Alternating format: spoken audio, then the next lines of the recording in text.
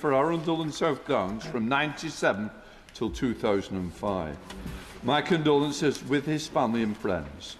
Before we begin today, I'd like to pay tribute to Lord Wallace of Tankeness, who died last week. Lord Wallace previously elected as MP for Orkney and Shetland in 1983.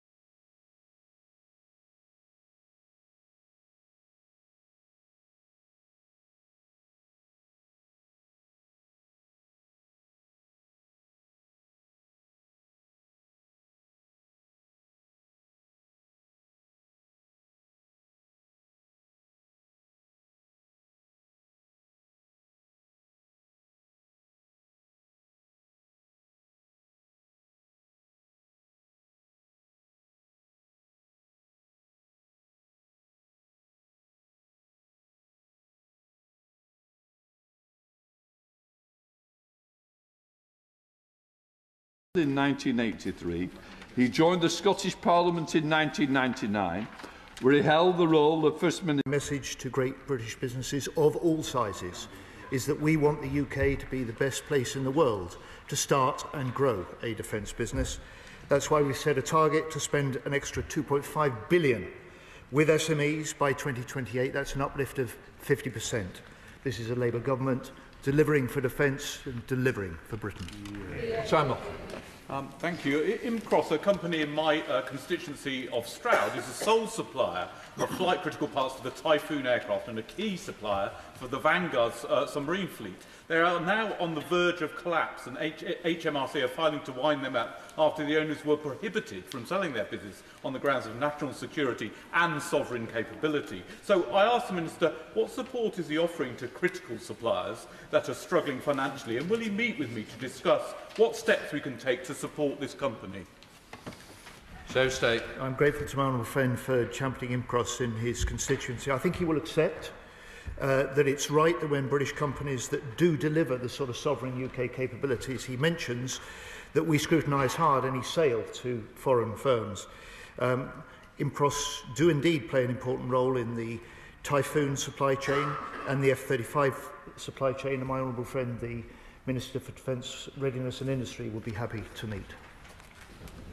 Paul Holmes. Thank you very much, Mr. Speaker. Domo, very kind. Domo Tactical Communications in my constituency manufacture drones and communications equipment used around the world.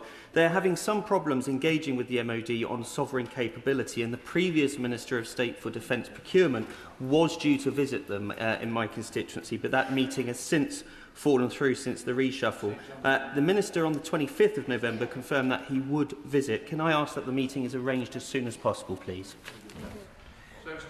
Mr. Speaker, the honourable gentleman points to a firm in his constituency, and it is true that for too long too many small firms have felt locked out of MOD contracts.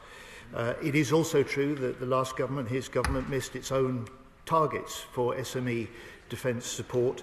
And our new Office for Small Business Growth that opened its doors for the first time last week will help turn that around. And at the risk of overburdening my honourable friend, the Minister for the Defence, Readiness and Industry, I'm sure he'd be willing to meet.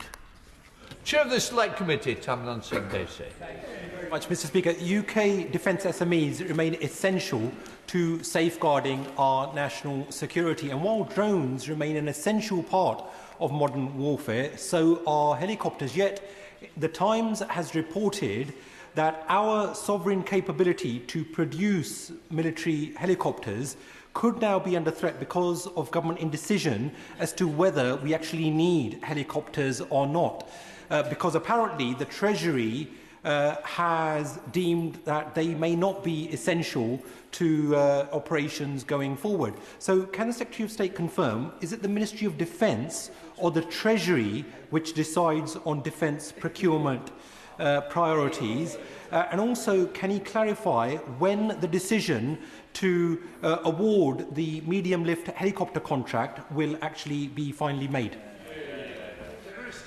Well, my honourable friend and his committee know a great deal more about this than the Times. He will know that there is a current contract process underway and a competitive process for the new medium-lift helicopter. He will also know that we are working flat out to finalise the Defence Investment Plan, and he will know that as part of that plan, we are dealing with a programme of record, a previous commitment to equipment which was hugely overcommitted, it was underfunded, and in some cases unsuited to the threats that we face. For the first time for nearly 18 years, this is the Defence Department taking a line by line, building up our plans for the future. Adam Dance. Thank you, Mr. Speaker. Does the Minister recognise that many small and medium-sized enterprises in the defence sector are supported by bigger defence firms? Companies like Honeywell operate on the Leonardo site in Yeovil. Does he therefore accept that if bigger defence firms like Leonardo cannot get contracts like the new medium helicopter contract, we risk losing not just Leonardo but smaller defence firms too? Well, can I say to the honourable gentleman, firms like Leonardo are getting defence contracts, and just the week before last I was in Edinburgh awarding a £450 million contract to Leonardo for a really important part of upgrading our Typhoon jets for the future. Yes, of course, the honourable gentleman is right. The supply chain to smaller and medium firms is often mediated by primes like Leonardo, which is why it's important that since the election we have let over 1,100 major contracts in defence, and 84% of those have gone to British-based firms. James Cartledge, Shadow Secretary of State. Thank you, Mr. Speaker. On behalf of the opposition, can I associate us with the condolences expressed to the families of Lord Wallace, Lord Flight, and of course the family of Captain Philip Muldowney. Now, Mr. Speaker, last June, from that dispatch box, the Secretary of State promised to deliver the Defence Investment Plan by the autumn. He failed to do so. At our previous orals, in December, he promised to work flat out to deliver the DIP by the end of the year. He failed to do so. With continuous dither and delay, is it no surprise that reports last month indicated the worst sentiment among UK defence SMEs for 20 years? The DIP is well overdue. Can he confirm that it will finally be published this month? We're working flat out to complete the DIP, and he, above all, having been responsible for defence procurement under the last government, will appreciate just how overcommitted his own programme is, will appreciate the truth of his former boss when he said under 14 years the Conservatives have underfunded and hollowed out our armed forces, and we will deal with that overcommitment, we'll deal with the underfunding, and we'll deal with the fact that his plans were unsuited to many of the threats that we face. James McCleary, Liberal Democrats. Thank you, Mr. Speaker. We all know that we must increase defence spending urgently, but we are not hearing many ways to get that moving right away without harming British security in other ways, slashing international development aid or investment in renewable energy, for instance, just robbing Peter to pay Paul. The Chief of Defence Staff has warned that there is a £28 billion funding shortfall. I want to offer the Secretary of State a practical, costed way to close much of that gap. Defence bonds. This would raise £20 billion over the next 2 years and get investments straight away into capability and the industrial base, including the SMEs we rely on. Will the Secretary of State now give this proposal serious consideration as part of a clear, funded plan to plug the funding gap and get defence investment moving? Well, Mr. Speaker, I remember when his predecessor stood in this House after the election arguing, like the honourable gentleman opposite did, for this country investing 2.5% of GDP by 2030. The honourable gentleman called for that 13 times before the Prime Minister a year ago said we would do it 3 years earlier than he or the other party. We will look at any potential way of raising the level of investment going into defence. But I just say to the honourable gentleman, he could start by recognising that this is a government that has made a commitment and is making a record investment in defence, the largest increase since the end of the Cold War. And I note that in passing, he seems to be against the way that we will fund this and reach 2.5 and 2.6 next year. Just to say, we are only on question 1, if you can help me, that will be useful. Toby Perkins. Question number 2. Secretary. With permission, Mr. Speaker, I'll just take and answer questions 2 and 17 together. 3 weeks ago, I was in Kyiv. I saw for myself the savagery of Putin's brutal assault on the Ukrainian people, and I saw also their extraordinary defiance. Next week I will co-chair the 50-nation-strong Ukraine contact group in NATO, and the UK is providing more military support now than ever before, and we will continue to stand united in this House, will continue to stand united in this country, and we will stand with Ukraine for as long as it takes. Toby Perkins. Well, the Defence Secretary is absolutely right to spell out the strength of our commitment. But there is increasing concern about the extent to which China are propping up both the economic and military capabilities of Mr Putin and his barbaric regime. So can the Secretary of State tell me what his latest assessment is of China's contribution to Putin's war machine, and what steps we're taking to ensure the international community remains united? My honourable friend is right to raise this, Mr Speaker, and as a nation, as a government, the UK will not hesitate to act against those that are supplying and funding Putin's war economy. We've sanctioned a range of organisations that operate in third countries over economic and military support for Russia, including 50 Chinese companies. So we'll continue to work across other nations, with other nations, and to bolster the support for Ukraine and the principles of the UN Charter. Rachel Taylor.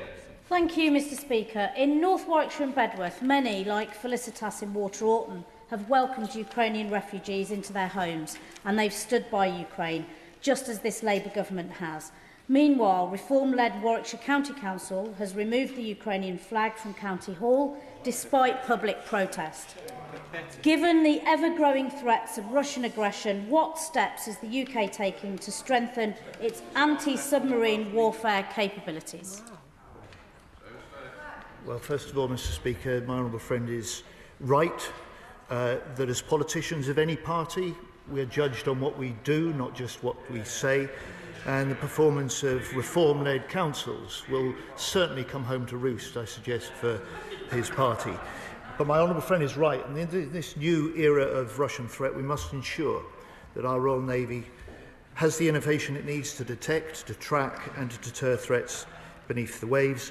And so today we've announced a new £40 million contract with a British-based SME to buy new sonar buoys, exactly to be deployed and used beneath the waves to track Putin's subs. Right, Rishi Sunak.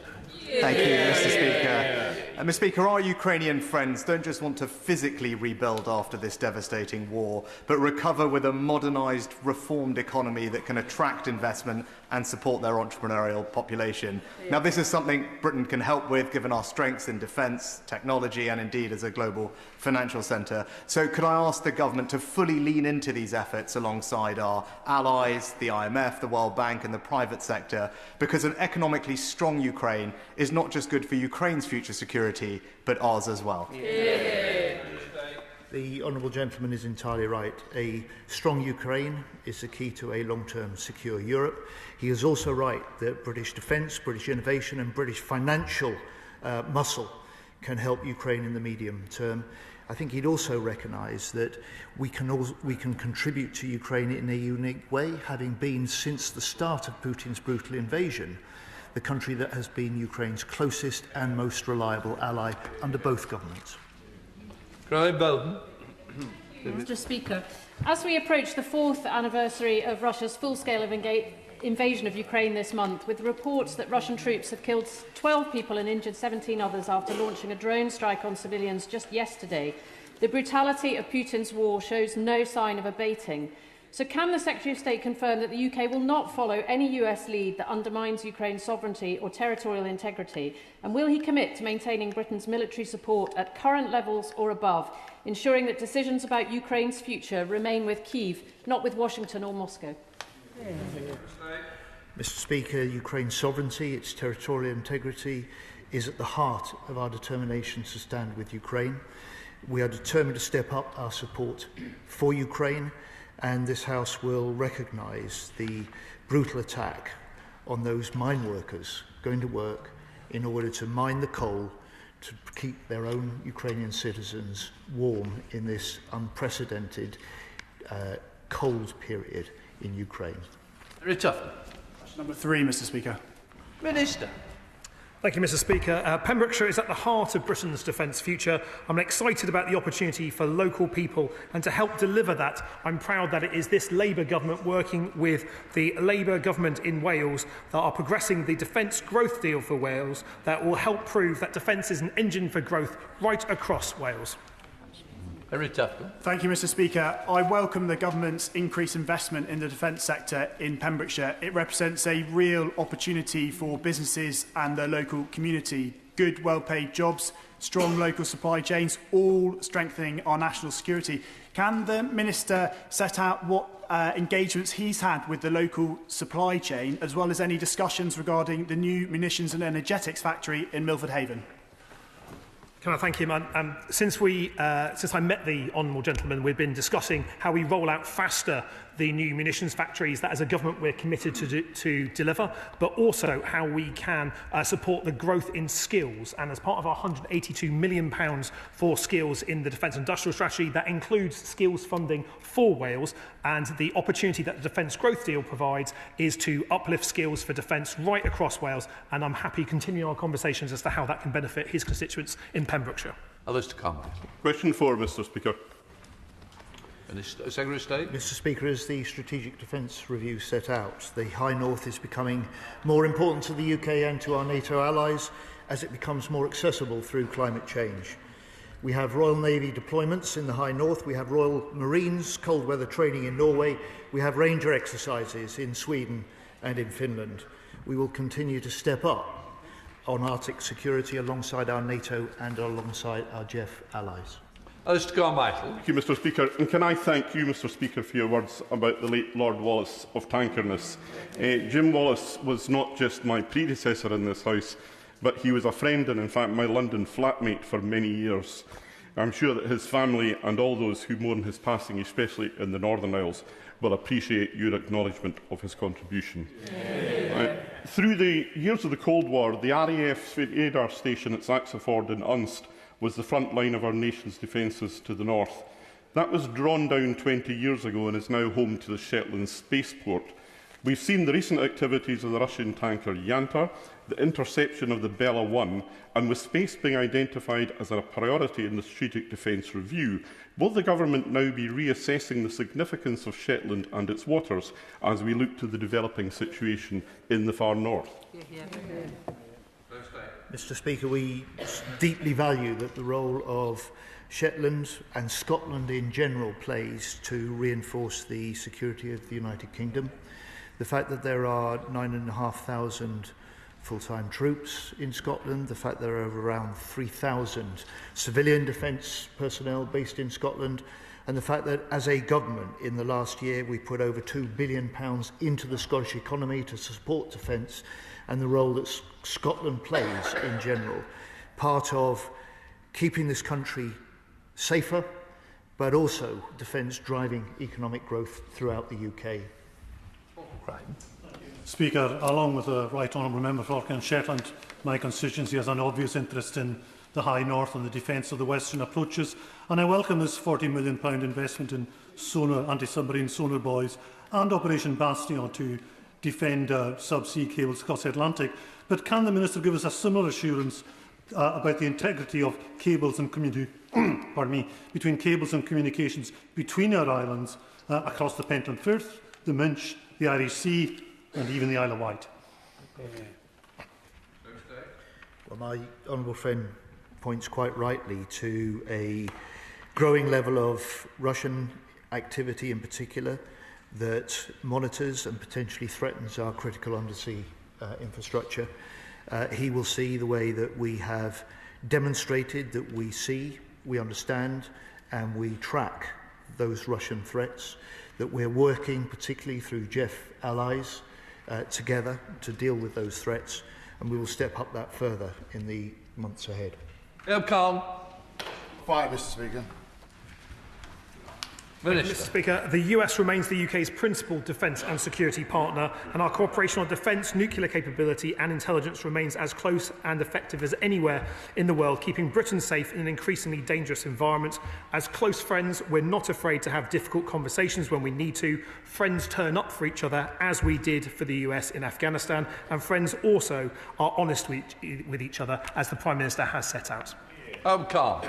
Can I ask the Minister and the Secretary of State to consider diverting defence spending away from programmes that do not truly protect the British people?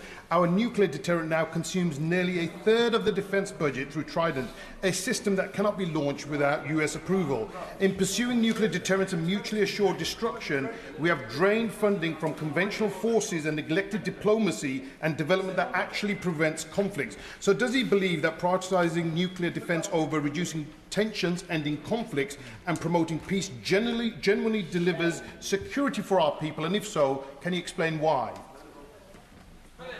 Can I thank him for his question? I recognise it comes from a different point of view than I think many people in this House and in the wider public as well. Our nuclear deterrent is operationally independent. The only person that can authorise the firing of that is the Prime Minister.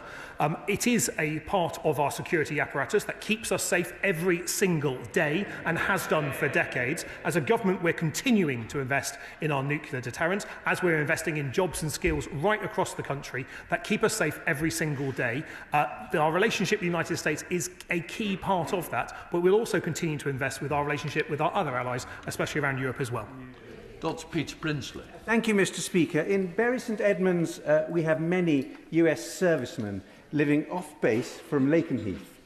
They are a huge asset and greatly welcome. Would the Minister agree that the US remains our most essential ally and join me in my gratitude for the service of these brave US servicemen and women, so important for security? Can I thank one more friend for his question? There are thousands of US personnel stationed in Britain. Their presence here helps keep us safe, as well as protecting American interests as well. We will continue to work closely with our US allies. It is important to do so, and we'll continue to invest in deepening that security partnership with the personnel based here in the United Kingdom to keep us safe in these more dangerous times. David Reid, Shadow Minister. Thank you, Mr. Speaker. Now, the government admits it cannot ratify the Chagos Treaty without first amending the UK-US agreement on Diego Garcia. But currently, that binding agreement requires Chagos to remain under UK sovereignty until at least 2036. So can the Minister confirm this? If the United States does not agree to amend that treaty, then the UK would be in breach of international law. And more importantly, Mr. Speaker, doesn't this mean that the Chagos giveaway deal is now dead in the water? I'm sorry he missed my concluding remark at the end of the opposition day last week, but not once did he say why his government started that deal. Not once did he give the details as to the preparatory work that his government was supposed to do to answer his own question there. This deal secures the future of that UK-US base. We will continue working closely with our American allies to progress that deal and to continue those conversations, but I'm afraid all he's asking for here is more uncertainty. We're securing the future of that base. He's just talking it down. Max Wilkinson. Number 6, please, Mr. Speaker. Thank you, Mr. Speaker. We entered negotiations on safe participation in good faith. However, no agreement was possible that met our national interests. We will continue to explore cooperation with the EU and its member states that strengthen European security, underpin our NATO first policy, and we're pleased that the government has been able to conclude new defence partnerships with our European partners, including France and Germany. Wilkins. Thank you, Mr. Speaker. I thank the Minister for his answer. Doesn't this go back to the key problem that faces us as a nation? It's the failed Brexit bestowed upon us by the previous government and their friends in the Reform Party. Ministers have my sympathy in trying to unpick this mess, but they're going too slowly. Brexit is clearly the biggest barrier to us participating in this scheme. Is it now obvious that our best economic interests and our national security are best served by a more rapid reintegration with the European Union? The biggest security threat facing the United Kingdom is Russia, and we're responding to that by deepening our alliances right across the NATO alliance, especially with our European friends. We'll continue to do so. We weren't able to conclude the safe negotiations in a manner that was consistent with the objectives we set out when we started that work, but we'll continue to work with them because they're not just our European friends, they're our NATO allies. Their security is our security, and we take that very seriously. Calvin Bailey. Mr. Speaker, building European strategic autonomy is vitally important to deter Putin from further attacks upon us. But this is completely undermined by attacks on NATO, the bedrock of our security, by the Green Party. Does my right honourable friend agree that when our alliances are undermined for superficial political gain, they are, in essence, doing the work of Putin? For that question, the honourable gentleman is right. In the space of 1 minute, the Green Party leader veered from reforming NATO to pulling out altogether. The growing era of threat is far too serious for this kind of student union make-it-up-as-you-go-along politics, and the only person cheering the rank amateurism of the Green Party leader is sat in the Kremlin. Labour is the party of NATO, and we will stand by that steadfast support for the alliances that keep us all safe every single day. Liberal Democrat spokesperson James McLean. Thank you, Mr. Speaker. It was reported last night that the Prime Minister wants a closer defence partnership with Europe, and that last November's talks on UK access to the EU's €150 billion safe defence fund collapsed, with France reportedly driving the impasse by demanding an inflated price for UK entry, despite many EU partners wanting to open UK participation. With the UK being Europe's largest defence producer and a unique security partner, not just another third country, will the Secretary of State now reopen negotiations, urge the Prime Minister to raise this directly with President Macron, perhaps in their reported WhatsApp group, and publish the government's cost-benefit analysis for joining SAFE, including the entry price it judges acceptable? Well, can I thank him for his question? I too want a closer defence partnership with Europe. It's why we set that out with the EU reset announced by the Prime Minister. We'll continue working closely, not just with the European Union, but the European Union member states, the majority of whom are NATO members, that will be able to support their security. We are an important player in the international defence scene, and it's important that UK businesses are able to access markets, not just for economic growth purposes, but because it keeps them safe as well.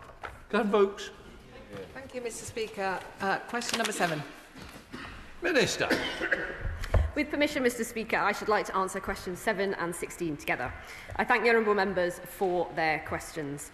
Veterans across this country are benefiting from record levels of investment. The new veteran strategy celebrates our remarkable veterans as a vital national asset, with £50 million for Valour and £12 million for the Reducing Veteran Homelessness Programme, alongside Operations Courage, Restore, Fortitude, Ascend and Nova.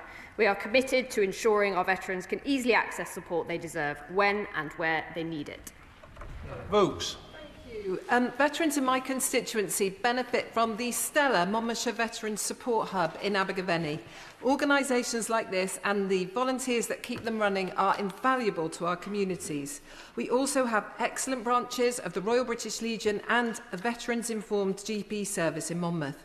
As the government's Valour programme gets underway, will the Secretary of State accompany me when I next visit the Monmouthshire Veterans Hub, not only to sample their brilliant breakfast fry-up, but also to see the brilliant examples of what can be achieved by these support hubs?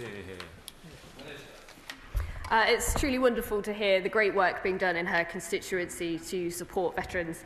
And far be it from me to get in between the Secretary of State and a fry-up, but I may, if I can, take his place on a visit. John Whitby. Thank you, Mr. Speaker. Can I ask the Minister what assessment she's made of the adequacy of housing provision for military veterans, particularly for those with service-related injuries or disabilities, in rural areas like Derbyshire Dales, where there is severe pressure on our affordable and supported housing stock? I thank the honourable member for that question, and he raises a very important point. Those veterans who choose to resettle in rural areas may face additional challenges to access the services that they deserve. This government is committed to reducing veterans' homelessness, and I note the £12 million that we have spent to do so. On his birthday, Lincoln John. Thank you, Mr. Speaker. Can I ask the Minister whose job it is to protect and enhance the moral component of fighting power? I thank the honourable and gallant member for that question, and happy birthday.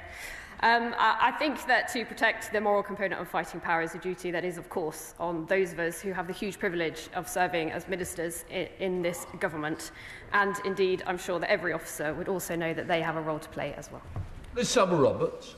The Veterans Commissioner for Wales has said that veteran support to tackle substance abuse, mental health crisis and also residential services do not exist within the NHS in Wales as they do within the NHS in England. So what steps is she taking to work with the Commissioner and with the Welsh Government to improve access to these essential services? And will she encourage veterans to attend my event in Caernarfon on Sunday, which brings a host of key support organisations together? I thank the honourable member for her question and echo the excellent job she's done to promote her event. Of course, my commitment to veterans goes across this entire nation, and we must do what we can, where we can, to ensure that veterans, wherever they are located, can access the support that they need. I know that some of the matters she refers to are devolved, but I, of course, work with all of my counterparts across the devolved administrations to deliver. Shadow Minister Mark Francois. Thank you, sir. We had hoped to see the Armed Forces Minister here today, but we accept that he is on manoeuvres. More seriously, we learnt last week... Thank you, sir.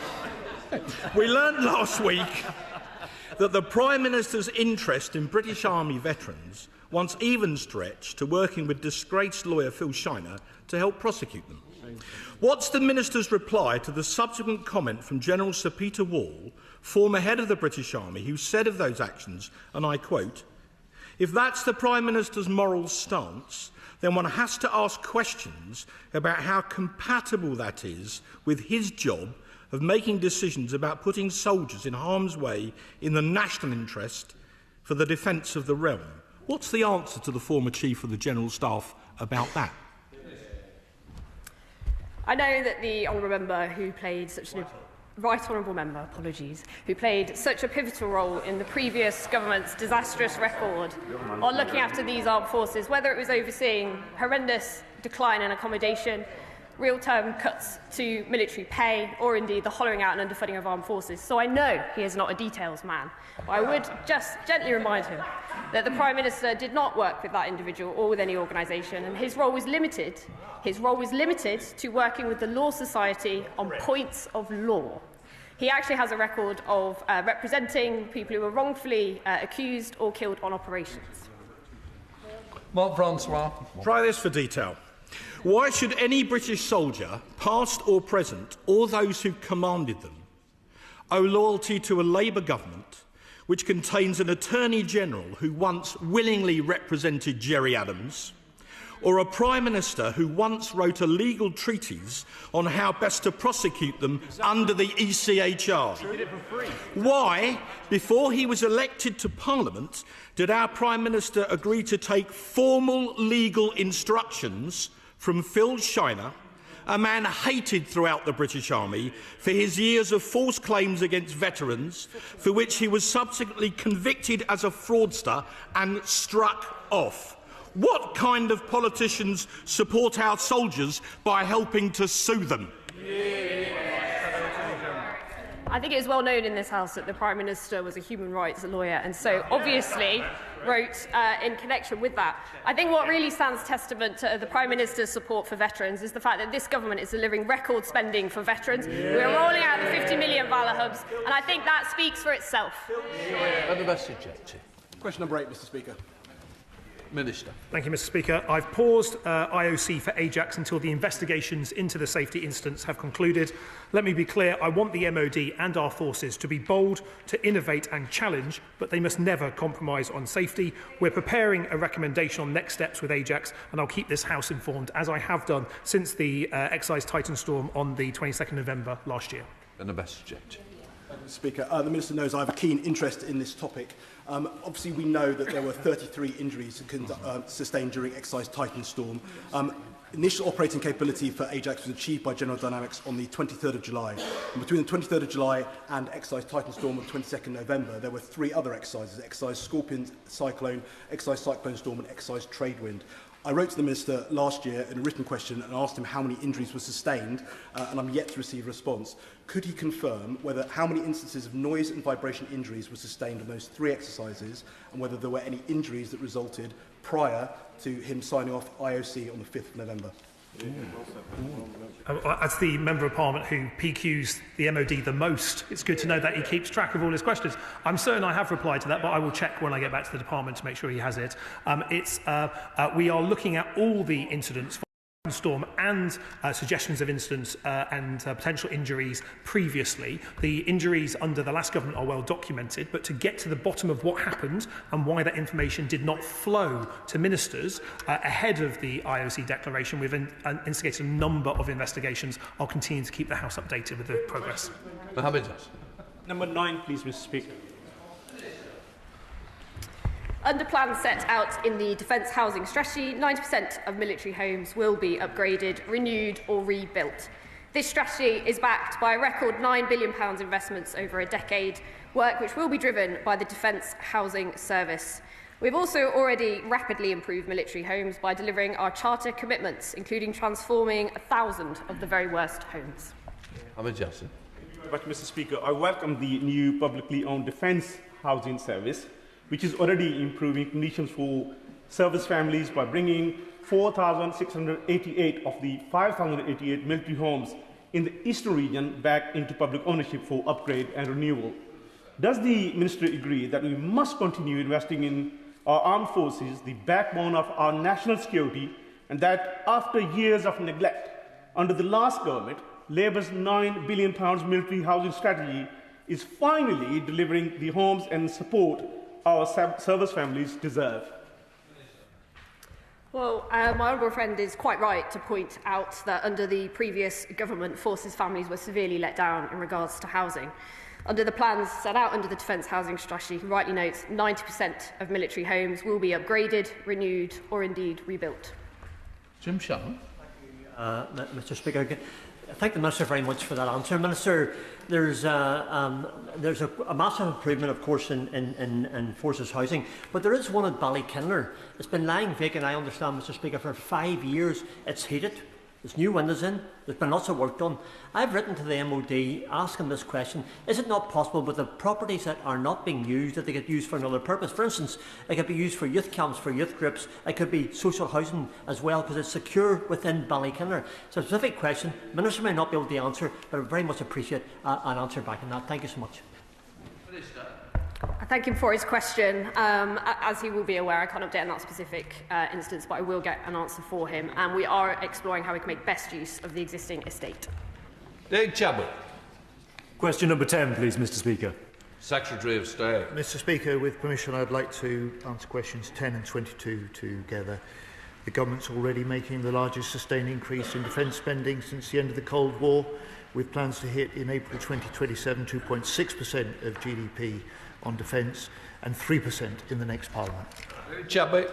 Thank you, Mr. Speaker. Britain is facing a once-in-a-generational threat to our national security, with Putin's war continuing in Europe and growing uncertainty about the future reliability of the United States. Will the Secretary of State therefore take up the Liberal Democrats' proposal to issue time-limited defence bonds, allowing the public to invest directly in modernising our armed forces, raising billions for new equipment, while ensuring strong parliamentary oversight of how that money is spent? Well, Mr. Speaker, I note the arguments that he and his party are now making, but it was just in autumn 2024 that the Lib Dems were calling for this government to set a pathway to 2.5%. And, Mr. Speaker, we went further than that with the largest increase in defence spending into the Cold War, 3 years before he was calling for it. And we have a plan, of course, to hit 3% in the next Parliament. Wilson. Thank you very much, Mr. Speaker. I appreciate what the Defence Secretary has just said, but with President Trump attempting to tear apart the international alliances that have kept us safe for decades, with Putin waging war in Ukraine for almost 4 years, The world is changing fast, and we need to come together as patriots to decide how we can best invest in the defence of our country as quickly as possible. So can I press him again to convene cross-party talks on how we can reach 3% of GDP on defence quickly and ensure defence bonds are part of the solutions? Well, Mr. Speaker, I'd welcome the support in the first instance from her and her party for the fact that in this Parliament we will spend £270 billion investing in defence to keep Britain safe and our alliances secure for generations to come. Mr. Speaker, this is a government that is delivering for defence, and it is delivering for Britain. Morrissey. Question number 11, Mr. Speaker. Minister. Veterans of Operation Banner, like all veterans, are benefiting from record levels of investment by this government. The new veterans strategy celebrates our remarkable veterans with £50 million for valour and £12 million for reducing the veterans' homelessness programme. Thank you, Mr. Speaker. Today was my brother's birthday. He was a veteran who died at age 36, and he would be proud that today I'm talking about the 250,000 veterans of Operation Banner. And they put their lives at risk to fight to keep us safe and free. And those veterans deserve our support. So will the Minister explain why the government no longer believes those veterans deserve to be protected from years more lawfare? I note the service of her brother. As she well knows, this government is bringing in real protections for veterans, and if she wishes to support legislation that gives blanket immunity to terrorists, that is, of course, her prerogative. Question 12, please, Mr. Speaker. Minister. To deter and defeat aggression, this government is investing in innovation and the latest capabilities for our forces. R&D is critical to maximising defence ability to be an engine for growth, and it's this government that's ensured 10% of our equipment plan must be spent on novel technologies, and we have introduced a £400 million Defence Innovation Fund. Thank you, Mr. Speaker, and I thank the Minister for his answer. He will know that investment in defence R&D has tremendous impacts on the UK economy as well, not only jobs and crowding in private investment, but spillover effects of new technologies helping Britain to prosper. So, given that, isn't it clear that if the government was to issue defence hypothecated bonds, it would make a brilliant return for the British taxpayer too? Well, can I thank him for his question? He's absolutely right that defence innovation has considerable spillover positive effects for the wider economy. It's one of the reasons why, as a government, we're investing in technologies that have dual-use potential, not just to give our fighting forces the equipment they need, but wider benefits for the wider economy. He will have heard what the Secretary set out in terms of defence spending, but I welcome his support for defence innovation and investment in R&D. Thank you, Mr. Speaker. For the last few months, the member for Bournemouth West and I have been campaigning for a new drone centre to be designated at the Dorset Innovation Park. Now, the park already hosts a strong defence ecosystem for testing, developing and researching drone technology. Alongside this, of course, the county has a well-established network of colleges and universities in Bournemouth, Poole and Weymouth, offering the skills that we need to make this a success. So with all this in mind, will the Minister continue to work with myself and all the relevant stakeholders to establish a drone centre at the Dorset Innovation Park, which I know will help to strengthen national security and, of course, secure good jobs? Sorry. As a fellow West Country MP, can I tell him I recognise the ambition and the determination he has to see more of that innovative technologies, autonomy, drones and other types of new novel technologies create good jobs in his community. I know that he's been speaking to not only myself but the Armed Forces Minister who leads on drones around this, and I wish the businesses in his constituency and the wider region the very best as they innovate to provide our armed forces with the kit they need. Question number 13, Mr. Speaker. Minister. Thank you, Mr. Speaker. This government has stepped up our support for naval shipbuilding. We've secured the largest shipbuilding export in British history, with the Type 26 being sold to Norway, invested in strategically important infrastructure and are driving naval programmes in UK shipyards. The Shipbuilding and Maritime Technology Action Plan will set out our future ambitions to support naval and civilian shipbuilding and maritime technology sectors. Richard Quigley.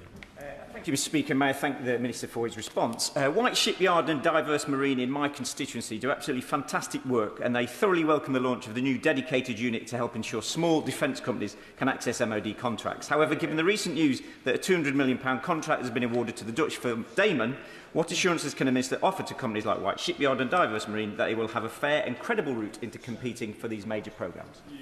Minister. For his question, Serco have indeed awarded a contract to Damon as part of their provision of tugs for the UK military.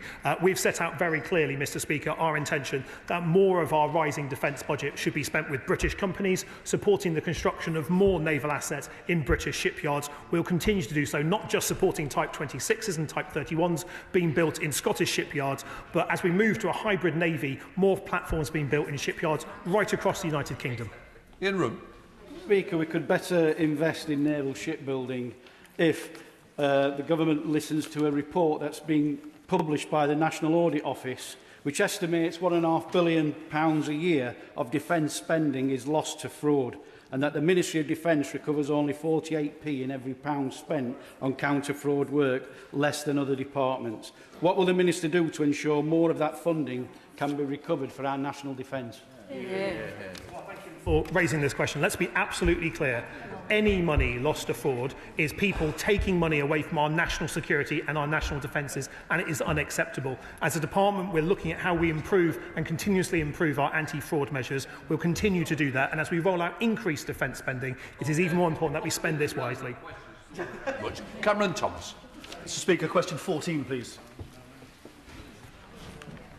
Thank you, Mr. Speaker. The United Kingdom's nuclear deterrent is completely operationally independent. Only the Prime Minister can authorise the firing of the UK's nuclear weapons, and even if they're deployed as part of a wider NATO response, £15 billion is being invested in the Sovereign Warhead programme over the course of this Parliament. Cameron Thomas. Speaker, if the government wants to make an inroad to the EU Safe Fund via Emmanuel Macron, it could do worse than recognise the foresight of Charles de Gaulle, whose suspicion of the US has been fully vindicated by Washington's national security strategy. Now, the French nuclear deterrent is the only truly independent nuclear deterrent. What steps is the government taking to minimise the UK's reliance on the US for nuclear deterrent servicing? Can I thank him for his question?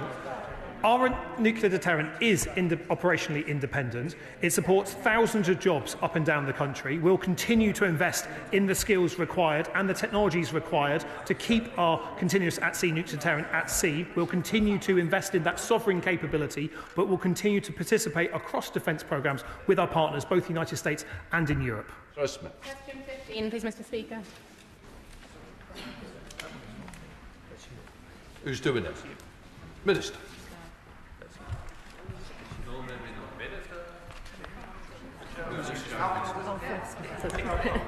The Honourable for her question.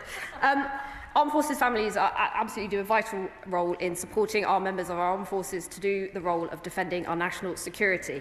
We are, with our Valour Hubs, our ambitions is that our Valour Hubs will seek to not only support veterans, but also support wider members of our armed forces communities, including families. Mr. Speaker, another important factor in supporting our brave troops is the provision of military clothing. The last government, the Conservatives, tied us into a contract for around 90% of army clothing is currently secured through overseas suppliers and a significant amount from China.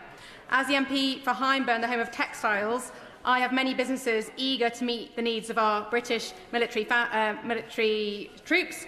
And so will the Minister review this in order to look at whether British companies can supply these British needs? Sorry a minute. Can you show you can weave it in? Because it is about families, and I think this is about supply of garments, isn't it? Good luck. Let's have a look. I know that armed forces families will be very concerned about the kits that their loved ones are wearing. And I know the majority of our clothing is sourced from British companies, but I'm sure my colleague will be happy to speak to her about this issue in more depth. Alicia Kearns. Thank you, Mr. Speaker. It's over a year since I raised the 5,700 women who were wrongly and unfairly dismissed from the armed forces for falling pregnant while in service. So please can the Minister update me what she has done in that time to make sure they get their caps and berries back that they absolutely deserve, because we should be supporting those who want to have families in the armed services. She rightly raises a very important point. I have had updates from officials on this matter, and I will push for a further timeline to update her on. We come to topicals. Rebecca Smith. Question number 1, Mr. Speaker. Stay. Mr. Speaker, this month marks 4 years since Putin's full-scale invasion of Ukraine, and the Ukrainian people continue to fight with huge defiance and courage, recently retaking parts of Kupiansk city, striking military targets deep in Russia, and reporting a Russian casualty rate of 25-1 in some parts of the front line. Putin is increasingly under pressure. He's thrown 17,000 North Korean troops into the fight and recruited thousands more from Africa and other nations. 4 years on, the Ukrainian courage will be matched by our UK determination. Next week I'll travel to NATO. I'll co-chair the 33rd meeting of the Ukraine Defence Contact Group, where 50 nations will step up the provision of military aid and support to keep them in the fight. Mr. Speaker, ministers stress how keen they are to remove obstacles hampering defence innovation, and nowhere is this more important than in my South West Devon constituency, home to the majority of Plymouth's National Centre for Marine Autonomy. Now, the Maritime and Coast Guard Agency has spent the last 12 months or more looking at how to remove licensing obstacles for autonomous vessels like underwater drones. Given Plymouth's marine autonomy sector is set to receive a share of the £250 million defence growth deal, will the Secretary of State commit to putting further pressure on the Government Legal Service or whoever else it will take to get the legislation in place to update the MCA's Workboat Code 3 as a matter of urgency? The Honourable Lady makes an important point, and the doubling of our investment in this Parliament into autonomy will be directed in significant part towards marine technology. Her part of the world in the southwest plays a leading role in this, and she urges action across government, and I hope she'll see that the shipbuilding and marine autonomy plan that we publish shortly will show exactly what we're doing on a number of fronts. I was appalled when visiting UK service personnel overseas at NATO airbase to learn that many have been penalised by their home insurer by virtue of being posted abroad, despite the fact that these companies were signed up to the Forces Covenant. Now, this goes against the very principle of the Covenant, so I was glad, after writing to many home insurance companies, that a few, including Aviva and Hastings, have changed this policy. But does the Minister agree with me that if insurers are going to sign up to the Covenant, they need to make sure they're living up to every single part of its important principles? My honourable friend makes an excellent point. I know that over 14,000 private organisations have signed the Armed Forces Covenant, and a core principle of that covenant is that service personnel should face no disadvantage compared to other citizens in the provision of public and commercial services. I'm glad that some insurance companies have taken steps to address this particular issue, and I would urge all businesses to ensure their policies fully support the armed forces community and reflect their commitment to the covenant. So, Secretary of State James Cotledge. Thank you, Mr. Speaker. Now, last August, the Deputy Prime Minister of Mauritius said that when they take sovereignty over the Chagos Islands, nuclear weapons could no longer be stored there. In last week's Chagos debate, in answer to our repeated questioning as to whether this was true, the DRI Minister replied 3 times by reading Annex 1 of the treaty, whereby it grants, and I quote, unrestricted ability to control the storage of all goods, including but not limited to fuels, weapons and other hazardous materials. Does the use of the word weapons in that sentence of the treaty definitely include nuclear weapons? Mr. Speaker, I've read it to him 3 times. Do I have to read it to him a 4th time for him to start understanding this? No wonder that they don't want to admit they started the negotiations over Diego Garcia. They don't want anyone knowing that because they're clearly not prepared for it, unlike this government that's securing that base. James Cotledge. Well, it's interesting that the Secretary of State passed responsibility for answering the question to the Minister next to him. But he didn't answer the question. This is of profound national importance, Mr. Speaker. For us in the United States, these are our most important and sensitive capabilities. When he answered 3 times last week, he read the sentence about the control the storage of all goods, including what limited to fuels, weapons and other hazardous materials. Mr. Speaker, the word nuclear is not there. Does it cover nuclear weapons? Yes or no? I'm not going to read it to him a 5th time. My God, he's not serious. He's not being serious. He also knows, as a former defence minister, that we do not comment on the storage of nuclear weapons. But I'm happy reading it to him again anytime he wants, so he can see the word weapons in there. Lorraine Beavers. Thank you, Mr. Speaker. The announcement to upgrade radar systems of 40 typhoons is welcome, but none of these typhoons will be worked on at BAE at Wharton, near my constituency.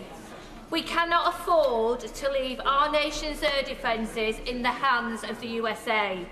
So will the Minister commit to an order of British-built typhoons so we can keep these vital skills in this country and ensure that the British military aircraft industry is not consigned to...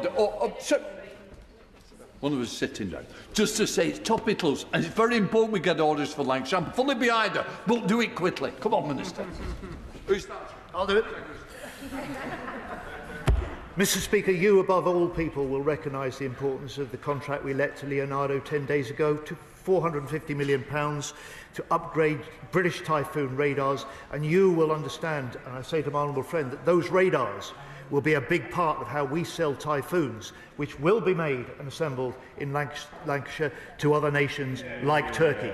We'd like the further order on the Typhoons, but don't worry, Sarah Dyke. The need for increased defence spending is clear, but the growing uncertainty over the future of the new medium helicopter contract has left Leonardo in the lurch. Over a year after the company was left as the only tender, it's putting our national defence readiness at risk and the jobs of hundreds of my constituents in Glastonbury and Somerton.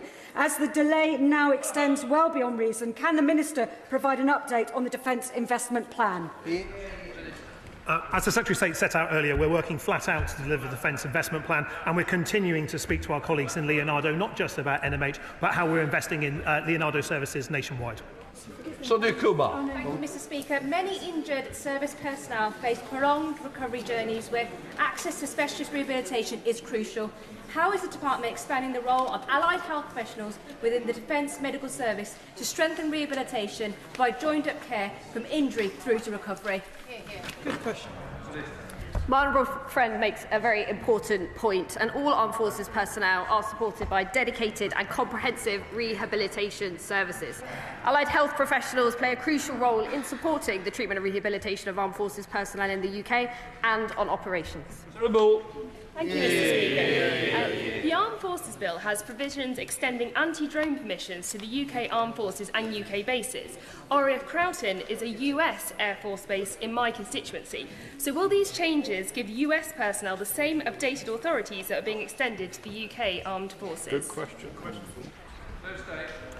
Mr. Speaker, I take that as an early indication the honourable lady might want to serve on the Bill Committee, in which case we welcome her stepping forward like that. I think she'll recognise that the framework for legislative framework that allows us to take the action to bring down malign and menacing drones over UK defence sites and defence bases is long overdue, and I look forward to her support in doing that. Thank you, Mr. Speaker. The ongoing threat to our nation's security from grey zone activity illustrates the importance of international associations and alliances such as NATO.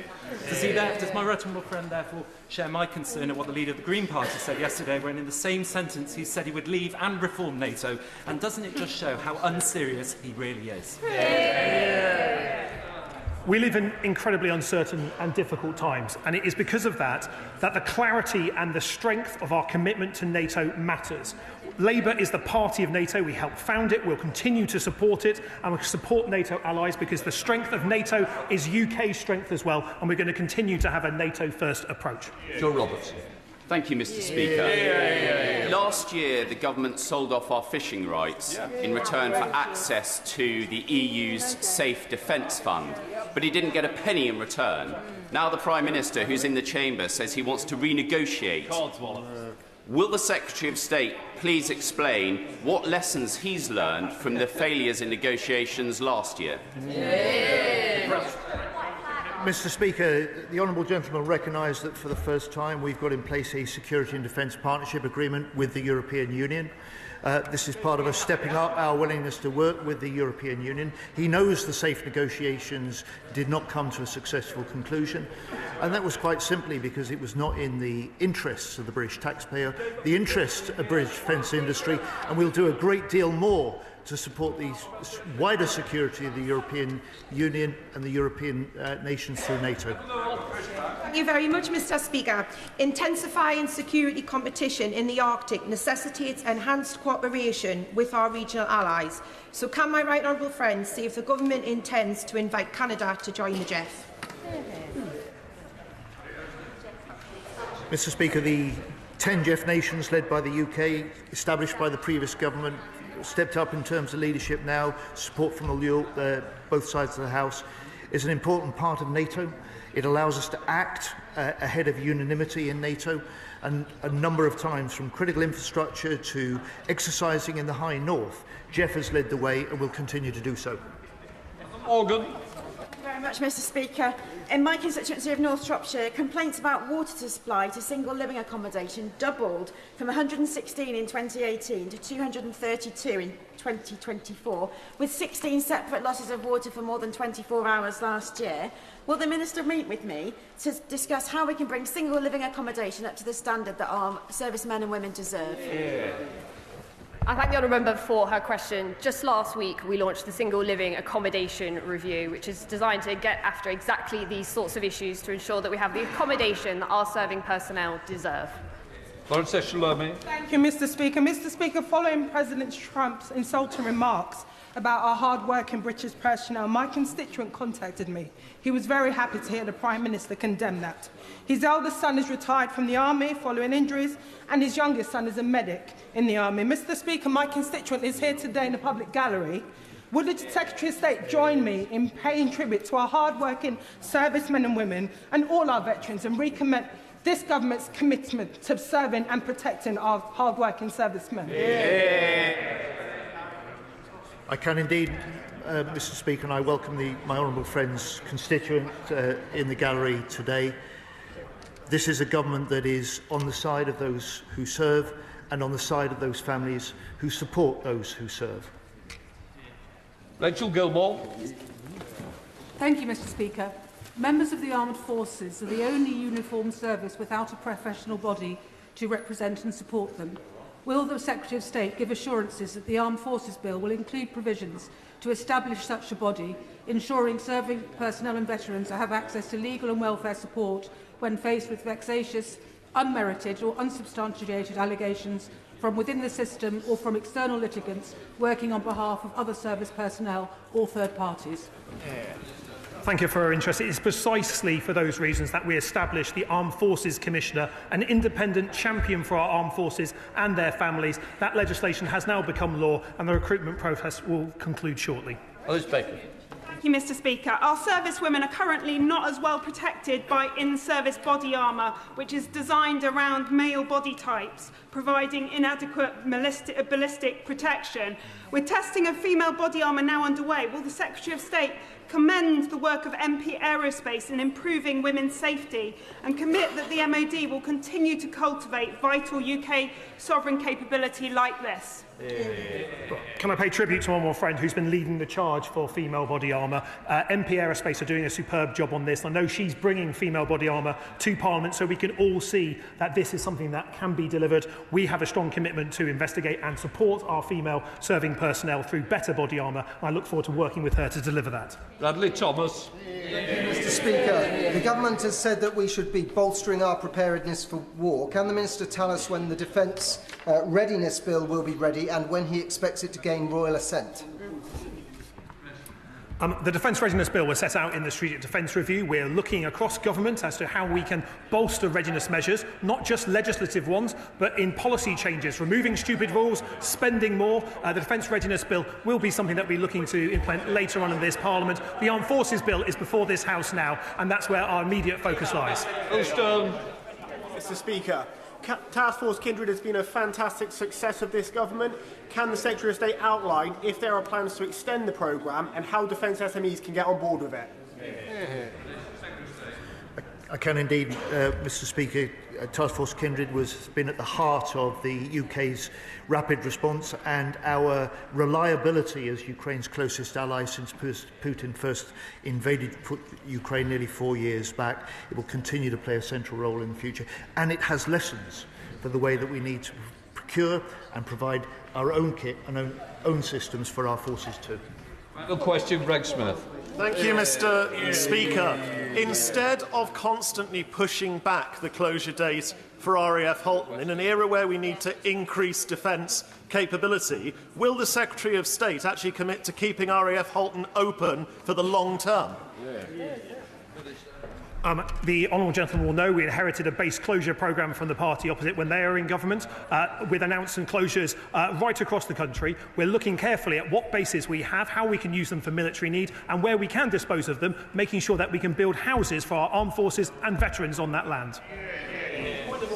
Point of order, Mark Front. Thank you, Mr. Speaker. I fear the Veterans Minister, who's still here, may have earlier inadvertently misled the House.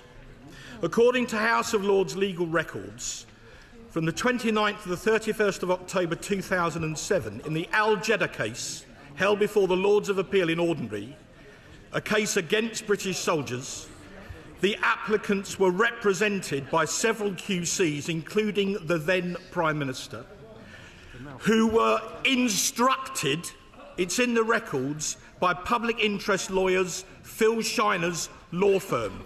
Would the Minister or the Prime Minister care to correct the record?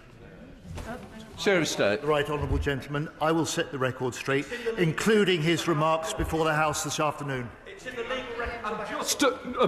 We've had enough of trying to continue this debate. It no ends. We're now coming to the statements. We'll just let the front bench change over.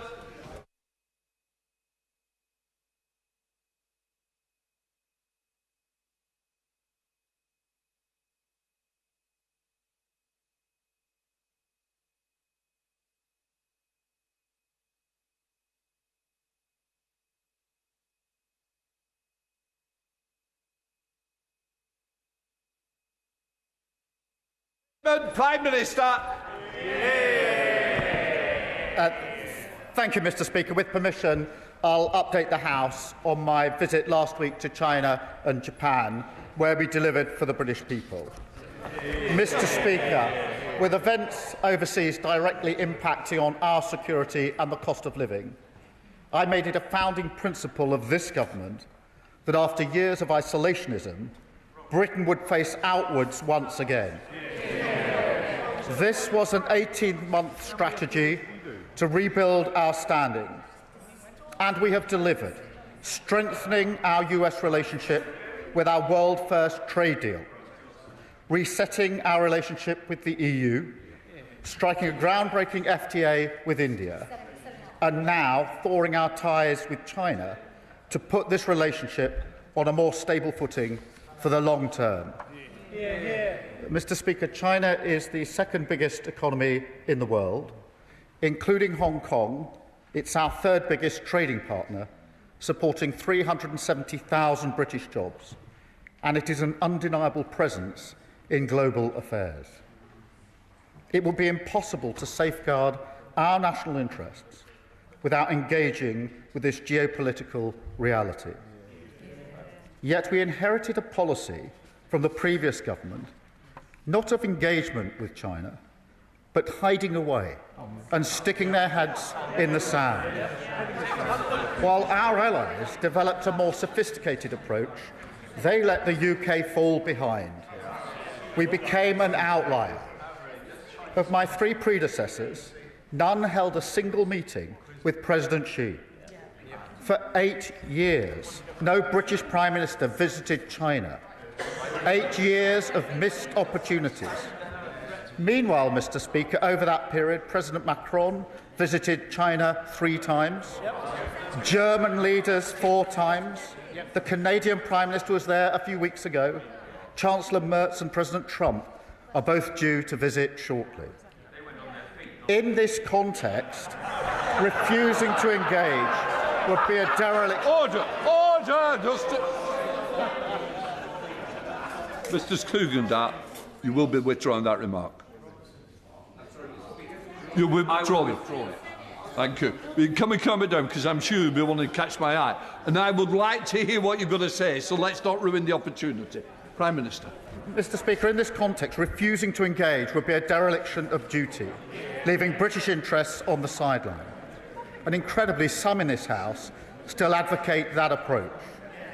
But, Mr. Speaker, leaders do not hide. Instead, we engage. And we do so on our own terms, because, like our allies, we understand that engagement makes us stronger. Mr. Speaker, protecting our national security is non-negotiable. We're clear-eyed about the threats coming from China in that regard, and we will never waver in our efforts to keep the British people safe. That is why we've given our security services the updated powers and tools that they need to tackle foreign espionage activity wherever they find it, and tackle malicious cyber activity as well.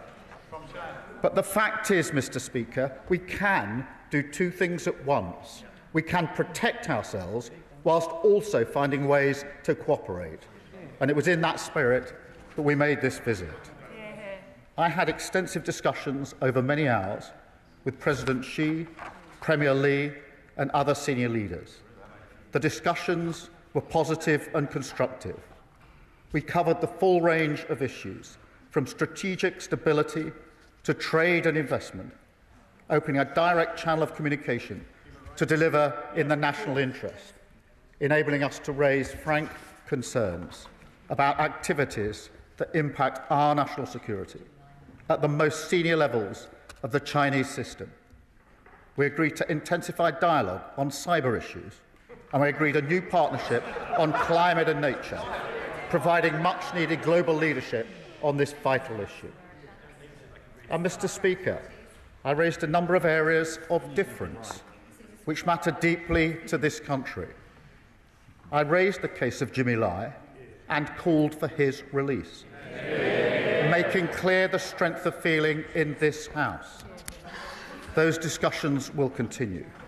And my right honourable friend, the Foreign Secretary, is in touch with Mr. Lai's family to provide further briefing.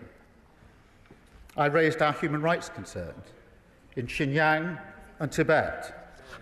We discussed Taiwan, wider regional stability, Iran and the Middle East. I called on China to end economic support for Russia's war effort, including companies providing dual-use technologies. And I urged them to use their influence on Putin to push for the much-needed ceasefire in Ukraine. And, Mr. Speaker, I also raised the fact that members of this House have been sanctioned by the Chinese authorities. In response, the Chinese have now made it clear that all such restrictions on parliamentarians no longer apply. And I want to be clear, this was not the result of a trade. Exactly. Yes, members will want to see more. I understand that. But that is precisely the point. Ignoring China for 8 years achieved nothing. This step is an early indication, not the sum total, of the kind of progress that this sort of engagement can achieve, through leader-to-leader discussion on sensitive issues, to stand up for British interests. Mr. Speaker, my visit was also about creating new opportunities for British businesses to deliver jobs and growth for the British people. We took with us a brilliant delegation of nearly 60 businesses and cultural powerhouses, the very best of British, as an embodiment of what this country has to offer. If anyone's in doubt as to why this matters, I urge them to spend a few minutes with any one of those businesses. They will tell you about the incredible potential there and the importance of getting out there and accessing the market. And we made significant progress, paving the way to open the Chinese market for British exports, including our world-leading services sector. We secured a 30-day visa-free travel for all Brits, including business travellers. We secured China's agreement to halve whisky tariffs from 10% to 5%. This is worth £250 million to the UK over the next 5 years. A significant win for our iconic whisky industry, particularly in Scotland. And, Mr. Speaker, that lower tariff comes into force today. In total, we secured £2.3 billion in market access wins, including for financial services, £2.2 billion in export deals for British companies, and hundreds of millions worth of new investments. In addition, Mr. Speaker, we agreed to work together in some key areas of law enforcement. Last year, around 60% of all small boat engines used by smuggling gangs came from China. So we struck a border security pact to enable joint law enforcement action to disrupt that supply at source. We also agreed to scale up removals of those with no right to be in the United Kingdom and to work together to crack down on the supply of synthetic opioids. We will continue to develop our work across all these areas because, Mr. Speaker, this is the start of the process, not the end of it. My visit was not just about coming back with these agreements. It was about the wider question of setting this relationship on a better path, which allows us to deal with issues and seize opportunities in a way that the previous government failed to do. Finally, Speaker, let me say a word about my meetings in Tokyo. Japan remains one of our closest allies. Together, we're the leading economies in the CPTPP, partners in the G7, the G20, and the Coalition of the Willing. And they are the UK's largest inward investor outside the United States and Europe. So I had an extremely productive meeting with the Prime Minister as we set out our shared priorities to build an even deeper partnership in the years to come. That includes working together for peace and security, supporting Ukraine as we work for a just and lasting peace, and deepening our cooperation in cutting-edge defence production, including through GCAP.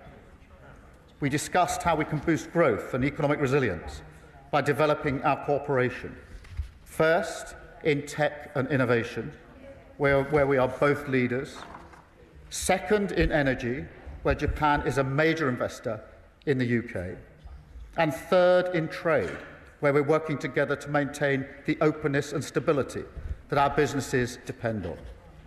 That includes expanding the CPTPP and deepening its cooperation with the EU. We will take all of this forward, Mr. Speaker, when I welcome the Prime Minister to Chequers later this year.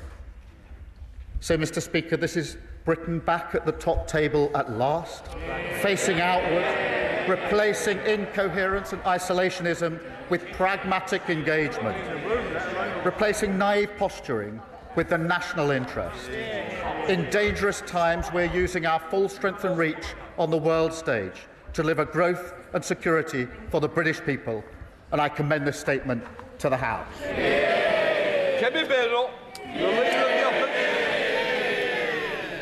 Thank you, Mr. Speaker, and I thank the Prime Minister for advance sight of his statement, but it is utterly reprehensible that he began it by accusing the previous government of isolationism.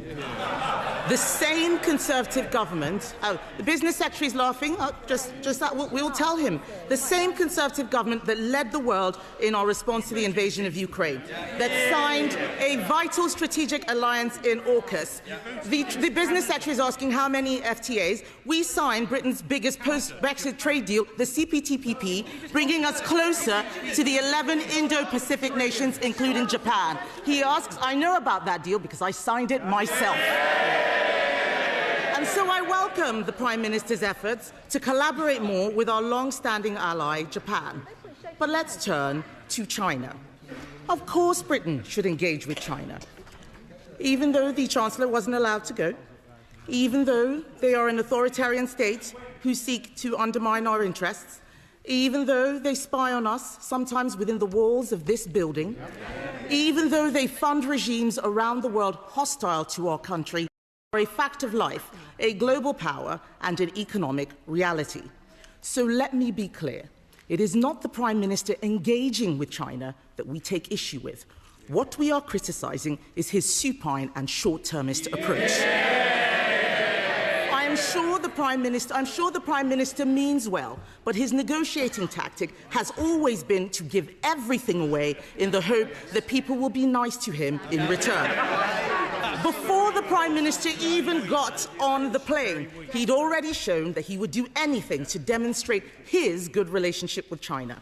But China uses every interaction to improve its own position. the Prime Minister looked like he enjoyed his trip. In fact, it looked like a dream come true for a man who was virtually a communist most of his life. But apart from the...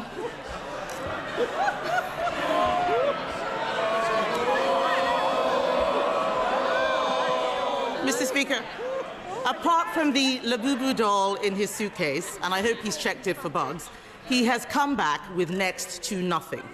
We all want cheaper tariffs for Scottish whisky, but if the Prime Minister bothered to speak to the whisky industry like I did 2 weeks ago, he would know that what they really need is cheaper energy and lower taxes. What else did he get? Visa-free travel. China already offers this to other countries. It's not big enough for a prime ministerial visit. But the worst thing, Mr. Speaker, the worst thing was the Prime Minister claiming a glorious triumph with the lifting of sanctions on 4 Conservative MPs, as if he'd done us a favour. Let me tell him, those MPs were sanctioned because they stood up to China. They stood up against human rights abuses. They stood up against the country spying on our MPs in a way that he wouldn't dare. Those people don't want to go to China. The Chinese know that. They know that they are giving him something that costs absolutely nothing. Why can't the British Prime Minister see that? And I say to you, Mr. Speaker, and the whole House, like with the Chagos Islands, the Prime Minister has been played. China is about to build an enormous spy hub in the centre of London, a ransom he had to pay before he could even get on the plane. I would never allow Britain to be held over a barrel like that. Yet again, the Prime Minister has negotiated our country into a weaker position in the world. His entire economic policy is to tax business more, regulate them harder, and make energy so expensive that we deindustrialise. And then we can import Chinese wind turbines, Chinese solar panels, Chinese batteries for electric vehicles, all manufactured in a country that is building a coal-fired power station every other week. Did he speak to them about that? What did his trip achieve for Jimmy Lai? Nothing. Did China promise to stop fueling Putin's war machine in Ukraine? Doesn't sound like it. What did this trip achieve for the Uyghurs who are being enslaved? Absolutely nothing. Have China agreed to stop their relentless cyber attacks? Have they? We all know the answer to that. The reality is that China showed its strength and Britain was pushed around, literally. It is no wonder, Mr. Speaker, that President Xi praised the Labour Party because the Conservatives stood up for Britain. We don't get pushed around. Britain is a great trading nation. Of course we should engage with other countries, even hostile ones. Order. Mr. Kyle, you said to me when you go into China how well you will behave, how you owe me a big thank you. You're not showing it today. Come here, Bernal. Mr. Speaker, I'm not worried about the business secretary. The entire business community thinks he's a joke and doesn't know what he's talking about. So, as I was saying, of course we should engage with other countries, even hostile ones, but we need to do so with our eyes open and from a position of strength. And that requires a Prime Minister and a government that puts our national interest first. Mr. Speaker, let me see if I understand her position. This is the Leader of the Opposition who said we should empty chair the most important NATO summit for years, who wouldn't turn up to the G7, who would rip up our valuable trade deals with the US, India and the EU. This is the Leader of the Opposition who characterised Greenland as a second-order issue, then undermined the government's position on sovereignty. And when it comes to China, her policy is to stick her head in the sand, unable to influence anything. In a volatile world, that is not policy, that's an abdication of responsibility. No wonder her front bench are leaving in droves. And Mr. Speaker, she talks of the embassy. China's had an embassy in the UK since 1877. It's currently spread across 7 sites. The Leader of the Opposition is so busy trying to hold her party together, she's clearly not read the letter the Security and Intelligence Services. But, Mr. Speaker, she claims great interest in the China embassy. She was offered an invite for a Privy Council briefing on the issue. What did she do? She chose not to attend. Mr. Speaker, that's a dereliction of duty. Even worse, what did she do? She sent in her place the member for Croydon South, the Shadow Home Secretary. That is a double dereliction of duty. Instead of taking up a Privy Council briefing, she took up a megaphone on the streets outside the embassy. I changed my party from a party of protest to a party of power. She's rapidly going in the opposite direction. And her reply this afternoon seems to be that we should engage with China, but not engage with China. That what we should do, instead of leader-to-leader discussions where we raise all the opportunities and the difficult issues, each and every one of them, instead of those leader-to-leader meetings, should get a bag of sand and put her head in it and influence absolutely nothing. They're so unserious about world affairs. Chair of the Foreign Affairs Select Committee, Dame Emily Thornbury. Thank you very much, Mr. Speaker. I'd like to thank the Prime Minister for his statement, and I'm pleased to see that his trip went so well. This morning, I was in touch with the Scotch Whisky Association, who want me to convey their congratulations to the Prime Minister for securing reduced tariffs with China. But there is, of course, more work needed. A Prime Minister's job is never done. The biggest overseas market for whisky is, of course, the US, where the tariff is still too high. So can the Prime Minister confirm that this will not be the end of the support that he will give to the Scotch whisky industry and will continue to be an advocate for them? Yes, I can confirm that. We're continuing to work with the US and, of course, the India deal that we secured will have an impact on tariff for whisky as well. Okay.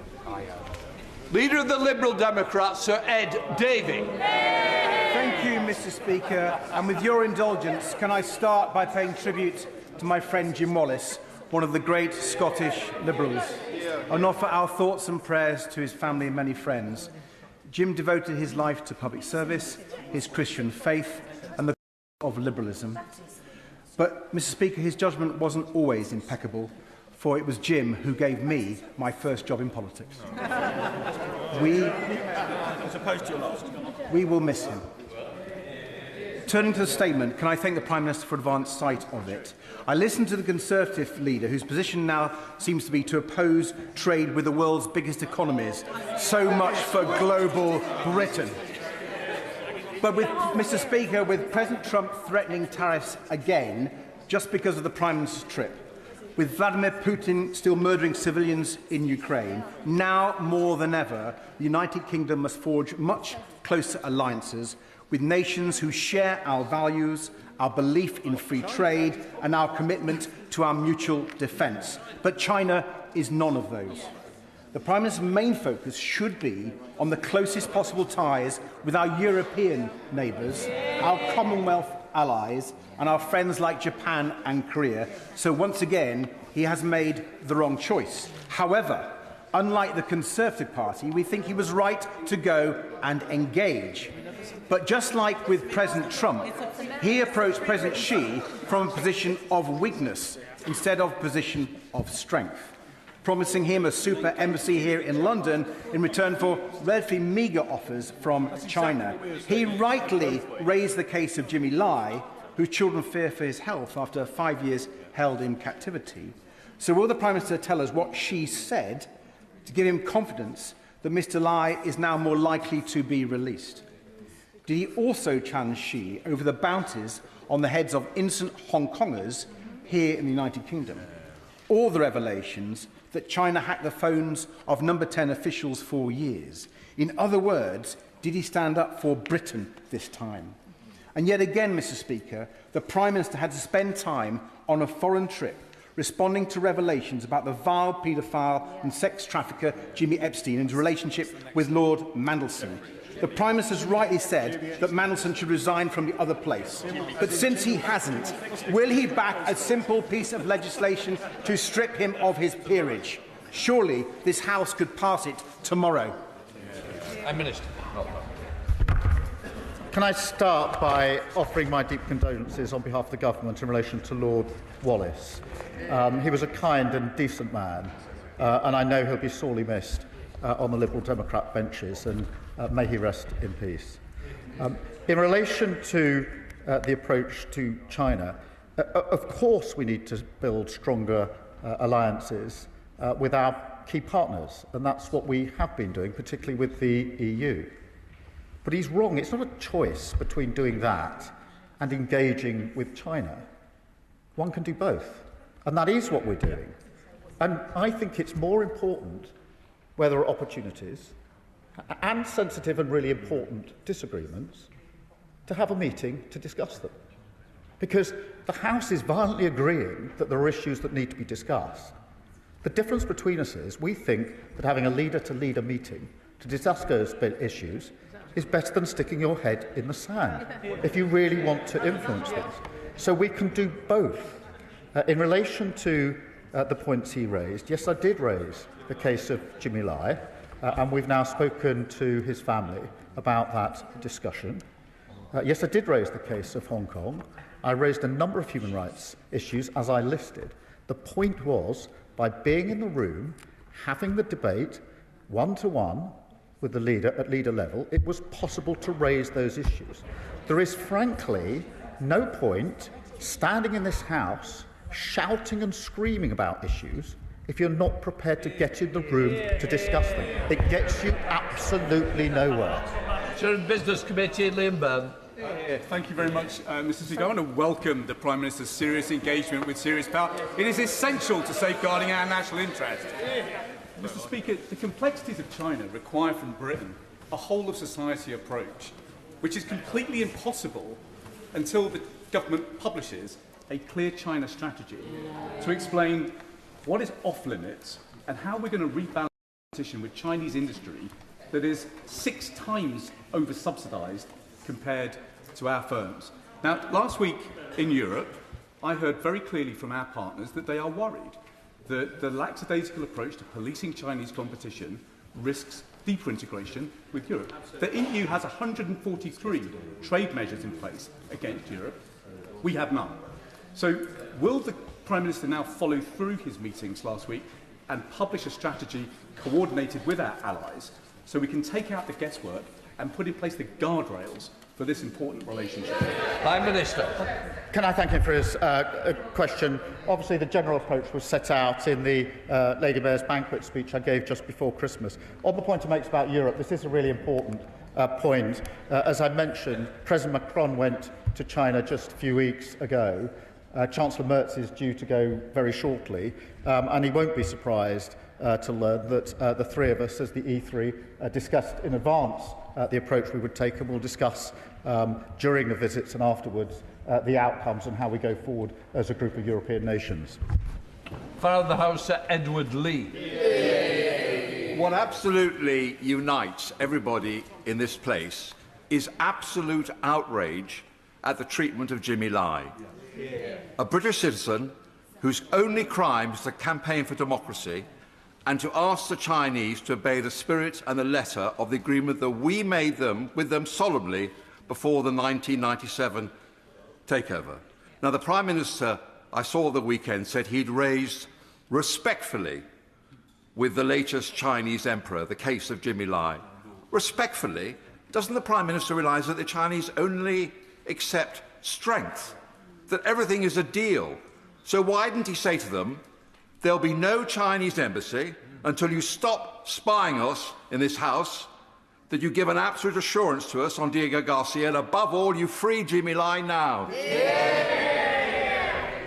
Mr. Speaker, I raised the case of Jimmy Lai in terms with the President, as in fact I did, as he knows, at the G20 when I met the President for the first time, and we have updated the family in relation to the progress that we've made. But the position of the party opposite seems to be you should raise the case of Jimmy Lai by not going to China and raising the case of Jimmy Lai.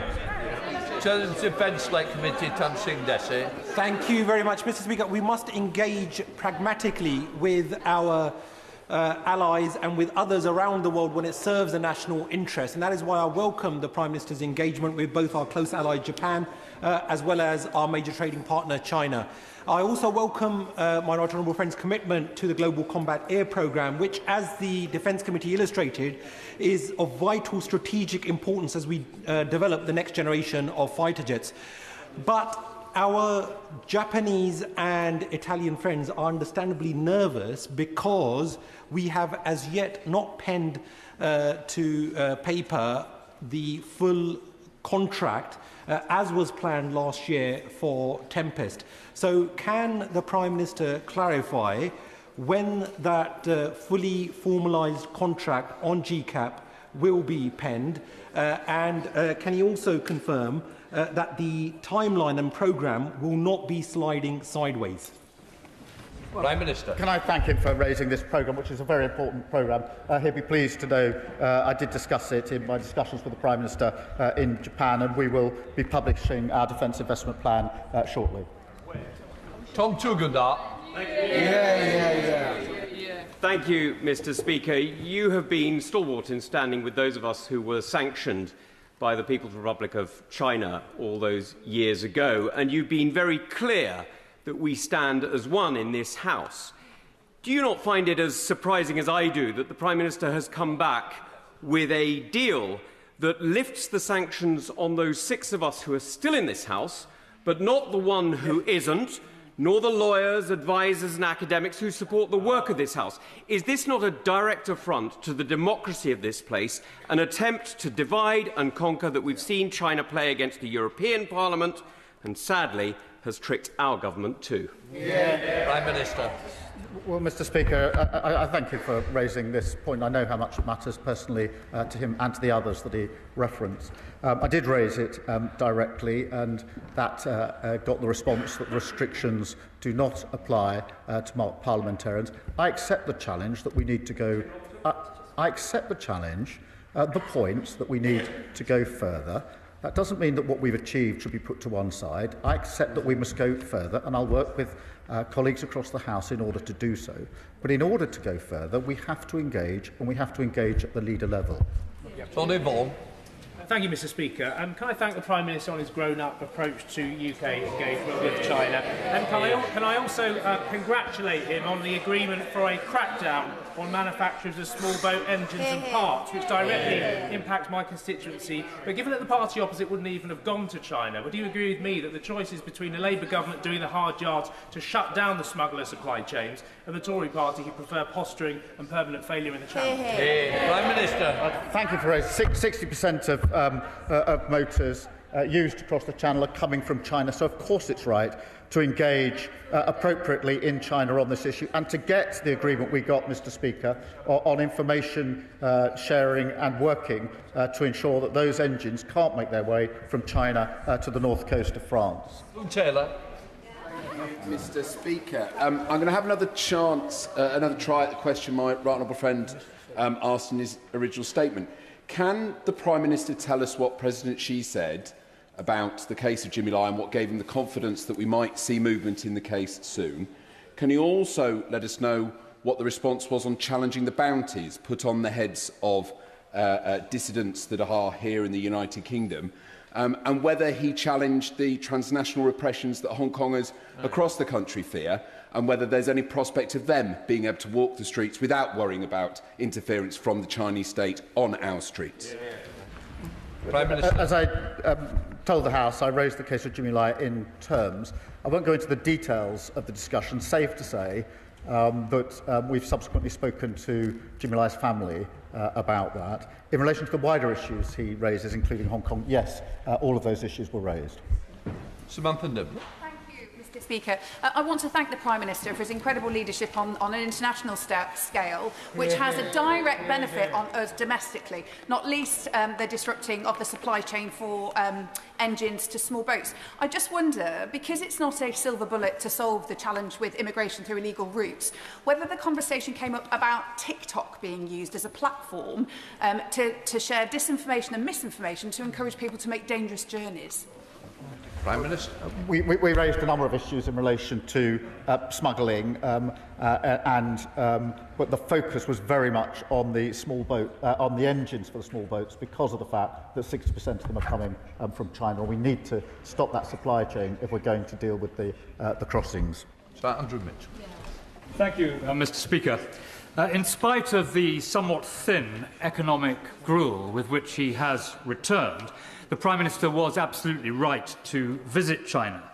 But if I may return to the issue of human rights, and in particular Jimmy Lai, did the Prime Minister say, as the whole House would have wished him to say, that this British citizen, nearly 80 years old, held in solitary confinement and denied the chance to practice his religion, should surely receive clemency and be returned to the United Kingdom, or did he merely deliver a written note? Minister. No, I didn't deliver a written note. I engaged seriously on the issue, as he would have expected me to, and went into the details of the case that I was making in the way he would have expected me to do so. Rachel Blake. Thank you, Mr. Speaker. My constituent, the journalist and democracy campaigner Jimmy Lai, was convicted under Hong Kong's draconian national security law. I've listened carefully to what my right honourable friend, the Prime Minister, has said. We have heard that he has raised this issue on his visit. Jimmy Lai is desperately unwell now. His health is failing. I've heard what the Prime Minister has to say. I'm grateful that the Foreign Secretary will be speaking to Jimmy's family. Can the Prime Minister share with us his assessment of will we see Jimmy Lai free in 2026? Prime Minister. Can I thank her for all the work she does on behalf of her constituent? Yes, I did raise this and in detail and made it clear that we were calling for his release, plus other details of the situation in which his health and the situation is being held in. I believe it's the right thing to engage at the highest level on issues of such concern and to have that conversation. I believe that is a far better strategy than putting your head in the sand, which is the policy apparently of the party opposite. Stephen Flynn. Mr. Speaker, as you will be aware, when the Prime Minister was in China and Japan, he gave comment that Andrew Mountbatten Windsor should testify before Congress in the United States. What the Prime Minister chose not to do was to offer an unreserved apology to the victims of Jeffrey Epstein for appointing his other friend, Peter Mandelson, as the ambassador to the United States of America. So now that he's back from China and Japan, will he take this opportunity to do just that? And does he agree with myself that Peter Mandelson should be subject to a police investigation for potential criminality whilst in public office? Prime Minister, there is a statement. Only SNP could go about this in the way. Instead of welcoming the halving of tariffs on Scottish whisky, he raises things that have got absolutely nothing to do with China or Japan. Only the SNP have got no interest at all in delivering for Scotland. Five effort. Thank you, Mr. Speaker.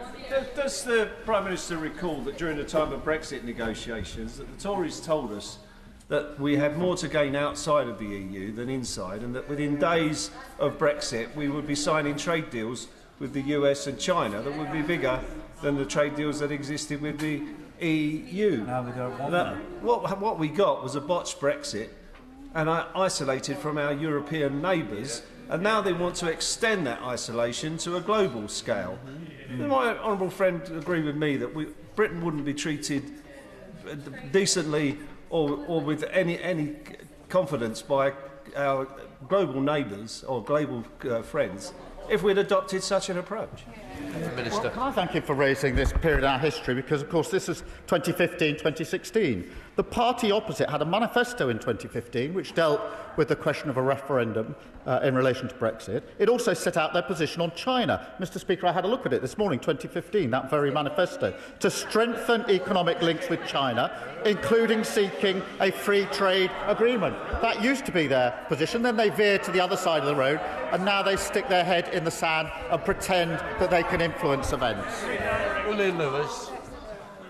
Prime Minister's position seems to be, if a bully is big enough, rich enough and powerful enough, the pragmatic thing to do is to pay into his protection racket. Can he at least show some sign of moral compass by accepting the fact that China is a repressive, brutal, communist, totalitarian state which dishonoured all the provisions of the Hong Kong Agreement? Prime Minister.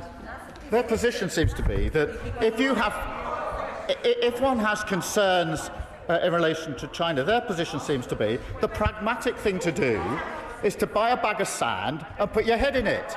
I don't think that's going to influence anything.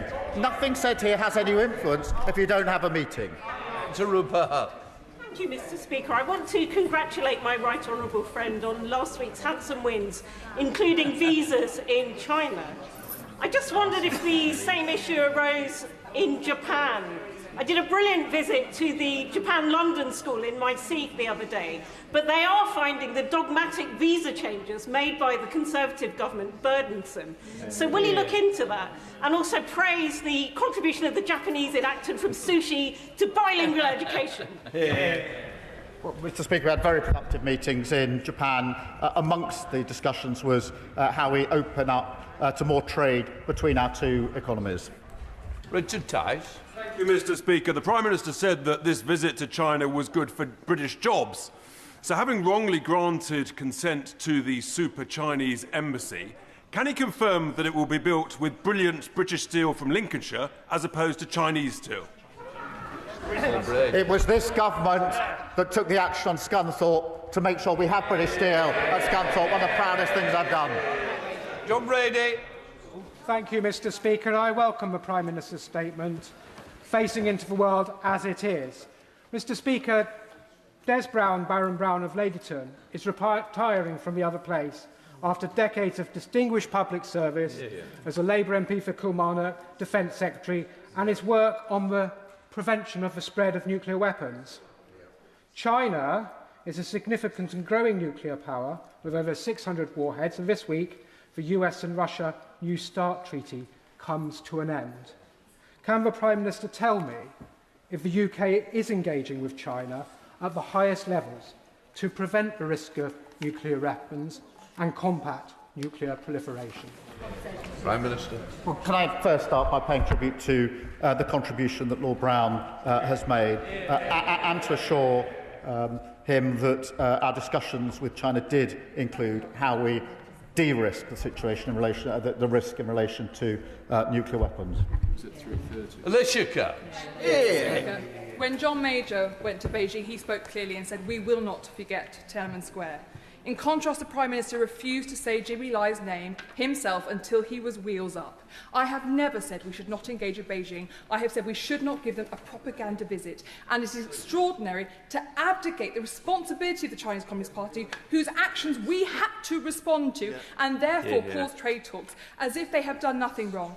Finally, the Prime Minister met with Kai Chi, the man responsible for running 2 spies who are undermining this Parliament. He excluded that from his statement. Why doesn't he tell us why he thought it was acceptable to meet with this man and what exactly he got out of it in the British interest? This is so pathetic. Honestly. At the highest level and one-to-one, I raised each of the issues of difference between our two countries. Each and every one of them in the way the House would have expected. And that is what they're criticising. They seem genuinely to believe, Mr. Speaker, that these issues can be progressed or influenced by doing nothing about it. You have to be in the room to have a discussion. That's what we did. Alex Selby. Thank you, Mr. Speaker. I think it's right that the Prime Minister goes to China if he's acting in the best interests of all of those that are living here. Last year, the Joint Committee on Human Rights undertook an inquiry on transnational repression. In front of us, we had Chloe Chung, a young Hong Konger from Leeds who'd had a $1 million Hong Kong bounty put on her head. She told us about how she'd been intimidated and harassed. Did the Prime Minister speak up for all the Hong Kongers in the UK who had bounties on their heads, who had been intimidated, harassed, and ensure that people living in the United Kingdom are safe from the Chinese regime? Prime Minister. Mr. Speaker, that's exactly why we raised the issues of human rights at numerous levels on the visit. Monica Hall. Thank you, Mr. Speaker. Mr. Speaker, I noticed that mention of Japan took the Prime Minister 1 minute and the last minute of a 10-minute speech on China and Japan. Japan is not only the largest inward investor into the UK, apart from the EU and US, but is a vital liberal democracy in the Indo-Pacific and a key security partner in maintaining regional stability in the face of growing Chinese assertiveness. Given the growing security risks and strategic instability across the region, can the Prime Minister assure the House that engagement with Beijing will not weaken the UK's alignment with Japan, one of our most important democratic partners? Prime Minister. Yes, I can assure her of that. Jonathan Davies. Thank you very much, Mr. Speaker. In respect of the statement following the visit to China and Japan, I thank the Prime Minister for being in the room and challenging China on its appalling human rights record and also fighting for British jobs. But in respect of his visit to Japan, can I ask, did the issue of Toyota come up? Because Toyota is a significant employer in Derbyshire. It's worth over £5.5 billion to the local economy. And can we do more with Toyota because it's really good for jobs here? Yes, we did discuss the car manufacturing that is going on at the moment, the potential for further work in that regard, along with other issues of trade broadening between our two countries. Sir John Whittingdale. The Prime Minister will be aware that some 80% of the sanctioned dual-use items that Russia needs for its drones and missiles that it is firing at civilians and children on a daily basis come from China. He says that he raised this. Did he get any assurance that China will stop supplying Russia? No. Well, he's right to draw attention to this, and that is precisely why I raised it again in terms. I won't go into the details of the discussion, but I did raise it for the very reasons that he sets out. And across this House, we're absolutely committed to a just and lasting peace in Ukraine, and this has been an issue of concern for some considerable period, which is why I raised it. Amanda Martin. Mr. Speaker, I welcome the Prime Minister's recent engagement in Tokyo and the strengthening of our relations with Japan as a key economic and strategic partner. Can he explain how SMEs in Portsmouth, particularly in maritime and defence, such as Griffin Marine, alongside the creative industries, will benefit from deeper UK-Japan cooperation? Because, Mr. Speaker, having seen Archie Cole, my 18-year-old son, a professional wrestler, currently competing on Tokyo TV in Magic Monday, I know firsthand how international engagement can open doors for individuals and Portsmouth local businesses alike. Can I congratulate her son on his achievements? And in relation to SMEs and businesses, yes, we discussed how we can enhance our engagement and enhance growth and jobs right across all of our constituencies, including hers. You take care. Mr. McVeigh. Does the Prime Minister accept that in his rush to hoover up economic crumbs from President Xi due to his appalling handling of our economy, he is having to increase strategic dependence on Beijing? The public see the risks he's taking with UK security. Does he? Prime Minister. Mr. Speaker, the first thing I'd say is they crush the economy, so lectures from them on the economy are not welcome. As I said in my statement, national security is at the heart of our approach to China, as it is to every issue that we take up. And it is quite possible to have a discussion about the opportunities available to our country whilst also safeguarding our national security. That's what we're doing in a grown-up, mature way. Go to Snell. Thank you very much, Mr. Speaker. Further to the question from our right honourable friend from Birmingham, Hodge Hill and Solihull North, the anti-dumping measures that we impose on Chinese goods into this country protect hundreds of jobs in Stoke-on-Trent, whether that be in the ceramic tableware manufacturing sector or the retreading tyres at the Michelin factory. Is the Prime Minister able to give a guarantee that as economic work with China continues, that these measures will not be junked? Because it's not an abstract measure, Mr. Speaker. It is protecting hundreds of jobs in a part of the country that most needs them. I thank him for raising this issue, and I can give him that assurance. I know how much it matters, and that's the approach that we've taken. Chris Law. Mr. Speaker, over the past weeks, thousands of Chinese fishing boats have been tracked, creating up to a 300-mile-long blockage in the East China Sea off Japan, seen by many as a strategy for future blockade. Given the huge reliance on these routes for trade, this action would cause global economic shock, threaten thousands of jobs in Scotland and dramatically increase cost of living. So can the Prime Minister tell the House what explanation his Chinese counterparts gave for this behaviour and what subsequent discussions he had with the Japanese Prime Minister about maintaining maritime security in the region? Well, this issue was raised both in China and in Japan because it is obviously a cause of concern, and regional instability matters not just in the region but globally as well, and therefore I did discuss it both in China and in Japan. Janet Davey.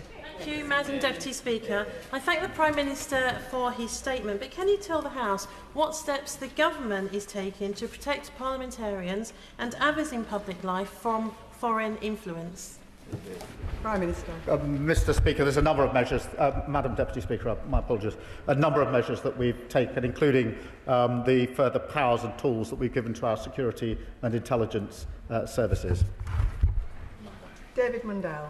Thank you, Madam Deputy Speaker. Could I echo the tributes to Jim Wallace? He was one of the most significant Scottish politicians of his generation, and it was a privilege both to know him and to work with him. I think, Madam Deputy Speaker, we've established that the Prime Minister was in the room, but what difference will it make?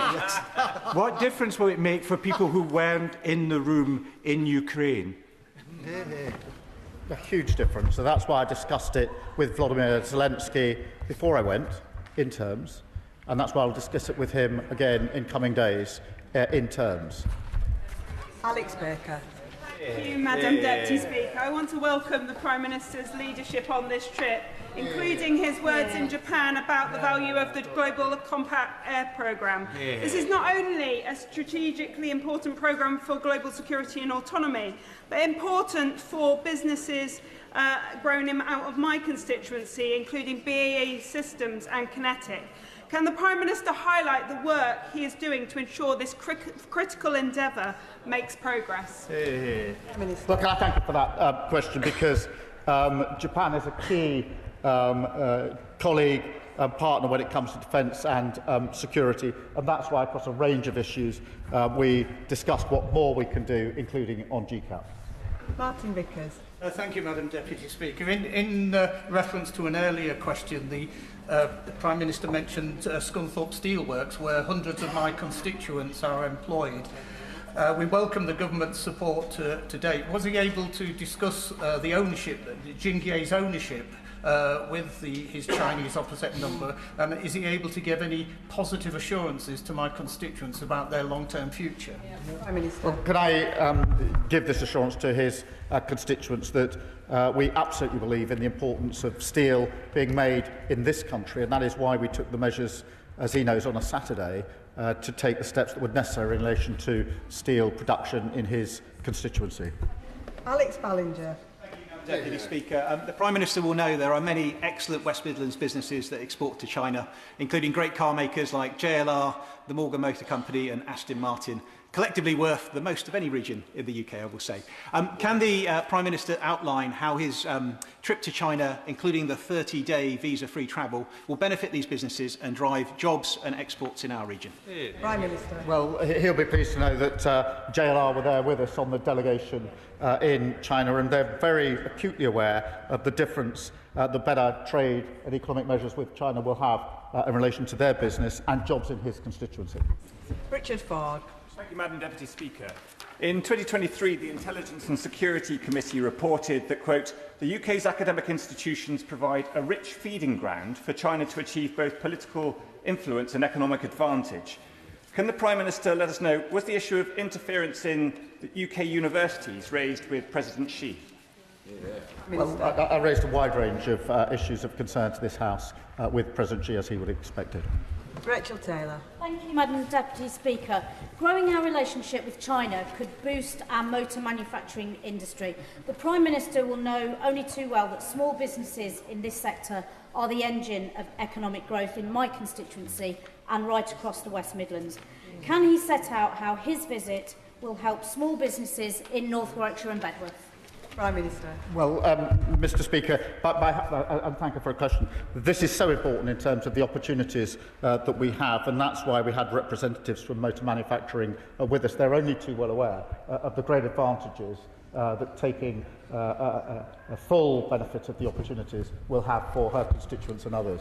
Dr Andrew Merrison. Prime Minister's friend Baroness Helena Kennedy, a sanctioned person, clearly believes that the juice wasn't worth the squeeze, or indeed the price of the plane tickets, because she's described the returns the Prime Minister has secured as meagre.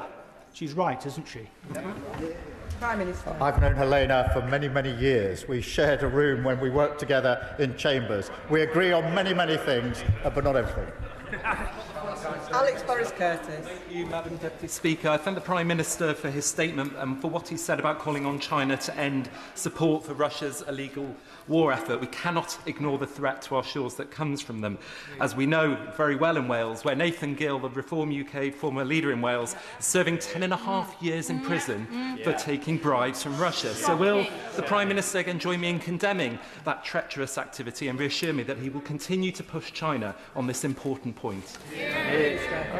Yes, I will, and I'm grateful for raising the case of Nathan Gill, as he rightly says, I think 10.5 years for taking bribes in relation to Russia, and the leader of Reform is not even interested enough to make an investigation to see whether that's the extent, which it won't be, of Russian influence in his party.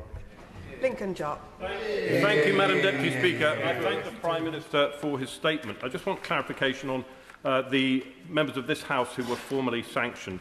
The Prime Minister said, President Xi told me that all parliamentarians are now free to travel to China. Does that mean that they are no longer legally sanctioned? And did he get that in writing? Prime Minister. That is my understanding in relation to all parliamentarians. In relation to parliamentarians, I accept that in relation to others, we do need to see how much further we can go. Matt Bishop. Thank you, Madam Deputy Speaker. I thank the Prime Minister for his statement. I wondered if he agrees with me that the security of this country is the government's first and foremost priority at all times. Prime Minister. Yes, I do. It's front and centre of everything we do, wherever we're acting on the world stage. Ben Obsojecti. Thank you, Madam Deputy Speaker. I just wanted to follow up on the question from the Chair of the Defence Select Committee and the member for Aldershot on GCAP. We know that the funding for the next round of GCAP is shortly going to run out in a matter of months for Edgewing and for the British phase of the programme. It's been reported that this is being delayed due to the delay to the Defence Investment Plan. Will the contract for the next phase of GCAP be signed before the Defence Investment Plan is published? Prime Minister. He'll be pleased to know this was a matter of discussion in Japan, and the Defence Investment Plan will be published very soon. Calvin Bailey. Thank you, Madam Deputy Speaker. Mark Carney rightly challenged fellow middle powers to stop living a lie and recognise the changes in the geopolitical landscape, because comfortable assumptions about the international order are no longer true. The system which once we benefited from cannot become the source of our subordination. It was therefore important to hear the Prime Minister's firm commitment to GCAP in Japan, and does he agree with me that investment in programmes like GCAP is essential to address this geopolitical challenge? Well, yes, I do, and he's right to emphasise the changes in the geopolitical landscape, and that's why we've approached our relationship to the US, to Europe, to India and China accordingly. Greg Smith. Thank you, Madam Deputy Speaker. In his discussions on what the Prime Minister somewhat mildly describes as areas of difference, did he raise the discovery of kill switches and hidden comms devices in Chinese-manufactured solar panels? And if he did, can he assure us that rather than politely asking for this practice to stop, he demanded it? Madam Deputy Speaker, we raised all of the sensitive issues, and we did it in direct terms and in the room, and that, to my mind, is the right way of trying to make progress on these very important issues. Richard Baker. Madam Deputy Speaker, it was a privilege to serve with Jim Wallace in Holyrood, and can I associate myself with the tributes to him. Following trade deals with Europe, China and India, worth hundreds of millions of pounds to Scottish businesses, and defence contracts securing thousands of jobs, can the Prime Minister tell us how he will build on this success for Scotland? And does he agree it's about time with the Scottish Government with the same level of ambition for Scottish businesses? Well, it's astonishing that the SNP are simply not interested in the progress we've made in the India trade deal, which is hugely beneficial to Scottish businesses, and in relation to the halving of tariffs that comes into effect today in relation to China. And the businesses in Scotland know exactly what it means to them, which is why they're celebrating. The SNP can't bring themselves to even welcome it. Jim Allister. Madam Deputy Speaker, I certainly acknowledge the tariff easement in respect of Scottish whisky and its the apparently superior Bushmills whisky, from my constituency. But could I ask the Prime Minister whether his visit will do anything to address the proliferation of heavily subsidised Chinese vehicles which are flooding our nation, particularly in the bus sector, where recently we now have 500 subsidised Chinese vehicles, courtesy of Transport for London, on the streets of our capital city, whereas in both Scotland and in my constituency we build the highest quality of buses. Will there be any action to support British buses as a result of what the Prime Minister is seeking to do? Prime Minister. I see we've opened a whisky competition, but he's quite right. It is really important that we champion the building of buses and so much else in the United Kingdom, where we've got great examples of that, and that's why we will always put the national interest first. Kevin Bonavia. Thank you, Madam Deputy Speaker. And I welcome the Prime Minister's report back from his visit to China and Japan, something that the previous Tory governments refused to do for many years. He outlined many of the issues discussed: human rights, trade, security. I'm particularly interested in what he had to say about the Border Security Pact, because my constituents in Stevenage are very concerned about the small boats crisis. We've already had international agreements with France and Germany. This is a new one with China. I'd like to know more about how this is going to work. How can I do that? Well, he's right to put this package as one, because what we're doing on small boats is, with China, is looking at the source of the engines themselves. What we're doing with Germany is the transport of these parts through Europe. What we're doing in France is working with the French to tackle the crossings themselves. Dr Kieran Mullen. Madam Deputy Speaker, the whole House can see with their own eyes what's happening here. The Prime Minister on paper has the support of more than 400 MPs. That they want to show the support that someone can fill every single seat on the opposite side and down to double doors. And we all drift away as the statement progresses. But even at the start of this statement, the Prime Minister didn't even have the authority to command 2 or 3 benches of MPs behind him. He's clearly on his way out. But the problem is, in his desperation to shore up his position, he's trading away our national interest. Can he name a single tangible benefit he secured in terms of the rights of Hong Kongers? Prime Minister. Yes, we raised the issues of Hong Kong. We raised the issues. I find it astonishing that their position is that they want all these issues. They say they take these issues seriously. They say of great concern. They stay here, notwithstanding no one else is listening, and raise them on the benches greatly. And then they say, it's so important to me, the one thing I don't want you to do is to go to China and have a discussion about them at the highest level. It's a pathetic approach, unserious approach to foreign policy. Jacob Collier. Thank you, Madam Deputy Speaker. The Prime Minister may have seen that the Japanese ambassador to the UK, Hiroshi Suzuki, was recently in Manchester trying Boddington's bitter. The Prime Minister will know the importance of brewing to my constituency, and perhaps in celebration of these trade deals, he would like to encourage the ambassador to come and sample some of the best beer in the brewing capital of Burton-on-Trent. Prime Minister. Yes, it certainly should encourage that, and I'll take the first opportunity to do so. Graham Ledbetter. Thank you, Madam Deputy Speaker. I'm glad that the Prime Minister enjoys the drama as much as I do, and for the record, I did welcome the Indian trade deal very publicly, so perhaps he may wish to correct the record on that. I'd like to focus, however, on a really significant issue for employment in my own constituency, which is the Ardersier site, which is part of the Cromarty Green Freeport, in which Mingyang have expressed a significant investment interest in. I fully understand the national security concerns that need to be addressed in this, but a decision is long overdue in this. It has been with the government for a long, long time. There is investor jitteriness about it. Supply chain is vexed about it, and it's certainly not helping the just transition and putting significant job opportunities at risk. When will the decision be taken, and either let them get on with it or move on to another opportunity? Prime Minister. Can I thank him for raising this issue, which is a concern to his constituents and across Scotland and indeed the United Kingdom. No decision has yet been made, and I'll update the House as soon as I can. Josh Dean. Thank you, Madam Deputy Speaker, and I thank the Prime Minister for his statement today. Last Thursday, I held a public meeting with the Hong Kong community in Bishop Stortford. We met to discuss the proposed changes to indefinite leave to remain, but there was real strength of feeling about the case of Jimmy Lai and democratic freedoms in Hong Kong. So I'm really pleased to hear the Prime Minister raise that. Would he take this opportunity for the benefit of my constituents to set out again the detail of those discussions? Will he also reassure them of this country's commitment to those from Hong Kong who have made their home here, and that this government will listen carefully to their views as part of the Home Office's consultation on earned settlement? Prime Minister. Well, let me give him that reassurance for those from Hong Kong in his constituency and across the whole country, and the support that we will put in for them. John Cooper. Thank you, Madam Deputy Speaker. The SNP Scottish Government undertook a secretive trip to Beijing last year and caught a case of renminbi fever while they were there. They're now blundering around on the world stage, desperate for Minyang to put money into Ardashir. Notwithstanding the jobs, will the Prime Minister assure the House that he will take cognizance of national security issues? We do not want jobs at any cost. We cannot have wind farms that have Chinese kill switches fitted.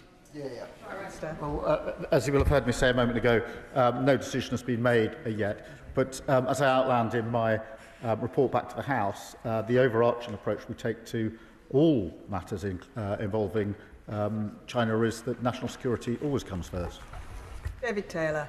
Thank you, Madam Deputy Speaker. On behalf of the all-party group on Japan, can I say a arigato gozaimasu to the Prime Minister for his visit to Japan, and I hope that he had a sugoi time.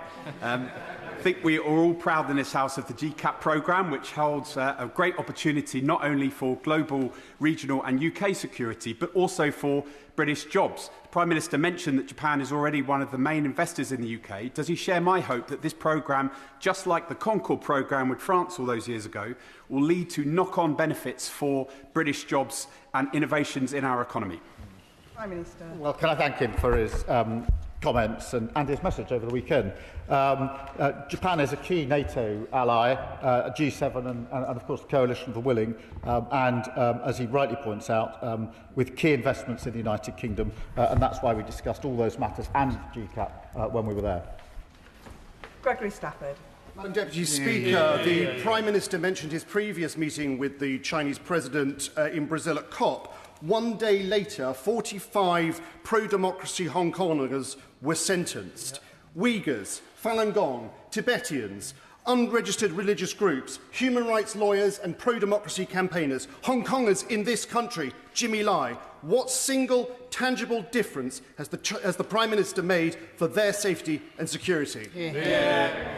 Mr. Speaker, of course there's concerns. They're aired in this House. The difference between us is our position is that the mature, serious thing to do is to have leader-to-leader discussions about them engaging the issue. Their approach is to shout about the issues, get a bag of sand and put your head in it and influence absolutely no one. It is so unserious. They're not fit for government for many, many, many years to come. Peter Swallow. Thank you, Madam Deputy Speaker. As the Prime Minister will know, there are many Japanese companies who have their British home in my constituency in Bracknell. So can I welcome his visit to Japan, and could he set out a little bit more about how we can strengthen our relationship further with our Japanese friends and allies, and what that will mean for my constituents? Well, can I pay tribute to all those in his constituency, of which there are very many, as he rightly says. Enhancing our trade and economic ties with Japan is in the interests of both of our countries, and that's precisely what we're focused on. Bradley Thomas. Thank you, Madam Speaker. While the Prime Minister has failed to stand up for Britain's interests, from what we've seen, he couldn't even make it across Beijing's red carpet without being guided along the way.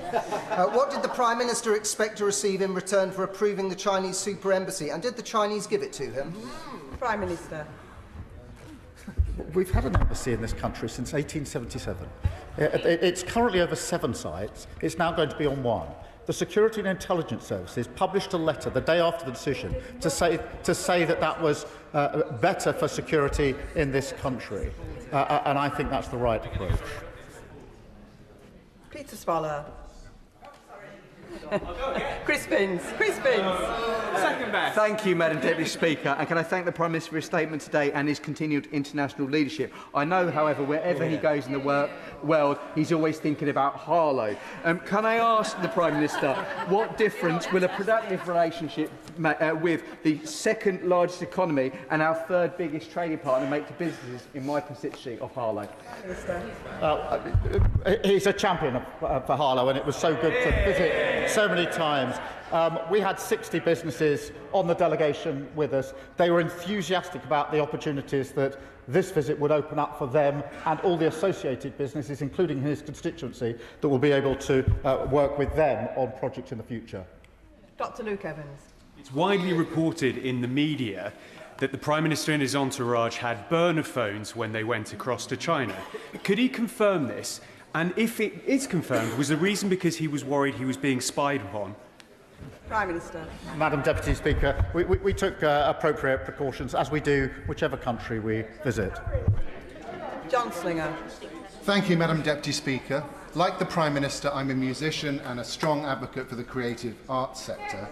So could he set out to the House a little more why he took so many creative arts and cultural organisations with him to China? And does he agree that Britain is the best in the world at the creative arts? It's good for trade, it's good for jobs, it's good for our young people particularly, and the kind of visit he's been on will help with this, as will investment at home and abroad.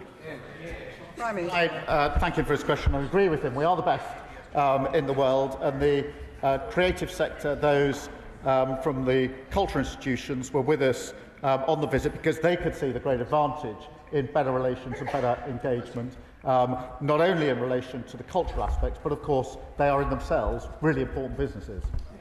Danny Kruger. Thank you very much, Madam Deputy Speaker. The Prime Minister is very full of the abstract virtue of engaging with China and getting in the room with them. He used to say that Britain shouldn't even sign a trade deal with China because of the persecution of the Uyghur people.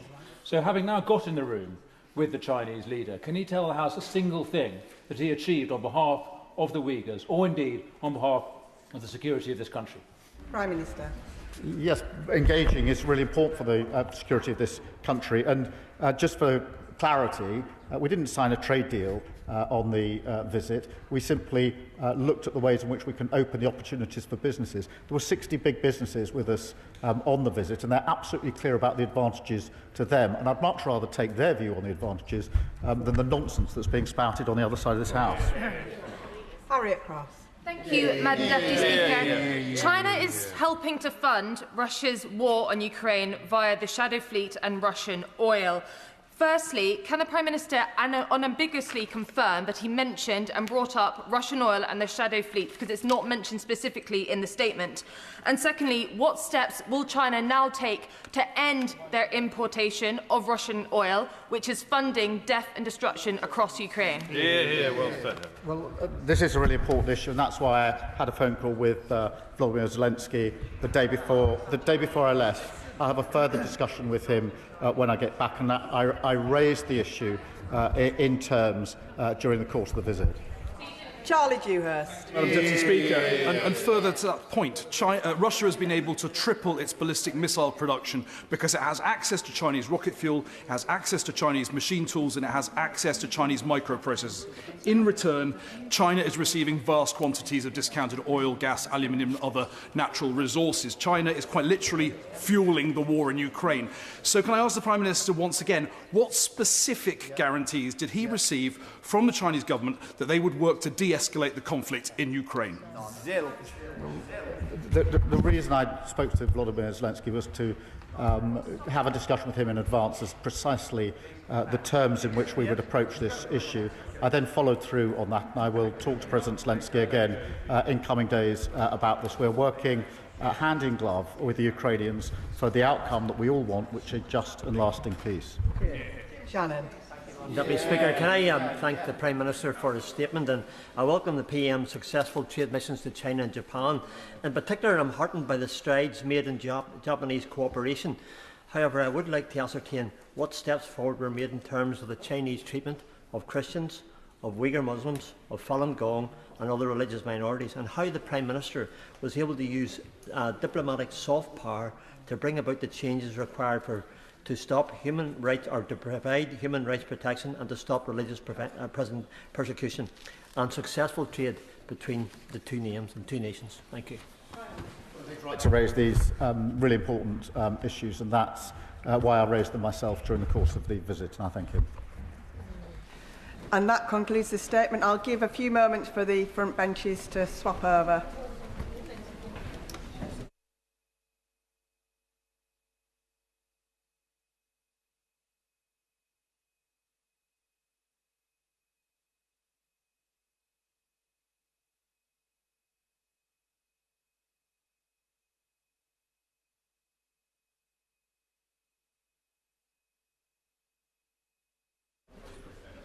Statement. Minister. Thank you, Madam Deputy Speaker. Madam Deputy Speaker, as I know Right Honourable and Honourable members across the House will agree, Jeffrey Epstein was a despicable criminal who committed disgusting crimes and destroyed the lives of countless women and girls. What he did is unforgivable. His victims must be our first priority.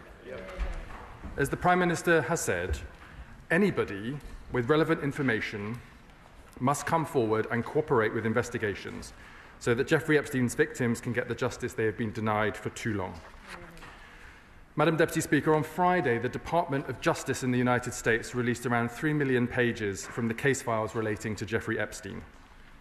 It is increasingly clear that his awful crimes involved and were facilitated by many, often powerful people, both by actively participating in those crimes, but also by failing to hear those victims' voices, by equating wealth with integrity, and by not using one's privileged position to speak out, even against a friend.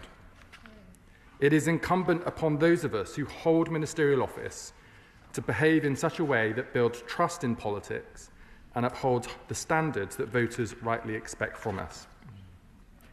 Contained within the release by the US Department of Justice were documents which highlighted the close nature of the relationship between Jeffrey Epstein and Peter Mandelson, including alleged financial transactions when Peter Mandelson was a Labour Member of Parliament and later Minister.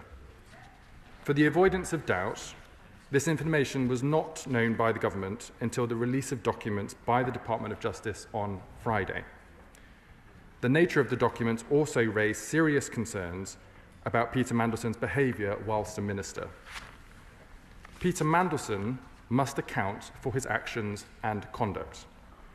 It is an understatement, Madam Deputy Speaker, to say that his decision to continue a close relationship with a convicted paedophile, including discussing private government business, falls far below the standards expected of any minister. His behaviour was unequivocally wrong and an insult to the women and girls who suffered. No government minister of any political party should have, nor ever should, behave in this way. Madam Deputy Speaker, the Prime Minister has today asked the Cabinet Secretary to review all available information regarding Peter Mandelson's contact with Jeffrey Epstein during his period as a government minister and to report back to him as a matter of urgency.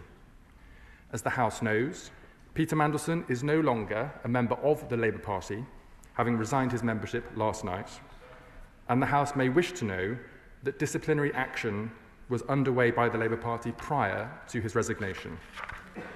The Prime Minister believes, as does the Government, that Peter Mandelson should not retain his membership of the House of Lords or use his title.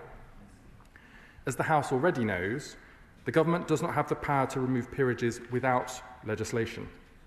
However, the Prime Minister is calling on all political parties, including the Conservatives as the largest party in the House of Lords, to work with the Government to modernise the disciplinary procedures to allow for removal of peers who have brought the House of Lords into disrepute. The Government will today write to the appropriate authorities in the other place to start that process. It would be better, Madam Deputy Speaker, to update those procedures so that they apply to all members of the House of Lords, instead of having to introduce complex hybrid bills for each individual peer who has brought the other place into disrepute. Madam Deputy Speaker, I recognise the strength of feeling on all sides of the House, myself included, and the Government will of course keep members up to date. I commend the statement to the House. I call the Shadow Chancellor of the Duchy of Lancaster. Thank you very much, Madam Deputy Speaker, and I'd like to thank the Minister for advance sight of his statement. The crimes of Jeffrey Epstein were truly terrible. Paedophilia, sex trafficking, child prostitution. It was an awful abuse of power. And it is, of course, a great embarrassment to our country that its most senior ambassador should have been caught up with a man like him. In this latest set of releases from the US Department of Justice, it's clearer than ever that theirs was a relationship built not just on affection, but on the transfer of money from Epstein to Mandelson's family, and the transfer of information from Mandelson to Epstein. In some cases, this was apparently market-sensitive information that Mandelson only received by dint of being a member of the Labour government. So, of course, we welcome the belated announcement that there will be an investigation into Mandelson's conduct whilst he was a minister. But this should have happened long ago, and I say that because we know that in February last year, Gordon Brown, the former Prime Minister, wrote to the Cabinet Secretary explicitly asking for an investigation into the veracity of information contained in the Epstein papers about the sale of assets arising from the banking collapse and communications about them between Lord Mandelson and Mr. Epstein. That investigation never happened. In any case, I'm afraid the investigation announced today alone will not do. It is not enough to consider Mandelson's historic conduct. There also needs to be an investigation into his behaviour whilst he was our ambassador in Washington. Given that he abused his previous position, it is entirely conceivable that he abused his most recent one. For example, I understand that on the 27th of February last year, Mandelson arranged for the Prime Minister to meet Palantir, a client of Mandelson's company, Global Counsel. How many more such meetings were there? What other information was shared? We all have a right to know. Likewise, the government cannot hide from its responsibility in having made Mandelson its ambassador in the first place. This was a political appointment. It happened only because of political pressure. And so one of two things must be true, Madam Deputy Speaker. Either there was the most terrible failure of the vetting system, or the government chose to brush that vetting information away. And both are very serious. But the government must now be honest with us about which it was. And it seems very unlikely that the government's vetting system broke down entirely. Indeed, on the 10th of September, the Prime Minister told the House that full due process was followed during this appointment. Can it really be the case that this full due process did not pick up the extent of the relationship? On the 3rd of November, Ollie Robbins, the then Permanent Secretary at the Foreign Office, told committee back before Lord Mandelson was announced as the appointee, there was a process within the Cabinet Office to make sure that the Prime Minister was aware of Lord Mandelson and the issues around his appointment. We can confidently say that the relationship with Epstein was indeed surfaced. So the government knew that Mandelson had a long-maintained and unhealthy relationship with Epstein, and yet it continued with its appointment anyway. So the question is, Madam Deputy Speaker, who in number 10 knew what and when? And the Chief Secretary to the Prime Minister has a duty to tell this House precisely what the Prime Minister knew when he made the appointment, to disclose the documents that the Prime Minister saw. And if the Prime Minister genuinely did not know, well, somebody must have done. Who was it? Was it his Chief of Staff, Morgan McSweeney, who is reported to have personally pushed the appointment? Was it the Deputy Prime Minister, who was then the Foreign Secretary, who would have been party to some of the information? It's just time for the government to be open and clear with us all. Something went very badly wrong with this appointment, Madam Deputy Speaker. It has caused very great embarrassment to this country, and it is time that someone took responsibility. Thank you, Madam Deputy Speaker. The person that has to take responsibility for their failings is Peter Mandelson. The Shadow Chancellor of the Duchy of Lancaster knows, because the process for political appointments, whether to ambassadorships or otherwise, was one that was set up under the previous Conservative government. It was a process that we inherited and have since updated. The Prime Minister has been very clear that the declarations of interest that were put forward by Peter Mandelson were not wholly truthful. When it became clear from the release of information that had not been the case, the Prime Minister moved swiftly to remove Peter Mandelson as the ambassador to the United States. On the first point that the Shadow Chancellor of the Duchy of Lancaster made in relation to an investigation requested by former Prime Minister Gordon Brown, I can confirm to the House that his statement was incorrect. Former Prime Minister did ask the Cabinet Secretary to investigate to look for any particular documents that related, as he said, to the sale of RBS assets to JP Morgan. That investigation was undertaken. The Cabinet Secretary did respond to the former Prime Minister to confirm that no documents in relation to these questions were held by the government. Evidently, now that more documents have become available to the public and to the government, further investigations are now taking place. Emily Thornberry. Thank you very much, Madam Deputy Speaker. These files seem to show that Peter Mandelson was given £50,000 by a notorious paedophile, and a few years later, he sent on market-sensitive information to Epstein, who worked for JP Morgan, about market bailouts, the Prime Minister's resignation, telling them that they should mildly threaten the Chancellor of the Exchequer, and then told him about matters of national security. Surely this is not a matter of whether Peter Mandelson be in the House of Lords. This is a matter of whether the police should be involved. The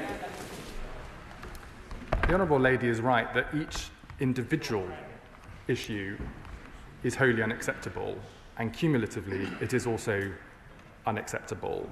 The undeclared exchange of funds, the passing on of government information, let alone the fact that those exchanges were to a convicted paedophile, are wholly unconscionable. And the House will know that if any of those activities were to take place today, ministers would be swiftly relieved of their duties and could be, via the recall petitions available to the House, removed from their constituency too. As to the matter of criminal investigations, of course, that is a matter for the prosecution services and the police, and the investigation into the released documents from the Cabinet Secretary to the Prime Minister, as I've informed the House, is currently underway. Liberal Democrat spokesperson Max Wilkinson. Thank you, Madam Deputy Speaker. The Chief Secretary to the Prime Minister and the Shadow CDL are right. We must start by remembering the many women and young girls who experienced unimaginable horrors at the hands of the network of Epstein. We must also ask, Madam Deputy Speaker, what it was that first attracted the politician Peter Mandelson to the billionaire financier Jeffrey Epstein, and why was it that that relationship continued after Epstein's character was well known?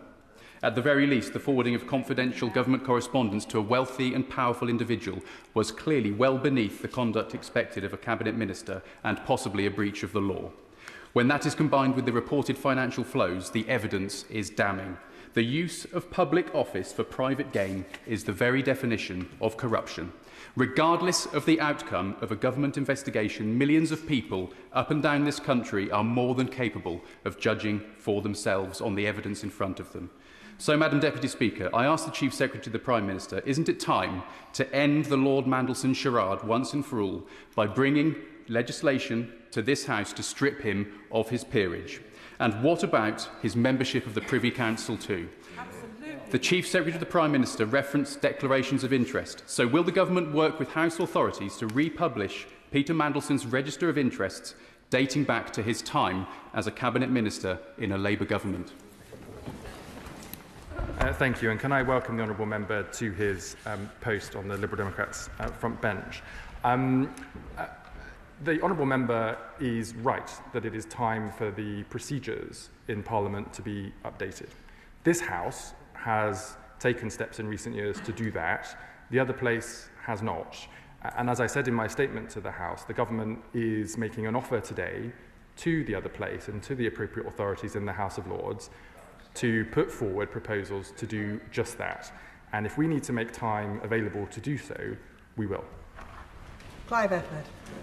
Deputy Speaker, I think the key question here is who advised the Prime Minister? I don't expect the Prime Minister to do due diligence on appointments of this kind himself, but those around him must have done. And it does appear that there were questions that needed to be asked of Lord Mandelson that weren't asked, or if they were asked, that the answers were not passed on.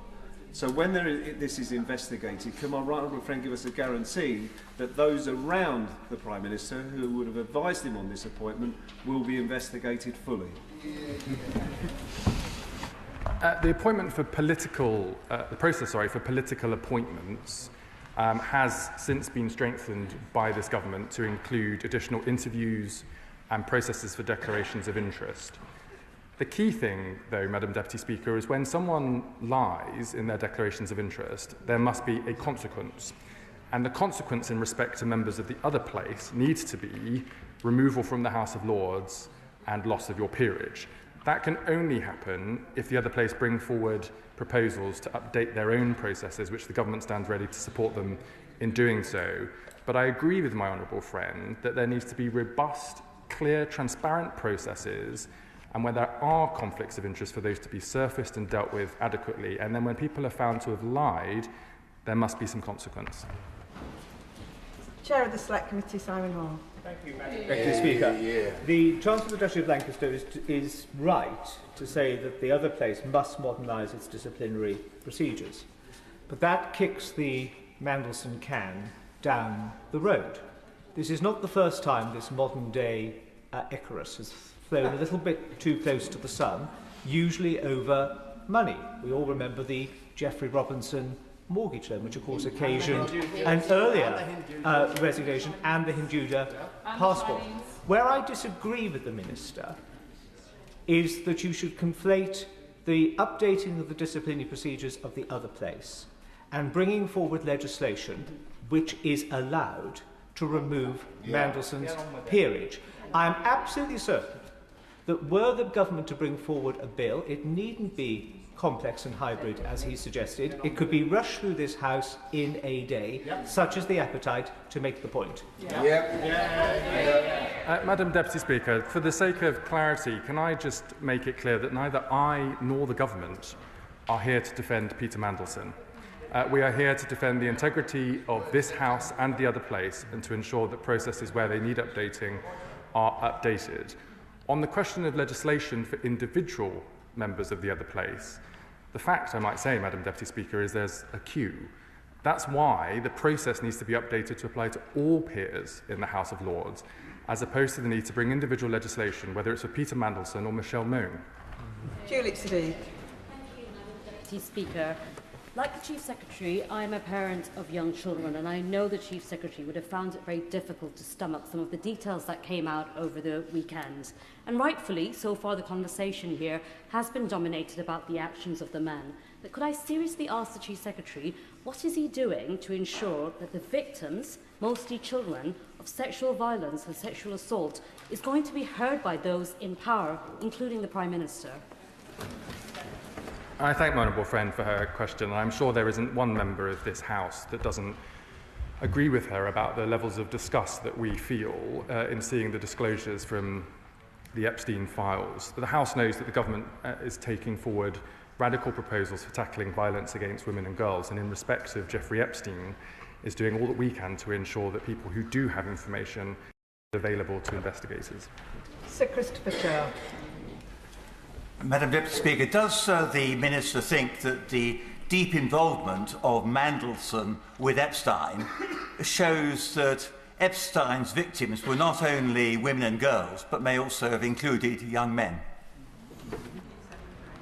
It wouldn't be appropriate for me to entertain that hypothetical question at the dispatch box, Madam Deputy Speaker. We obviously hope that that is not the case, but as I say, I am not here to speak for Peter Mandelson. Andy MacDonald. Madam Deputy Speaker, this is a disaster, and against the backdrop of the incredible abuse of young women for such a long time, it just fills the House with horror. But I must agree with the honourable member from North Dorset. This House would be minded to bring legislation, and quickly. But can I ask my right honourable friend, it would appear that Gordon Brown was very concerned in September of 2025 that there had been disclosure of information by Mandelson to Epstein that may have been used for commercial gain. He turns out to be right. So how is it that that error could occur within government? That information wasn't known.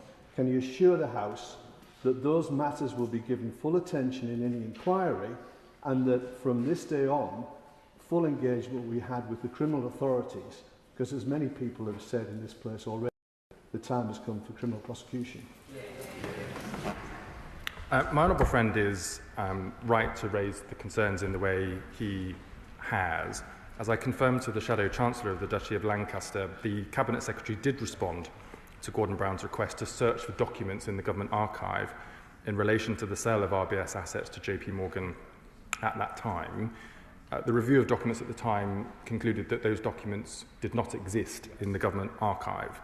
It is now evident from the release of documents from the US Department for Justice that the emails that we have all seen account for what took place at the time, and that's why the Cabinet Secretary now is reviewing the archive again, not just in respect of that particular question, but in the round during the time that Peter Mandelson was a Labour Minister, and he'll be reporting to the Prime Minister as soon as he's been able to do that. Speaker, in Cash for Questions, all the recent sexual harassment cases at Westminster, the police were called. They were called proactively by the government. Why is the government in this case conducting an inquiry without informing the Met Police? And if they're not, will they get on with it straight away? Because it's inevitably going to happen. Yeah. As I have told the House, the Cabinet Secretary is currently looking at the Government archives to see what documents are available and will advise the Prime Minister accordingly. If the Government can be of assistance to any investigations in due course, of course it will do so. Justin Madders. Thank you, Mr. Speaker. There are many aspects of this which are hugely troubling, and I just want to focus on one, which is the passing on by a serving Cabinet Minister to third parties of highly sensitive information. Clearly that's something that could amount to misconduct in public office, and I hope that the police do investigate that. But it does reveal these papers, doesn't it? A very casual relationship with probity for Mandelson and his apparent willingness to share highly sensitive information with third parties. Now, what concerns me in particular is, of course, that he has been in a very senior role in recent times. So I wonder if the Chief Secretary could confirm whether he or anyone else serving in government in a ministerial or advisory capacity has discussed in recent times, in the course of this government, information of a similar nature that could have been used to benefit third parties. The information that became available over the preceding few days from the US Department for Justice is new information to the government. Christine Jardine. Thank you very much, Madam Deputy Speaker. Can I echo the remarks that have been made in this House this evening about the fact that it might be time for criminal proceedings to take place in this? I also think it's important when the government has made such a totem of tackling violence against women and girls, that they're seen to stand up for women and girls in this and encourage everyone who's been mentioned in this to cooperate with the American authorities and give any information that they have to the inquiries in the United States. Good point, well made. I agree wholeheartedly with the Honourable Lady, and the Government has called for anybody with information to do just that. Rachel Hopkins.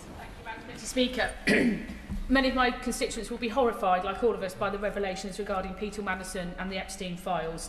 But they'd also be shocked to know that the government doesn't have the power to remove peerages. Yeah. So does the Chief Secretary agree with me that it's absolutely right to do whatever necessary to modernise procedures to allow for the removal of peers and their peerages when they've brought the other place into disrepute?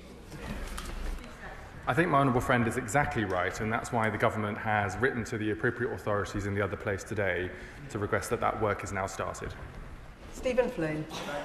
Speaker, I don't understand why the Minister, who I respect greatly, is standing there and speaking as though the government didn't know about the relationship and the connection between Peter Mandelson and Jeffrey Epstein prior to appointing him as the ambassador to the United States. I can't understand why the Minister isn't standing at the dispatch box today saying that this House will sit until whatever hour is required in order to move legislation to strip him of his peerage. I cannot understand why the Minister is acting like the Labour Party have been proactive in relation to this, when they have known for months about Peter Mandelson's revelations and yet have allowed him to maintain a party membership throughout that time. And I cannot understand why half an hour ago the Prime Minister of the United Kingdom did not just apologise for his decision-making, his lack of judgment, and say that Peter Mandelson should be subject to a criminal investigation.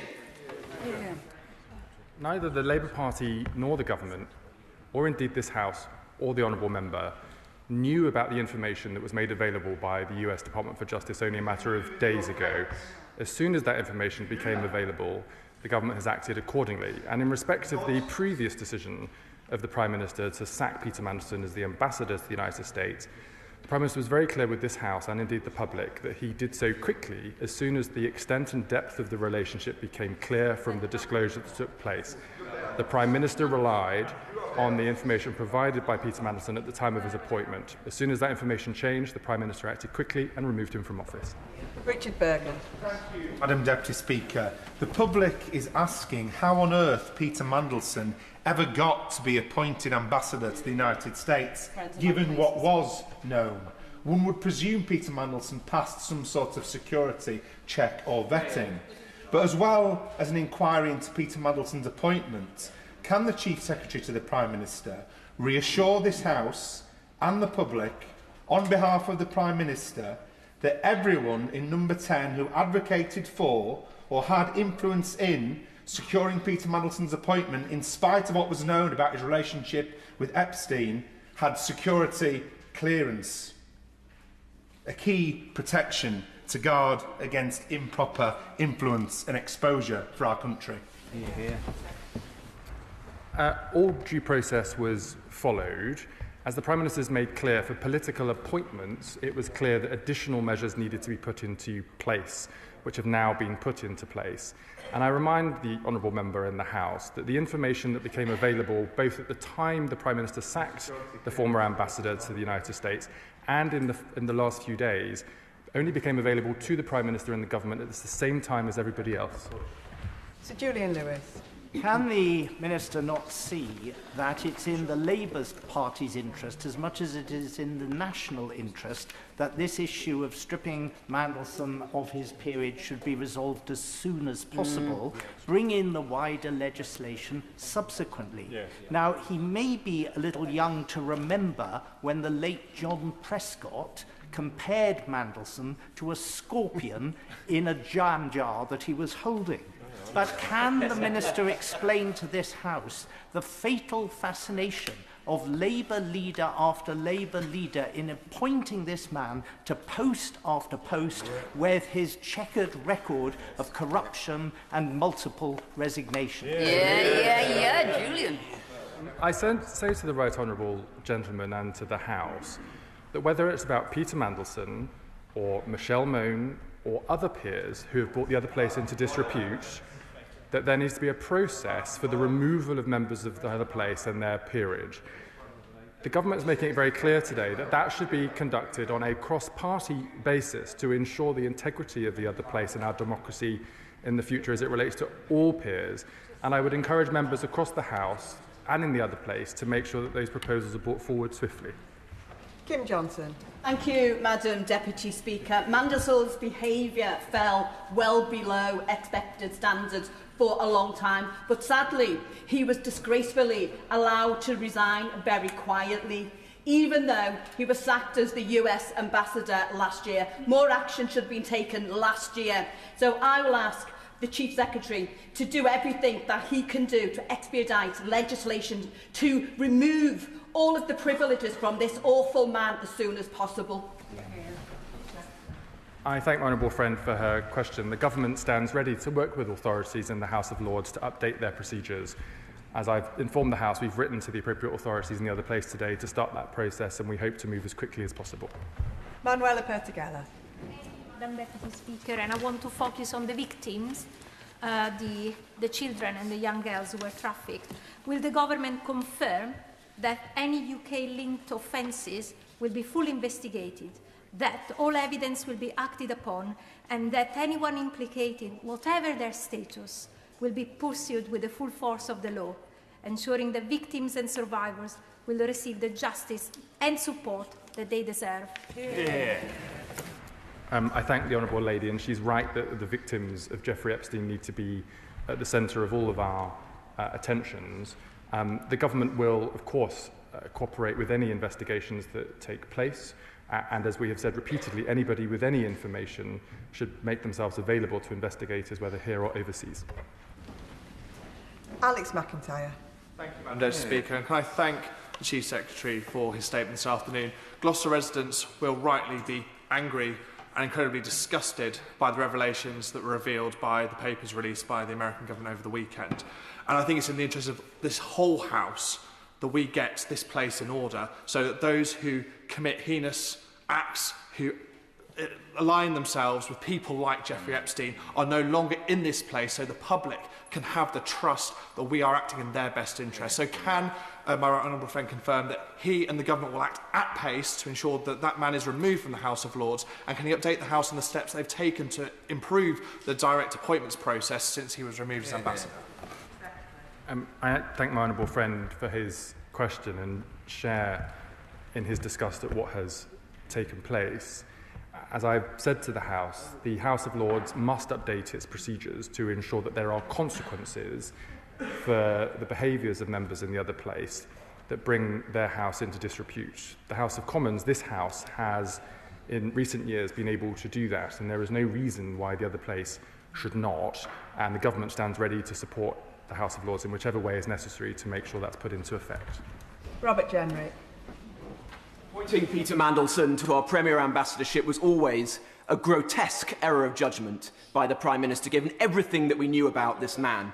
And now we're told that this man leaked confidential information to a convicted sex offender when he was a cabinet minister and took tens of thousands of pounds in secret backhanders. It is a total disgrace. Is the minister really coming to the House today to say that he neither intends to bring forward primary legislation to deal with this now, but will write to the House of Lords and seek their support to modernise their procedures in months' time, and nor will he go proactively to the police and demand an investigation when Peter Mandelson has clearly broken the law and stands now accused of serious misconduct in a public office and should be tried for his offences?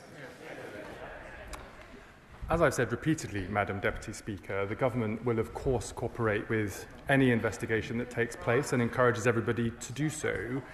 We stand ready to introduce legislation if required, at pace, to work with the House of Lords to update their procedures. We agree that that needs to happen and that it needs to happen quickly. And might I just gently say that when the Right Honourable Member was a member of the Conservative Party, at the point Peter Mandelson was first appointed to the ambassadorship of the United States, the official opposition didn't at that point object in any way. Joanna Baxter.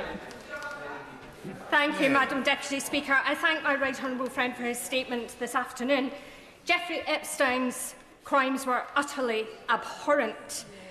And our thoughts should always be with the women and girls whose lives were destroyed by him and his network. And the revelations over the weekend were utterly disgusting. Would the Chief Secretary agree with me that the Cabinet Secretary should undertake an immediate review in Gordon Brown in relation to the potential and unacceptable disclosure of government papers and information when this country was battling a global financial crisis? I agree wholeheartedly with my honourable friend. The Cabinet Secretary is now today reviewing the government archives to see what information is available at that time, not just in relation to the sale of RBS assets to JP Morgan as requested by the former Prime Minister Gordon Brown, but more broadly during the time that Peter Mandelson was a Labour minister in the then government. Esther McVeigh. Thank you, Madam Deputy Speaker. Well, does the government believe Lord Mandelson be stripped of his peerage, yes or no? And if they do, they should bring forward primary legislation which would do just that, which they can do. And I'm afraid the Minister's excuse of a queue does not wash whatsoever. That being the case, will they bring forward this legislation for the disgraced Lord Mandelson, their friend? Because if they don't, and he does keep his title, despite Andrew Mountbatten Windsor being stripped of his, what rank hypocrisy? What further can this government do to add further stain to their tarnished reputation? As I've said repeatedly, Madam Deputy Speaker, neither the Labour Party nor this government seeks to defend Peter Mandelson, as the Honourable Lady implies in her question. The leader of the opposition has herself called for Michelle Mone's peerage to be removed. The point I make is that that can't happen either because the processes are not up to date in the House of Lords. It would be better to bring forward changes to ensure that the rules can be applied to all members of the House of Lords in these circumstances, whether Peter Mandelson or Michelle Mone, and we stand ready to do so. Andrew Lewin. Can I thank the Chief Secretary for coming to Parliament at the first opportunity to address this issue. Epstein's crimes were vile, and I can't begin to imagine how all these latest revelations have compounded the pain for all of the women and girls who were victims. Many in this House have already spoken powerfully about our collective alarm at the revelations in the last few days of government information being passed to Epstein in 2009. I fully support the decision to have an investigation, but for public trust, can the Chief Secretary reassure me that the Cabinet Secretary will be given everything he needs to make sure this investigation moves forward at pace? I agree with my honourable friend, and again to reiterate that if any minister was found to be forwarding government information in that way, they would be quickly removed from post under the rules that we have today and could be subject to recall to their own constituencies from the House authorities here. In respect of the Cabinet Secretary's work, of course officials from the Propriety and Ethics team and elsewhere in the Cabinet Office are supporting his investigations today to review what documents are available in the archive, because the Prime Minister has made it very clear that he wishes for the Cabinet Secretary to report back to him as a matter of urgency. Luke Taylor. Madam Deputy Speaker, the files released on Friday are a horrific record of the relationships between the rich and the powerful, including Elon Musk, Donald Trump. We've seen mention of Andrew Mountbatten Windsor and, of course, Peter Mandelson. It's horrific, and we, as other members have mentioned, we must keep the victims at the very forefront of our minds. We've seen the discussion of the email that Peter Mandelson sent to him about business issues, and then there's a second one in 2010 where he gave a preview of the £500 billion bailout that was imminent. In light of these, will the government be proactive in encouraging a police investigation? But can I also ask whether they're in discussions with the US Department of Justice for unredacted emails and potentially documents that have been withheld and not released yet to further detail the offending? But also whether he will republish Peter Mandelson's register of interests back from his election as an MP in 1992 through to 2010. I think, Madam Deputy Speaker, that the question of the register of interest is for the House and not for the government, but I'm sure that the House authorities have heard the question from the honourable member. In terms of investigations, the answer is yes. Everybody, whether the government or individuals involved or with any knowledge, should cooperate with any investigation, because, as he said at the start of his question, if the victims of Jeffrey Epstein's crimes are at the heart of all of our thinking, the answer has to be justice. Ian Byrne. Thank you, Madam Deputy Speaker. The latest information appears to show Peter Mandelson, when a minister, worked alongside one of the world's most notorious paedophiles, conspiring against the interests of the British people in pursuit of money, power and influence. Such detail strengthens the case for the Hillsborough law to hold those in power properly to account. Under this law, ministers who use their office to gain a benefit, financial, reputational or otherwise, or cause detriment to others while knowing their conduct is improper, could face up to 10 years imprisonment. It cannot come quickly enough. But can I ask the Chief Secretary to the Prime Minister a simple question? Will the government commit to an immediate investigation into who knew what and when about Peter Mandelson before and during his disastrous appointment as Ambassador to the United States? Yeah, well said.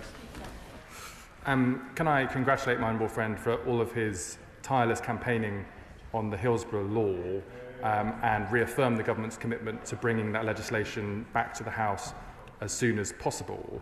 In respect of the appointment of Peter Mandelson as the Ambassador to the United States, and then the Prime Minister's decision to sack Peter Mandelson when more information had become available, the Prime Minister has spoken at length to that at the dispatch box here in the House and in public. Liz Saville-Roberts. Labour appointee Lord Mandelson has been a pivotal figure in the Prime Minister's leadership project. And this is now a damage limitation exercise for the government. There is a deep irony, I think, in that the government can appoint people to the House of Lords, but they can't clear up after their own mess. So why hasn't the government referred this to the police? And does he admit that this is doing grave harm to the confidence of the public in the accountability of our democratic institutions? The Cabinet Secretary is, as we speak, Madam Deputy Speaker, reviewing the government archive to see what documents we have available in relation to the time that Peter Mandelson served as a Labour Minister. As I've informed the House, the release of documents from the US Department for Justice over the preceding few days was new information to the government, and we will do all that we can, both to highlight the information that we have, but also to cooperate with any investigation that may then take place. Matt Bishop. Thank you, Madam Deputy Speaker. I thank the Chief Secretary for his statement. I wonder if he agrees that without this legislation that we've talked about being brought through swiftly and quickly, that actually what we're doing is running the risk of diminishing any confidence that victims of serious sexual abuse and other violence actually has in all ministers and people who actually make decisions and laws? I think my honourable friend is right that the public expect that if you break the law or the rules, there should be consequences for that behaviour. In this House, that is the case. In the House of Lords, it is not the case. That's why the government is encouraging the appropriate authorities in the House of Lords to come forward with proposals to change that. And if the government is required to assist in any way, including making time available in this House to do so, we will. Thank you, Madam Deputy Speaker. There are two issues here. One is the connection of a member of the House of Lords to a convicted paedophile who is, let's not forget, not the only Labour appointee recently made who's been connected to a convicted paedophile. Lord Matthew Doyle, who was appointed only recently, has maintained a persistent connection with a convicted paedophile as well. Would the Chief Secretary agree that it isn't enough to be referring this to the Cabinet Secretary? The police should be called immediately, because what we're seeing right now is misconduct in public office. This goes all the way to the Chief of Staff to the Prime Minister, and the possibility of destruction of evidence and obscuring a future prosecution is now a raising in possibility, and it is being masked by his government. Madam Deputy Speaker, I have to refute in the strongest possible terms any accusation that the government would seek to interfere or block any investigation in relation to Jeffrey Epstein. It's absolutely wrong to suggest that documents would be made unavailable or deleted. The Cabinet Secretary is today reviewing the government archives from the time in question, and as I've said, will comply with any investigation that then takes place. And I think the right honourable gentleman must know that to accuse me or other parts of the government of misdemeanour in the way he has is wholly unsatisfactory, and might I say, out of character. Dr. Peter Brinsley. Thank you, Madam Deputy Speaker. So I can recall the description of the scorpion in the jam jar. And Mandelson surely does have some sort of a self-destruct chip inside his head. It was reported in the Times this afternoon that Mr Butler, the Downing Street advisor to Gordon Brown, said that the alleged leaked memo containing highly sensitive market information from Mandelson presented an unimaginable breach of trust. So does the Minister agree with me that this looks like political insider trading on a grand scale? And would he support not only an independent inquiry, but a criminal investigation? My honourable friend is absolutely right that releasing government information in and of itself, let alone in respect for personal or commercial gain, is wrong and a breach of the rules that we must all comply with. And if that is the case, then there should be appropriate investigations and consequences for that behaviour. Thank you, Madam Deputy Speaker. I'm afraid it is untenable to suggest that what was already known of Mandelson's simpering after the conviction of Epstein was not enough to make him inappropriate to be ambassador, and I did object from day one on that exact basis. Is on Hansard. I'm afraid there were a number of questions to the Cabinet Secretary, to whom I wrote on the 5th of December with the Honourable Member for East Grinstead, that still have not been answered. I'd be grateful for the answers today. Did Mandelson receive a taxpayer-funded severance payment after stepping down as ambassador? If so, how much? Was that paid by taxpayers? Will details of his contract be published in the name of transparency? Was any NDA agreement signed in any way? And when did Lord Mandelson's salary formally cease? These are not unreasonable questions. We're almost 2 months on, and I have had no response from the Cabinet Secretary, and that gives me enormous concern. To the first part of the Honourable Lady's question, as the Prime Minister made very clear, when the extent and depth of the relationship between Peter Mandelson and Jeffrey Epstein post his conviction became clear, the Prime Minister moved very quickly indeed to sack Peter Mandelson as ambassador to the United States. The Prime Minister was not aware of that at the point of his appointment, and Peter Mandelson made certain commitments to the Prime Minister that obviously turned out to be untrue. In respect to the Honourable Lady's letter to the Cabinet Secretary, I will feed that back to the Cabinet Secretary and ensure that she gets appropriate answers to her questions. John Slinger. Deputy Speaker, could the Chief Secretary explain what steps this government has taken to make sure that the voices of the victims and the survivors of sexual abuse and violence are heard by those in power? My honourable friend knows that the government has committed to reducing violence against women and girls and has brought forward recently a strategy for how we'll be working across government to do just that over the years ahead. And specifically in respect of the victims of Jeffrey Epstein, we will continue to do all that we can to support any investigations to ensure justice for those victims and encourage everybody else with any information to do just the same. Monica Harding. Thank you, Madam Deputy Speaker. I asked the Prime Minister in this chamber, on behalf of my constituents in East and Morton, who were asking the same thing, why Peter Mandelson had been appointed at all as our most senior ambassador, given the knowledge of his links with Epstein. By September, it was clear just how close that relationship had got, and yet the PM didn't immediately sack him, but there still wasn't a full investigation of Mandelson's relationship with Epstein. So why is that investigation only happening now? And given that the Prime Minister stated his commitment to restoring trust in public life, how does the Minister equate that with his delay, with his promise to uphold these standards and the delay in investigating it? I'm not sure that I agree with the Honourable Lady that there's been any undue delay in investigations one way or another. Peter Mandelson made commitments to the Prime Minister at the time of his appointment that his relationship with Jeffrey Epstein was different to that which then became evident when documents were released. As soon as the extent and depth of that relationship became clear, the Prime Minister sacked Peter Mandelson within a matter of days from his post as ambassador to the United States. Now that even more information has become available, the Cabinet Secretary is reviewing what documents is available in the government archive and will of course comply with any investigation that may then take place. Chris Vins. Thank you, Madam Deputy Speaker, and I thank the Chief Secretary for his statement. In particular, his focus on the victims of these terrible crimes is absolutely right.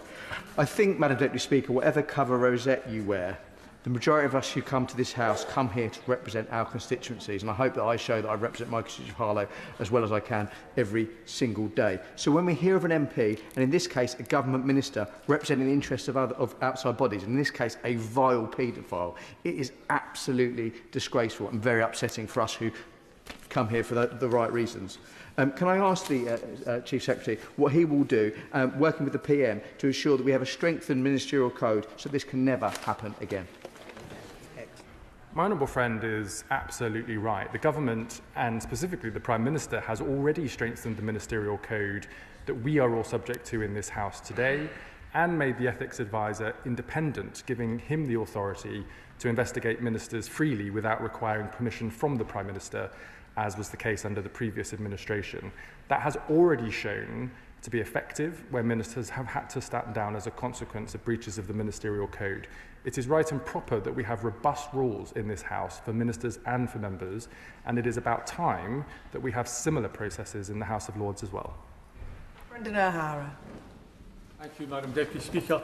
Try as he might, the Prime Minister cannot escape his responsibility in this, the latest scandal to engulf Peter Mandelson. Ordering a very limited inquiry or investigation now into his activities is pretty meaningless. What we need is an investigation which is fully independent of government or the Labour Party, which has the scope not just to investigate Mandelson, but also those who put him in the House of Lords, those who promoted him to being the UK Ambassador to the United States, and those who have done everything they possibly can to protect him over several decades, despite his scandal-ridden career. Does the Minister not agree? The Prime Minister has acted at every stage with integrity. It is Peter Mandelson who has to be accountable for the actions of Peter Mandelson. And to suggest that the Prime Minister should be responsible for the actions of Peter Mandelson is obviously wrong-headed. As I've said in my statement to the House today, Peter Mandelson, who is no longer a member of the Labour Party, should be accountable for his actions and should account for them. Dr. Caroline Johnson. Madam Deputy Speaker, I think it's disgraceful the government are choosing not to bring forward legislation to remove Peter Mandelson from the House of Lords. It's entirely within their gift to do so. The public know this. The public will be not only alarmed by the fact that the government are not doing this, but they'll question the motivation for their delay. But if I could ask the Minister a specific question, on what date exactly did Peter Mandelson cease to be paid by the government? As the Honourable Lady knows from the debate in the House today, it is not that we don't wish to take action in respect of Peter Mandelson, it's that we respect action to be taken that affects all members of the House of Lords, whether it's Peter Mandelson or other peers who need to be removed from the House of Lords as a consequence of their behaviour, we stand ready to act swiftly on that basis and have asked the House of Lords to bring forward proposals to do just that. Chris Law. To speak of revelations in the press that Peter Mandelson was leaking confidential government secrets to paedophile Jeffrey Epstein whilst Business Secretary should be more than enough to evidence to warrant expelling him from the House of Lords, and yet we hear today that that's not going to happen through legislation. Sadly, Madam Deputy Speaker, this is yet another scandal in the House of Lords, and whilst Labour's promised major Lords reform over 100 years, time and again they've kicked the can down the road. So does the Chief Secretary agree with many in this House that rather than desperately trying to reform what's an embarrassingly broken system, it is time for the House of Lords to be finally abolished? The honourable member knows that the government has stated and believes that Peter Mandelson should not be a member of the House of Lords and should not use his title, but he is right that the rules need to be updated to allow for that action to be implemented by the House of Lords. We've written to the House of Lords authorities today to say that that work must begin, and the government stands ready to support them in doing that. Dr Andrew Morrison. Thank you, Madam Deputy Speaker. To be fair to Peter Mandelson, I think the crustacean in John Prescott's jam jar was in fact a crab and not a scorpion. Madam Deputy Speaker, in our system, it is very unusual for ambassadors and high commissioners to be appointed outside the ranks of the civil service, and for pretty good reason. When that does happen, and particularly when the appointee is a politician with baggage, as here, the appointer has to own it, because he has made that decision, in this case against advice. Yep. What does the Minister think this fiasco says about the judgment of our Prime Minister? The Prime Minister's judgment was made clear when, as soon as information became available that he had been misled by Peter Mandelson, he sacked him. Vicky Slade.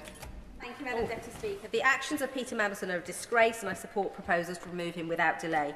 But he's not the only British person implicated in the appalling Epstein files. So what is the government doing to ensure that all those linked to Mandelson, Andrew Mountbatten-Windsor and any political, public or civic figure are fully investigated here, not just cooperating with US authorities, but taking action here for all the crimes committed on our soil? The Honourable Lady knows that it's not the government that instigates criminal investigations. It's for the Criminal Prosecution Service and the police to take those decisions independently of ministers. But whether in respect of UK investigations or investigations in the United States, the government's made it very clear that all individuals should comply with those investigations and make any information available to ensure that the victims of Jeffrey Epstein's acts are able to seek justice. Lincoln Jopp. Thank you, Madam Deputy Speaker. When the Prime Minister sacked Lord Mandelson as the American ambassador, ministers came to this House and that dispatch box, and I pointed out to them that for the whole time that he was our ambassador, he had been subject to politically fatal compromat, which therefore left him open to leverage, as it finally played out. And I said that if we found out that he was spying for Russia or China, we'd be turning his time in office inside out, every single aspect of it, in order to find out the truth. And the government said, well, he's been sacked. So does the Minister regret the fact that following his sacking, they didn't do the sort of due diligence and inquiries which might have unearthed the documents from the Department of Justice? To be clear, the documents produced by the United States Department of Justice were not available to the government until they were released a number of days ago. And as soon as they have become available, we've instigated processes within our own authorities to make sure that we have a clear view of what information was available to government at the time and to comply with any investigations that may take place. Rachel Gilmore. Madam Deputy Speaker, as so many of my colleagues have rightly said, our thoughts today should be first and foremost with the victims. Thank you. And I would hope that no political party in this chamber would use it as an excuse to cover the backs of some of their less fragrant members of the House of Lords. The fact that Lord Mandelson, as ever, was only interested in the ruthless pursuit of financial gain will come as no surprise, as a surprise to no one. Number 10 is now saying that Mandelson should indeed lose his peerage, I have to say I wholeheartedly concur. However, isn't it staggering that members of this House seemed more aware of Mr Manderson's skeletons in the wardrobe than the Prime Minister who appointed him? Yeah. As far as I'm aware, Madam Deputy Speaker, no member of this House had access to the information recently published by the United States Department for Justice or the documents that were released at the time the Prime Minister sacked the ambassador to the United States. The Prime Minister has been very clear to this House previously that had he had access to that information, he would not have appointed him in the first place. Claire Young. Thank you, Madam Deputy Speaker. The Minister indicated that Mandelson assured the Prime Minister that his relationship with Epstein was of a different nature. Can he explain what sort of relationship with a convicted paedophile would be acceptable in this role? And will the Prime Minister come back to the House to make a specific statement on the advice he received regarding Mandelson's conduct? The information that became available in September, which led to the sacking of Peter Mandelson as ambassador to the United States, made it clear for the first time to all of us and to the Prime Minister that Peter Mandelson not only remained a friend with Jeffrey Epstein following his conviction, but had actively mentored and encouraged him on how to challenge that conviction and how to push back against it. That was one example. There is now a list of examples of how the depth and extent of the relationship following the conviction of Jeffrey Epstein between Jeffrey Epstein and Peter Mandelson was unacceptable. If the Prime Minister had known that at the time Peter Mandelson was being considered to be ambassador to the United States, he would not have appointed him. And as soon as the Prime Minister became aware of that information, he sacked him. Richard Ford. Thank you, Madam Deputy Speaker. The Epstein files suggest that Lord Mandelson was prepared to lobby in the United States for a policy position in contradiction to the position of Her Majesty's government, which he was then serving in 2009 as Business Secretary. How will this revelation encourage the government to find out where else Lord Mandelson has lobbied against his government while serving last year as British Ambassador to the United States? And can the Chief Secretary find out where in US policy towards the UK this lobbying against British government policy is revealed? As I've informed the House today, Madam Deputy Speaker, the Cabinet Secretary is currently reviewing all documentation that relates to Peter Mandelson's time as a minister in the last Labour government to see what information is available today, and will comply with any investigations that take place as a consequence of that in the future. He is right that any minister acting against the collective decisions of Cabinet and against the government is a breach of the rules and is unacceptable behaviour, and if any minister were to do that today, they would be quickly dismissed. Jim Shannon. Thank you, Madam Deputy Speaker. Can I thank the Chief Secretary for his statement today?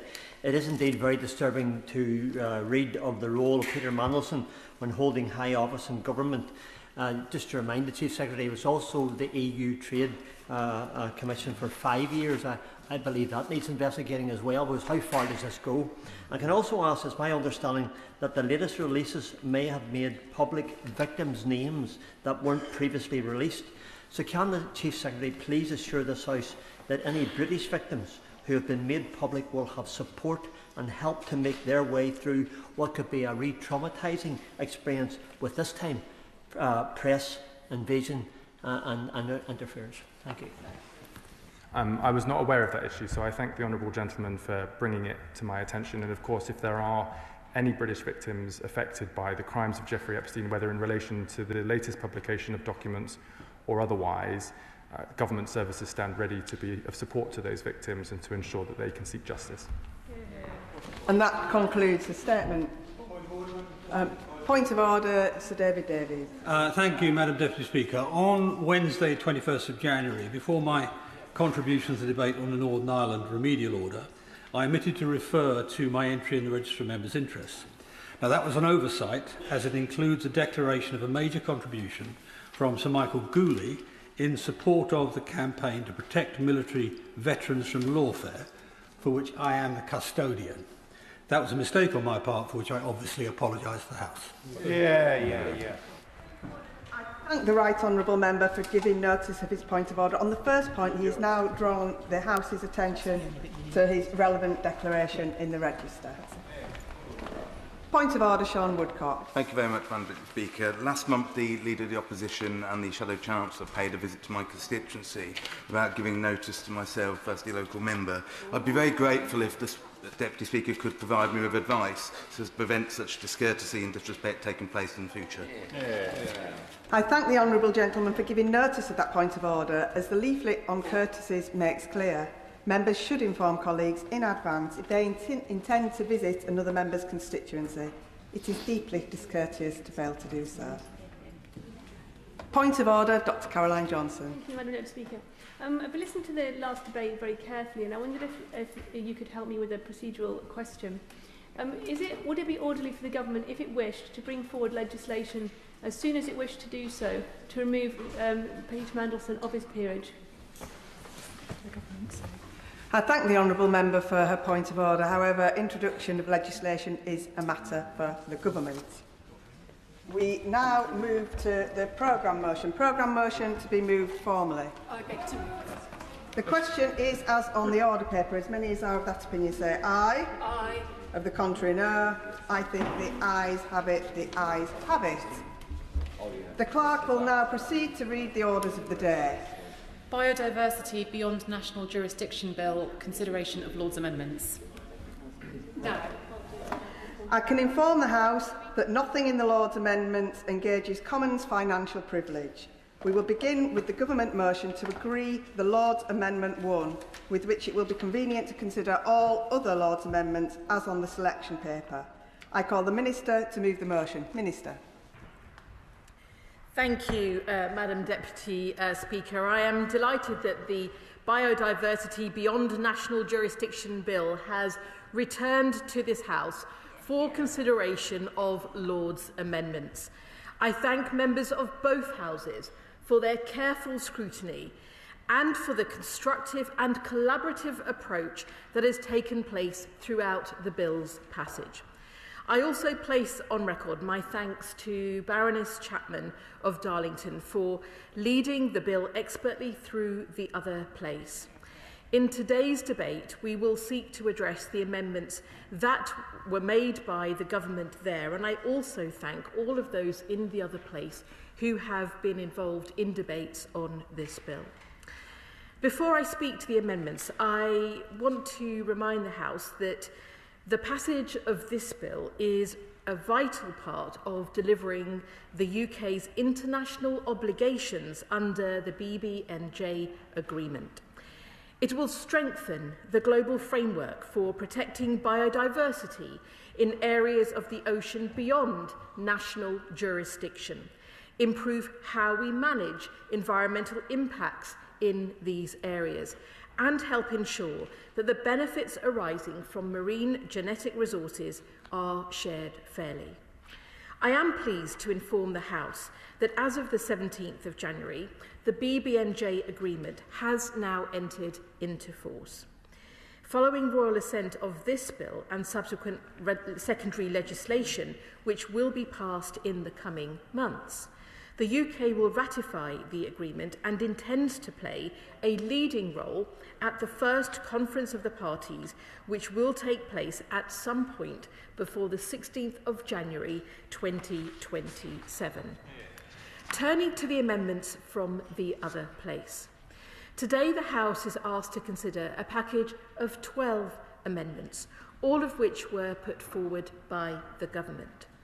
These amendments relate to devolution and are designed to support effective implementation of the BBNJ agreement across the whole of the United Kingdom, while respecting the devolution settlements and ensuring that devolved ministers are appropriately engaged where devolved competence is affected. I'm very happy to give way. Speaker, can I thank the Minister for what the Minister is putting forward. I know that Part 2 of the bill contains a specific exception for fishing and that the new regulations do not apply to the use of a UK craft for fishing if it is done under a valid licence under the Fisheries Act 2020. I've been contacted by some of the organisations back home in Northern Ireland, and so does the Minister not agree that it's essential that the devolved administrations enshrine this in acknowledging that the fishing industry is reliant on the ability to continue to fish in all current areas? In other words, Madam Deputy Speaker. It's important that the administration, the Northern Ireland Assembly in particular, does what this bill says, because if it doesn't do that, then the Northern Ireland Fishing Organisation will find themselves at a disadvantage. Thank you. I thank the honourable member for his question. It is indeed important that all our devolved administrations, as well as the UK government, are abiding by the agreement, and I thank him for his interest and his engagement in this important bill. I am really grateful as well to all of those who we have been engaging with through the passage of this bill. And working closely with ministers and officials in the devolved governments, we agreed at the introduction of the bill that legislative consent motion that the legislative consent motion process is engaged for Scotland and Northern Ireland to varying extents by Part 2, 3 and 4 of the bill. The government has been in sustained discussions with both of these devolved governments to seek consent for the bill, and I can confirm to the House that motions on consent have been passed by the Scottish Parliament and the Northern Ireland Assembly. Lord's Amendments 1 and 4 provide Scottish ministers and Northern Ireland Department of Agriculture, Environment and Rural Affairs with concurrent powers to make regulations within devolved competence corresponding to the powers to make provision granted to the Secretary of State under Clause 9 and Clause 11 of the bill. Amendments 2 and 5 provide the procedure for those powers. As one understands it, the BBMJ is dealing with matters primarily in international waters, and of course devolved institutions have no say in those matters. So as to broaden an understanding of the bill, what type of regulations is it anticipated that DERA, the local stormont department, would be making in consequence of this bill? I thank the honourable member, and what I will say is that following the ratification of the agreement, that we will be participating in the future discussions in relation to the implementation of the agreement, and there will continue to be further conversations. I think the important point I do want to make, and I think this is relevant for the work we've been doing with Scotland, with Wales and with Northern Ireland, is that it does reflect how our UK government officials and devolved officials are already working together effectively in practice, and including in relation to consultation and effective delivery. And I know that these will be conversations that do continue. If I can continue with my remarks, Madam Deputy Speaker, in relation to Amendments 3 and 6, these place a duty on the Secretary of State to consult Scottish ministers and the Department of Agriculture, Environment and Rural Affairs in Northern Ireland before exercising powers in Clauses 9 and 11, where regulations engaged devolve matters. This duty does not apply where the Secretary of State considers that regulations need to be made urgently for the purposes of implementing emergency measures adopted under Article 24(1) of the BBNJ agreement. This approach ensures that devolved governments are engaged in advance of regulations being made, enables them to make their own provision on devolved aspects where they wish to do so, and reflects their responsibilities while supporting timely and effective implementation of the agreement. Lord's Amendment 7, I will give way. Shannon. Speaker, the reason why I'm asking, because I've been asked these questions by the fishing organisations back home, I want to put them on the record, and I wish to just very quickly. The bill enables the creation of internationally agreed MPAs in the high seas. If a Northern Ireland vessel operates in these international waters, it may face new restrictions on where it can fish to protect vulnerable habitats and species like sharks and whales. Does the Minister not agree that we need to ensure that MPAs are not created without the fishing industry. That's the sector itself, the fishing organisations, the fish producers, and that their opinions carry weight and not simply just a checkbox exercise. I just want to put it on record, please, if you don't mind. Thank you. I thank the honourable member, and indeed he does continue to put on the record his concerns, and he will know that as we move forward following ratification, there will be detailed conversations we will continue to have, and it is important that that the rules and regulations as we move forward will also be clear for all to be operating by. Madam Deputy Speaker, I was just referencing our approach and how we've been moving forward on the bill, and to ensure that devolved governments are engaged in advance of regulations being made, and that does enable them to be able to make their own provision on devolved aspects where they may wish to do so. And we continue to work closely together to support timely and effective implementation of the agreement. Lord's Amendment 7 inserts a new clause after Clause 17 that makes changes to the Marine Works Environmental Impact Assessment Scotland Regulations 2017 to ensure that the UK meets its obligations under the BBNJ agreement in relation to the Scottish marine licensable activities in areas beyond national jurisdiction. The UK Government will be amending its own environmental impact assessment regulations, and Scottish Government officials have worked closely with UK counterparts to draft corresponding provisions. Accordingly, Amendments 8 and 9 also limit the power in Clause 18 to only implementing Article 38 standards or guidelines, as a wider power is no longer required in light of other changes that will be made directly through the bill. Lord's Amendments 10 and 11 ensure that under Clause 22, which sets out procedures for the making of regulations under the Act, does not apply to regulations made under clauses introduced by Lord's Amendments 1 and 4. Instead, the procedures set out in Government Amendments 2 and 5 respectively apply. Finally, Lord's Amendment 12 amends Clause 25 so that the clause introduced by Amendment 7 comes into force on such a day as the Secretary of State appoints by regulations rather than upon royal assent. This change ensures a consistent approach across the bill with regards to the environmental impact assessment regulations that are being amended. So, Madam Deputy Speaker, the Government's objective is the BBNJ agreement effectively across the whole of the United Kingdom, and to do so in a way that respects the devolution settlement and supports continued constructive collaboration with devolved governments. I therefore commend these 12 Lord's amendments to the House, and I urge members to support them. I beg to move. The question is that this House agrees with the Lords in their Amendment 1. I call the Shadow Minister. Thank you very much, Madam Deputy Speaker. We on this side of the House recognise the importance of the Biodiversity Beyond National Jurisdiction Bill and the shared international ambition to protect the world's oceans and marine ecosystems.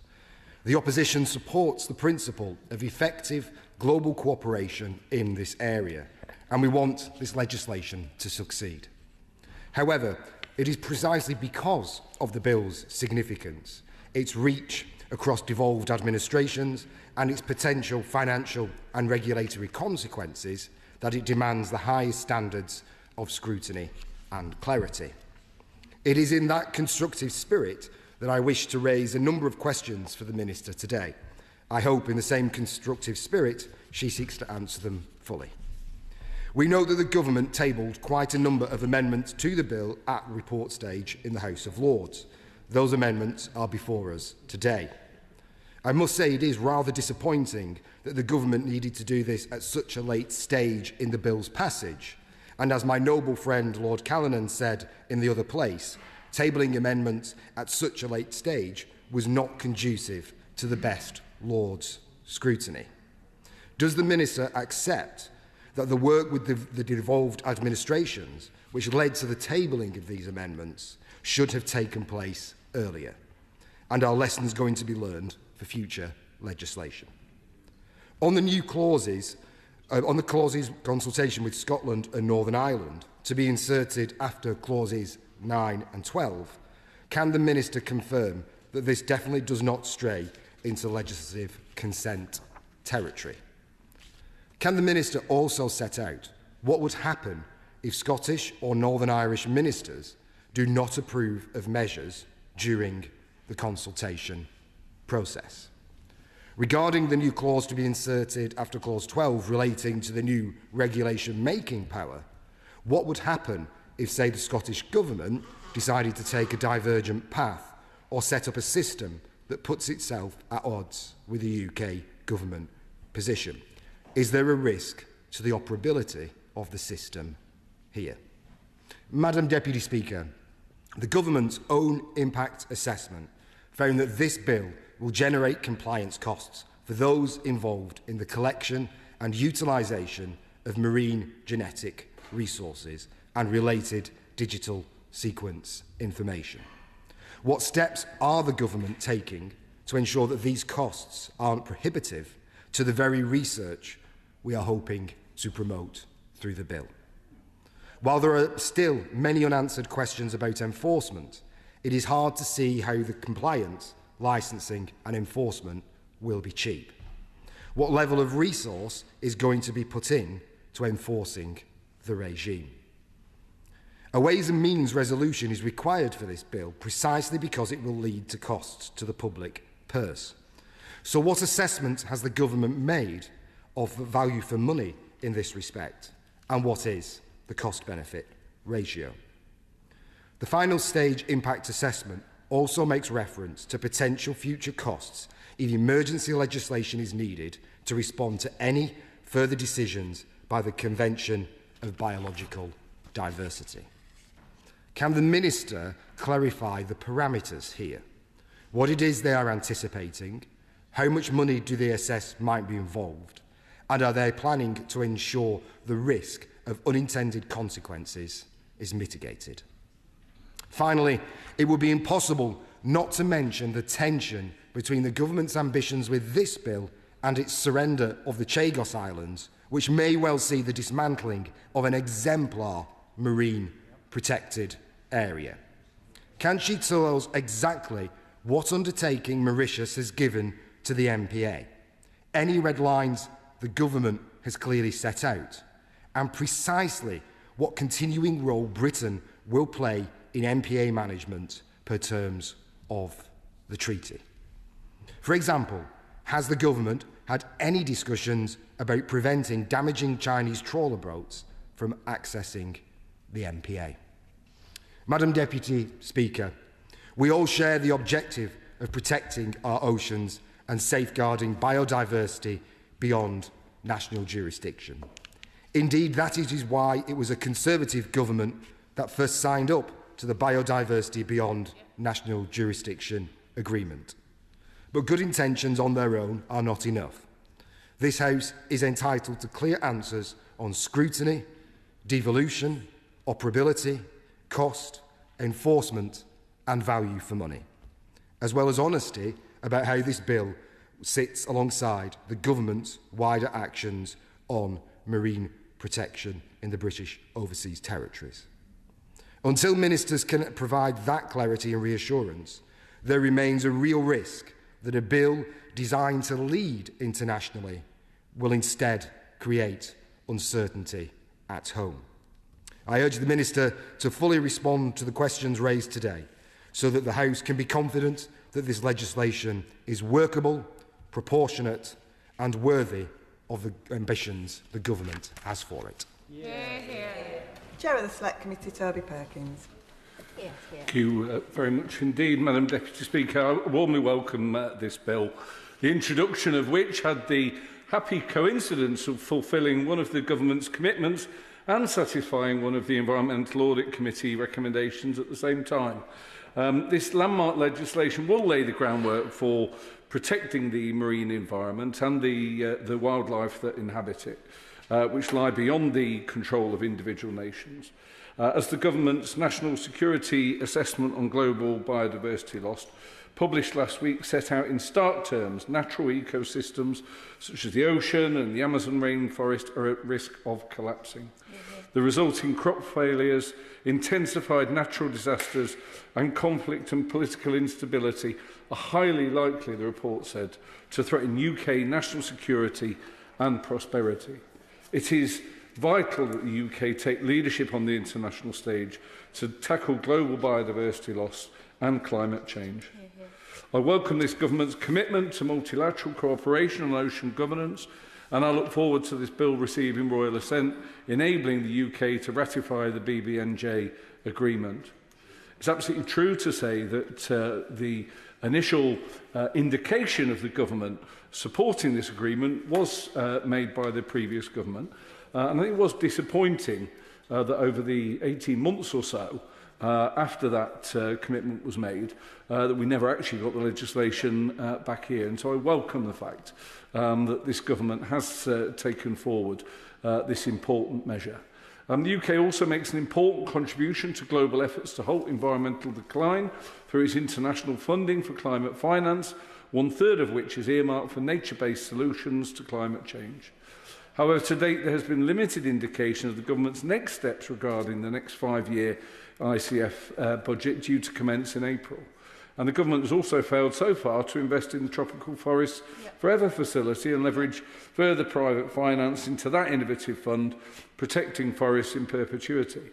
So whilst the Minister has rightly championed our contribution to this impressive act of international cooperation, does she agree that we have more to do to ensure that we retain the UK's hard-earned reputation as a global leader in the field of international climate action? Can the Minister confirm that the UK will continue to contribute to protecting and restoring global ecosystems by maintaining its international funding for climate, including for nature projects in the next round of funding? So, in summary, Madam Deputy Speaker, I welcome this important legislation that this government has acted on where previous governments merely talked about it. I look forward to them to continuing in this positive direction on the other areas I referred to. Hear, hear, hear, hear. I call Liberal Democrat spokesperson Ros Savage. Thank you, Madam Deputy Speaker. The Liberal Democrats strongly welcome this bill, and it's wonderful to hear the support for it from across this House. The Global Oceans Treaty is one of the most significant environmental agreements of our time. It is currently the world's only viable pathway to meeting the global 30 by 30 target to protect at least 30% of the world's oceans by 2030. And the scale of that challenge is monumental. Right now, less than 1% of the high seas is fully protected. That's less than 1 penny in the pound of the global ocean. And this is the gap that this treaty begins to close. The ocean underpins everything. It feeds billions of people, absorbs around 1/4 of global carbon emissions, regulates our weather and supports livelihoods across the world. Yet it's under extraordinary and growing pressure from overfishing, plastic pollution and climate change. I've seen those pressures firsthand. Rowing solo across 3 oceans, I saw both the beauty of the high seas and the damage that we're doing to them. Out there, beyond national borders, it can also feel beyond human laws. But this treaty is about bringing rules, responsibility and stewardship to those waters, and also discharges one of the commitments made by this government to me during the discussions around my private member's bill, the Climate and Nature Bill, and for that I thank them. While we, as Liberal Democrats, welcome the bill, we do regret the delay. The UK helped to negotiate this agreement, and it would have been fitting if we'd been among the first to ratify, rather than trailing behind. I want to thank the campaigners who've kept up the pressure, and colleagues from across my party who've long championed ocean protection, including the Honourable Member for Bath, who's consistently made the case for stronger high seas governance, as has the Honourable Member for South Cambridgeshire. Will she give way? I will give way. I thank her for giving way. I, like her, have spent quite a lot of time on the ocean, not rowing, but sailing. And when one sails across the oceans in small boats, one can't help but see seas of plastic, whether left by fishermen or just thrown overboard, carried on currents. Does she feel that this treaty goes far enough to tackle the scourge of plastic pollution in our oceans? I thank my honourable and gallant colleague for his intervention. This treaty does not yet go far enough on plastic pollution, and I hope that the countries of the world will bring their best endeavours to achieve an international agreement on plastic pollution. Sadly, so far, those negotiations have not succeeded. I'd also like to take this opportunity to recognise the serious, constructive work of our Liberal Democrat peers. They chose not to delay ratification, but they did work hard to strengthen the bill. Lord Teverson pressed ministers on enforcement gaps, flags of convenience, illegal fishing and human rights at sea, reminding us that the high seas cannot be a legal vacuum for either nature or people. And Baroness Miller of Chilthorne-Domer pushed strongly on plastic pollution, especially plastic pellets that now turn up throughout the marine food chain. These issues have not gone away, and they now form the implementation agenda. As Lord Teverson observed during the Lords' debates, this may be one of the last major environmental agreements that we see from the United Nations for some time, given this era when respect for international law appears to be under strain in a way that we haven't seen for many decades now. That makes this treaty not just important, but precious. We are under a moral and existential obligation to make it work. So this ratification must be the start, not the finish. If the UK wants to lead, the government should aim to arrive at the first conference of the parties with a clear plan for implementation, which I would like to suggest to the Minister should include the publication of a proper implementation roadmap with timelines, responsibilities and funding so delivery does not drift. We should back our world-leading scientific institutions such as the National Oceanography Centre, the British Antarctic Survey and the Centre for Environment, Fisheries and Aquaculture Science. They should be fully supported to provide the evidence, training and technology transfer on which this treaty depends. We should strengthen enforcement using our satellite monitoring capability and our experience monitoring vast protected areas in the overseas territories. And as a priority, we should get our own maritime house in order. We cannot, in good conscience, call for protection overseas while allowing destructive practices like bottom trawling in our own MPAs. Credibility must start at home. And at a time when multilateral cooperation often feels fragile, this treaty shows what is still possible when countries work together to protect the global commons. The Liberal Democrats will support this bill, but future generations will not judge us on whether we ratified a treaty. They will judge us on whether the oceans are healthier because we did something.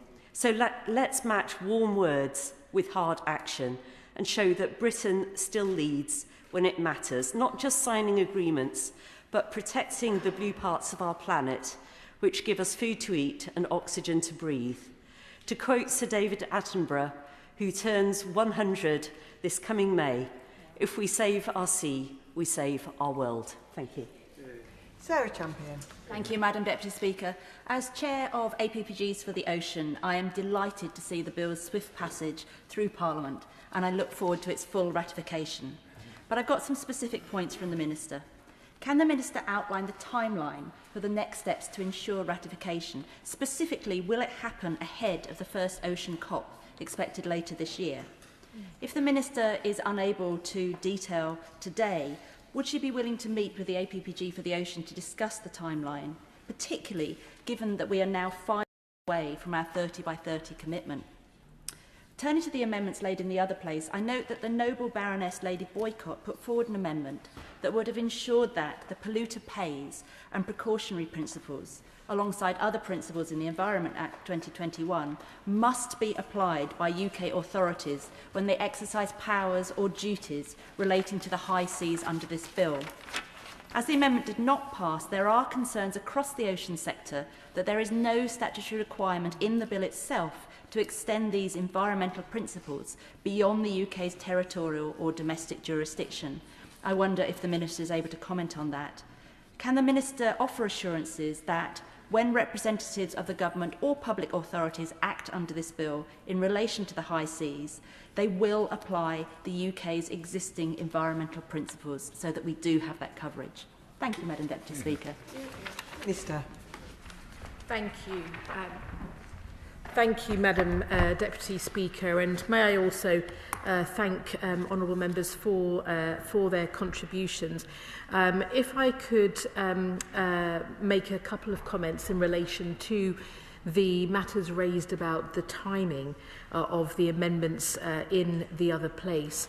I think firstly to mention that discussions were continuing to be ongoing with our devolved governments as well about how we would be moving forward on the bill together. And it is important to recognise the respect for devolution settlements and adherence also to principles underpinning the Sewell Convention that are the core aims of this government and how we're working. And so I referenced the way in which we've been working closely with Scotland, Wales and Northern Ireland as we move forward. And that was part of the reason for some of the delays in order to get those agreements for how we move forward together.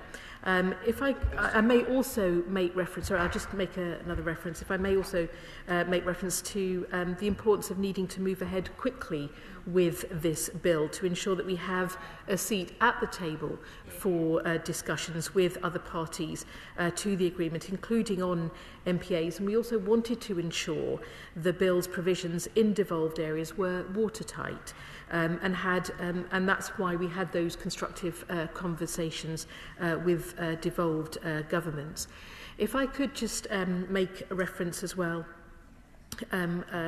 in relation to fishing. Part 2 obligations do not apply to fishing, but I know the honourable member has left his place, but he can reassure that the Northern Ireland Assembly will have concurrent powers to implement provision in areas of devolved competence. And in Part 3 of the bill, the UK will be involved in MPA decisions and will carefully consider the impacts on fishing. In relation to comments that were raised in regard to multilateral cooperation, I do want to mention some of the ways in which we continue to work with other states to support ratification. We continue to be proactive in preparing for implementation of the BBNJ agreement and are committed to partnering with others, including with the Global South, to ratify and to implement the agreement. And indeed, the Foreign Commonwealth and Development Office has worked with the Commonwealth Secretariat to support smaller member countries with their implementation work. And the Department for Environment, Food and Rural Affairs also published research to develop a shortlist of potential area-based management tools, including marine protected areas that could be proposed once the agreement is in force. I was asked as well by the honourable member, my honourable friend, the honourable member for Rotherham, about the process of the bill. I made some remarks, but I may, with permission, make some further remarks in relation to this. Following the passage of the bill, we will be laying 2 statutory instruments, one of which will define digital sequence information for the purposes of the BBNJ Act, and the other, along with an associated Scottish Government SI, will amend the marine licensing regime where needed to implement Part 4 of the BBNJ agreement on environmental impact assessments. These will be progressed as soon as the BBNJ bill has received royal assent. And once these SIs have been passed, we will be able to ratify the agreement. and do so by laying the instrument of ratification formally at the United Nations in New York. We are keen to see this happen as quickly as possible, as I know my honourable friend is as well. I do just want to make a reference to the legislative consent motions, and I think the Shadow Minister did ask about this in his remarks, and to say that yes, while foreign affairs and treaty making are reserved matters, implementing international obligations in domestic law is not reserved where those obligations concern devolved areas. Several provisions in the bill, particularly those in relation to parts 2, 3 and 4, relate to matters such as environmental protection and scientific research, which fall within the devolved competence in Scotland and Northern Ireland, and consequently the legislative consent motion process is engaged to varying degrees. And it has been the case that the assessment of whether the legislative consent motion is required for this bill has been agreed across the relevant UK government departments, including Scotland, Northern Ireland and Welsh offices, and in consultation with the devolved governments. Now, the Honourable Member also, the Shadow Minister, the Honourable Member also asked if there is a risk that requirements for an environmental impact assessment in Scotland for marine activities in areas beyond national jurisdiction might be different to one in other parts of the United Kingdom. It is the case that Scotland could choose to implement the requirements slightly differently, and we will be continuing to work closely with the Scottish Government to ensure that differences are kept to a minimum and that the United Kingdom as a whole is taking a consistent approach. What I will say is that is very much in the spirit in which we have been working collaboratively to respect devolution settlements, but recognise the importance of this agreement to both the Scottish Government and also to the United Kingdom Government. And I think that that has been an important part of how we've progressed. I will give way very quickly. Thank you very much, Madam Deputy Speaker. On that point of, and I thank the Minister for answering the question that I raised around the potential for the Scottish Government to take a divergent way in the way that they implement this. If ongoing conversations are underway, can the Minister indicate whether there has been an indication given from the Scottish Government that they are in fact going to want to implement this in a slightly or more different way? I thank the Honourable Member for his question. What I will say is that we are at the start of the process, and the spirit in which we have been working and the way in which we have reached agreement on how to be working alongside the Scottish Government is an important principle of how we would continue to work going forward. And I do believe, in light of those conversations, that a collaborative approach will continue, because that is in all of our interests as well. If I could just make some further comments in relation to the Honourable Member speaking for the Liberal Democrats, the Honourable Member for South Cotswolds. If I can make a reference to plastic pollution, I think it's important to reference this. It is important to, I know, members on all sides of the House, that there is a separate process underway to agree a global plastic pollution treaty. And plastic pollution is a transboundary issue with its source on land, with its, and it is appropriate for this to be addressed by a bespoke treaty that can address the full life cycle of plastics, and including phasing out problematic products, improving waste management and reducing leakage. The BBNJ agreement focuses on conservation and sustainable use of resources in areas beyond national jurisdiction, and therefore is not best suited to address plastics pollution across the life cycle. But she makes an important point, and it is a matter of concern across the House.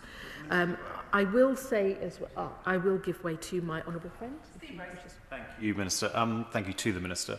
I very much welcome the Government's commitment to global leadership on protecting the oceans by bringing forward this bill and so quickly through Parliament. Last week I joined Greenpeace on on board their vessel Witness, which is docked nearby in London, and heard about the devastation that bottom trawling can wreak on marine ecosystems. Can the Minister outline what steps the government is taking to regulate, or preferably to ban, this destructive fishing practice in our marine protected zones and elsewhere, as it is a particular area of concern for my residents in Exeter? I thank my honourable friend, and it is indeed a matter of concern as it has been raised in debates across the House. And whilst he will know that bottom trawling is not within the scope of the agreement, separately he will also, I think, be aware that we are consulting on restricting bottom trawling in more vulnerable marine habitats. And it is important that that consultation and that work continues. I will just come to a conclusion, Madam Deputy Speaker, to say that this is a landmark piece of legislation. It does ensure that the UK can ratify the important BBNJ agreement and take full part in the Conference of the Parties.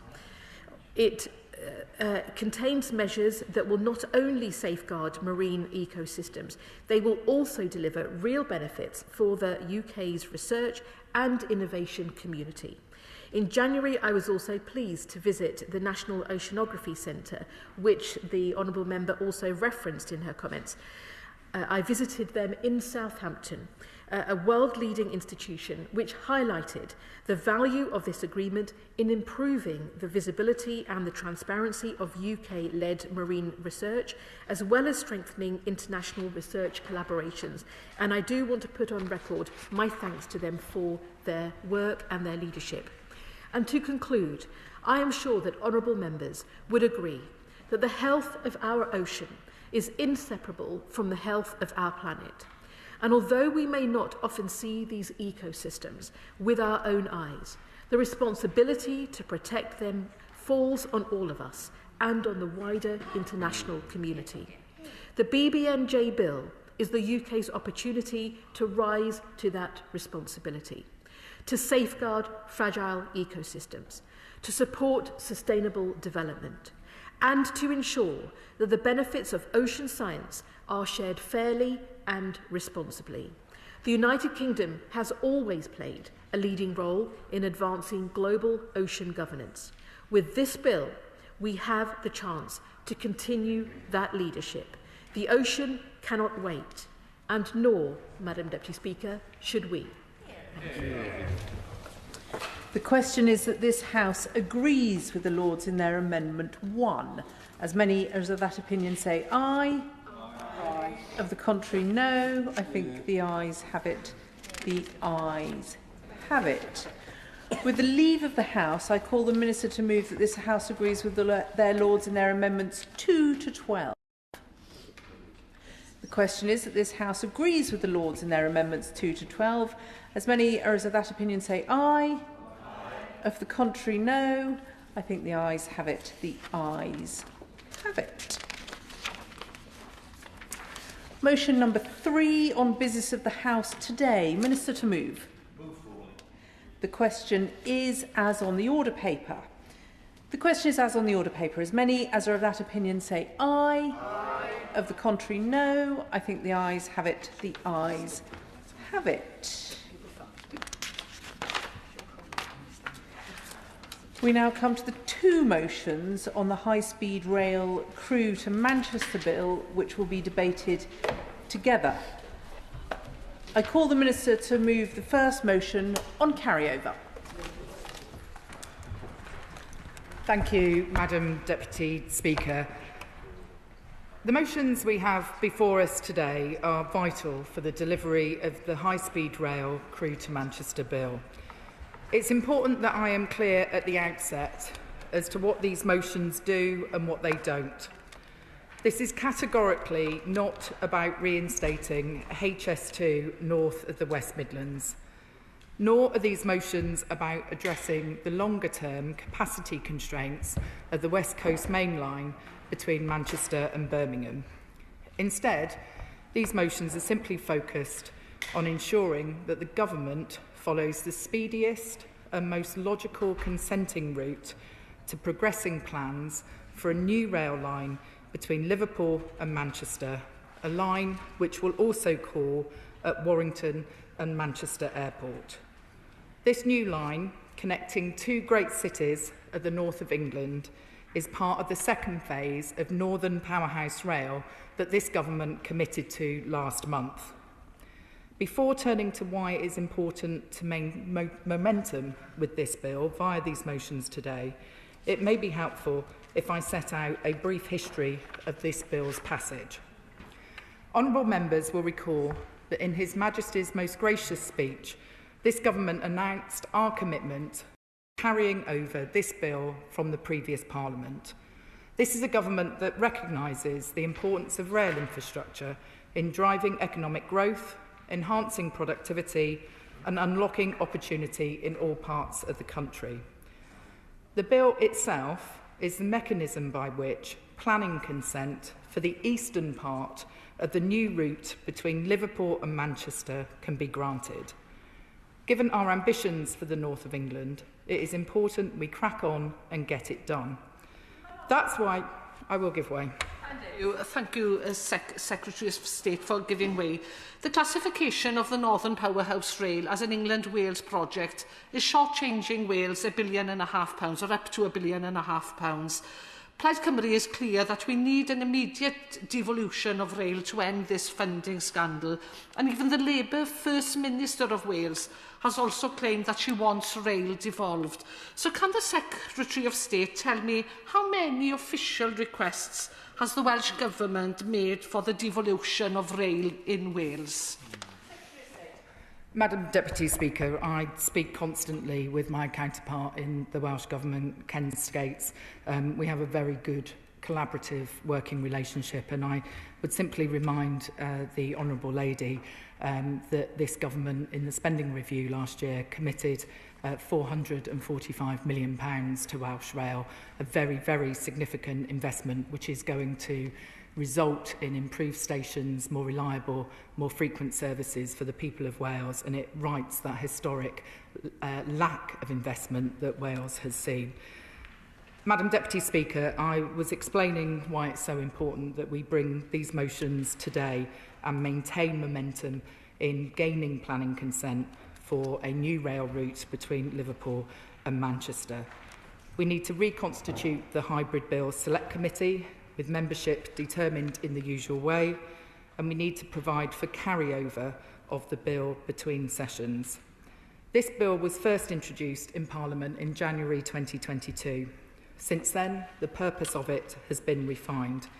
It was initially intended to provide powers for both HS2 from Crewe to Manchester, as well as a section of the MPR route that would deliver east-west connectivity. The previous government's Network North announcement in October 2023 cancelled high-speed rail north of the West Midlands, so the HS2 element of the bill was no longer required. With the support of local leaders in May 2024, just before the last general election, this House passed an instruction that the bill should be adapted to focus on delivering the section of Northern Powerhouse Rail into Manchester. This is the bill that is now before us. All elements of the bill that pertain to sections of the route south of Millington will be removed. It is the government's intention to table an amendment to formally remove these powers during the Select Committee.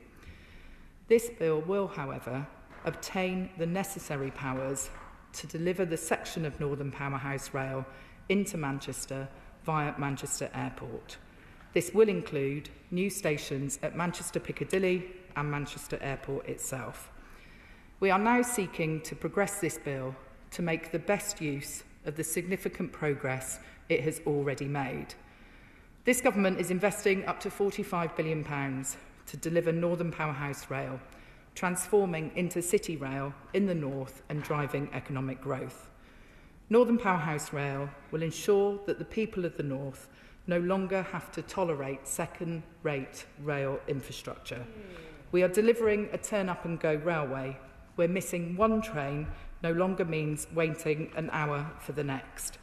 That means more frequent and reliable commuter services will be the norm.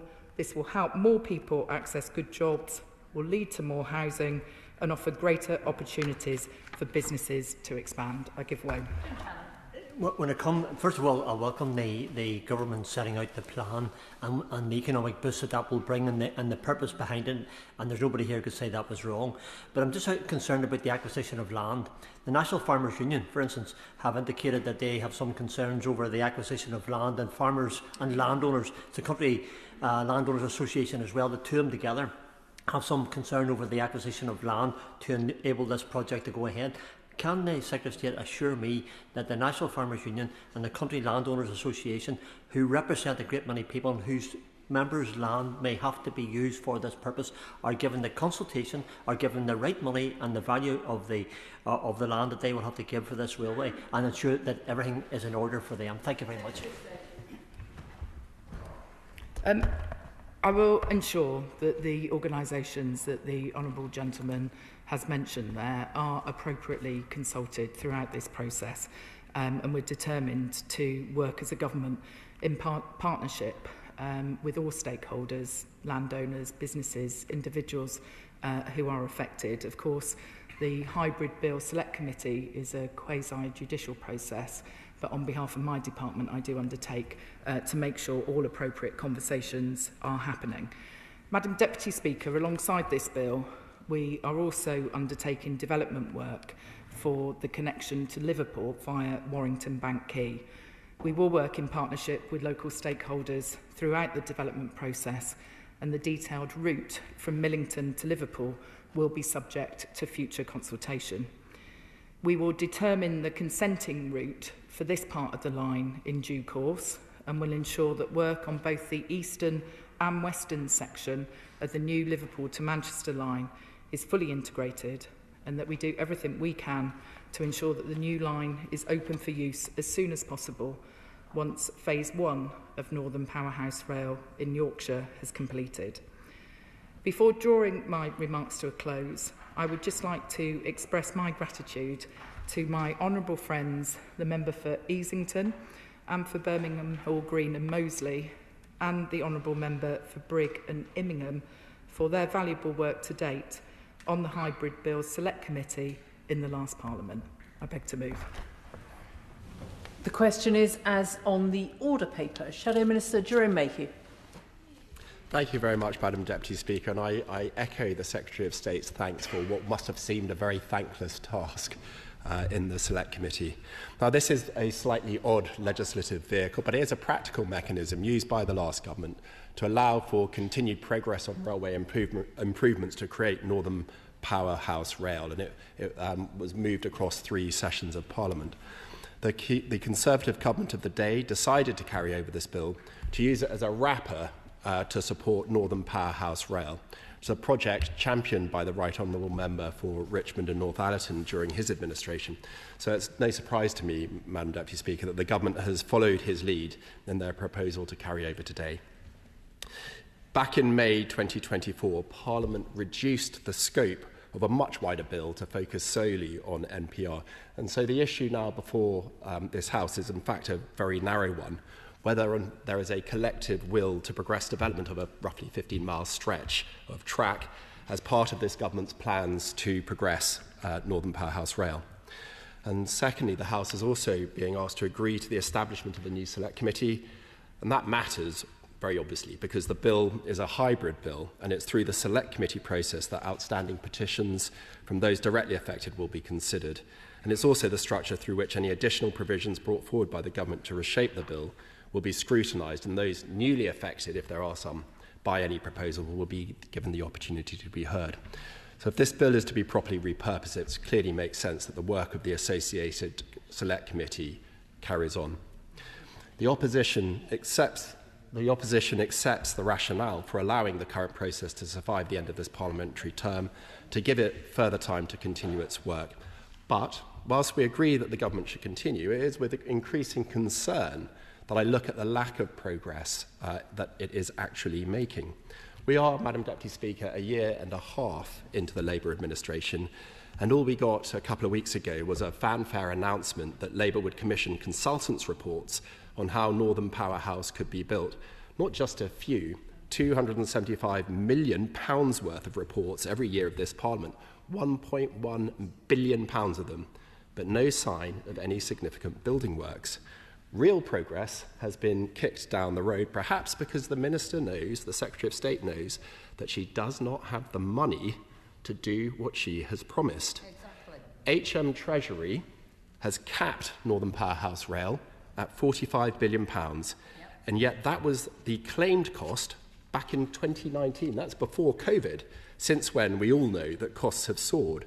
She knows that she doesn't have the money, so she distracts her backbenchers with castle-in-the-air planning, with the taxpayer picking up the bill. I asked the Secretary of State a fortnight ago for clarity, for transparency, even for an indication of how funds were to be reconciled. And she puffed and she puffed and she said she wouldn't be lectured, but she didn't answer the question. We are now none the wiser as to how the government expects to fill the gap. What cuts will she be forced to make? Is it to the high-speed section? Perhaps she could tell the House today. It would have been better for the public to have had that clarity nearly 3 weeks ago than the spectacle of the Secretary of State signing bits of paper on her rail tour of northern cities. We want to see these schemes come on budget and in a timely manner, addressing local concerns so that communities are not just spoken to, but listened to. To get the best possible result for taxpayers, the government needs to avoid overly onerous environmental mitigations that impose huge costs for minimal benefit. They talk of deregulation to speed up the process, but where is the action to deregulate? We need to see the government choosing supply chains based on cost and performance, with the value for money for the taxpayer right at the heart of their decision-making process, bringing costs down while speeding up construction. But we don't see this hard work being done by the government. And we need a government with sufficient backbone to be honest about what it can afford to achieve. There's no sign of that. It is on actual delivery that this government will be judged, not just by me, not just by these benches, but by the public. Right now, they're being let down. Graham Morris. Thank you very much, Madam Deputy Speaker, and thank you for calling me to speak in what I believe is a really important debate. And I'm delighted to support the government's motions as we continue to invest and transform our rail network after decades of hollow promises and mismanagement under the party opposite. This bill will allow the government the powers necessary to deliver on Northern Powerhouse Rail, therefore supporting our economy, creating better jobs, delivering new and much needed opportunities right across the northwest of England. I may say from a personal point of view, as a frequent user of rail services in the north of England, it's important to me and to my constituents that the government continues to focus on building capacity, reliability and resilience on one of the busiest rail corridors in the country. The importance of our rail network and infrastructure can't be overstated. Indeed, its success will have a direct impact on economic growth and productivity. Madam Deputy Speaker, I do take the point about the need or the desirability for a cross-party consensus, particularly when we're looking at large infrastructure projects such as this. And indeed, on the 14th of January, this government announced a Northern Powerhouse Rail represented the biggest investment in rail connectivity in the North for a generation, some £45 billion. More generally, I'm pleased that the government's looking at the three-phase approach and its sequencing will ensure our communities benefit as soon as possible. I note that beyond the scope of the committee in phase one in my own region in the northeast, work on the business case for the Leamside line is to be taken forward. This is a vital project for connectivity by creating new transport links and promoting wider access to the wider regional and national rail network. I also welcome the proposed upgrades to the lines east of the Pennines, focusing on electrification, an issue that was of great interest and of importance during my time as a member of the House of Commons Transport Select Committee. I'm pleased by the government's overall scale of ambition and real focus on regional rail services. This bill represents an opportunity for new rail investment and infrastructure, delivering new stations and routes, as well as major regeneration projects, levering in private sector investment and creating better links across the northwest of the country, not just north-south, but also east-west. After many years of raised hopes, can I ask my right honourable friend, the Secretary of State, to ensure the House that this bill is the most effective means of delivering Northern Powerhouse Rail without any unnecessary delay? I might suggest a thought, Madam Deputy Speaker. I've been here a little while now, and I've served on a number of joint committees, mostly pre-legislative committees, with members of the House of Lords. And it seems to me, although my good friend, the Honourable Member for Strangford, who's no longer in his place, well, it's very unusual, but he raised valid concerns about representations from the National Farmers Union and others in respect of the route.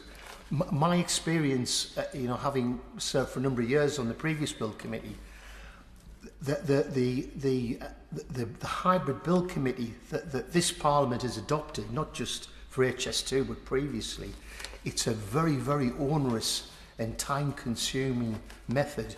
It makes vast fortunes for the bureaucracy and for the lawyers and for the lobbyists. And then the whole process has got to be repeated in the House of Lords. So I just wonder whether it's beyond my pay grade, Madam Deputy Speaker, but I just wonder whether someone further up the tree might give that some thought. Can I just say, again, I'm speeding up. We did get the opportunity to go to Japan on the Transport Select Committee a couple of years ago for 5 days, and we saw the Shinkansen, the high-speed bullet train, and that was conceived, and the bill was passed in the Japanese Parliament, the Diet, I think it's called, in 1959. It was constructed in 1964 in time for the Tokyo Olympics. So we can't say that's not a democracy, that country doesn't have problems of topography and earthquakes and so on, because it does, and there is a method that doesn't take 10 or 15 years.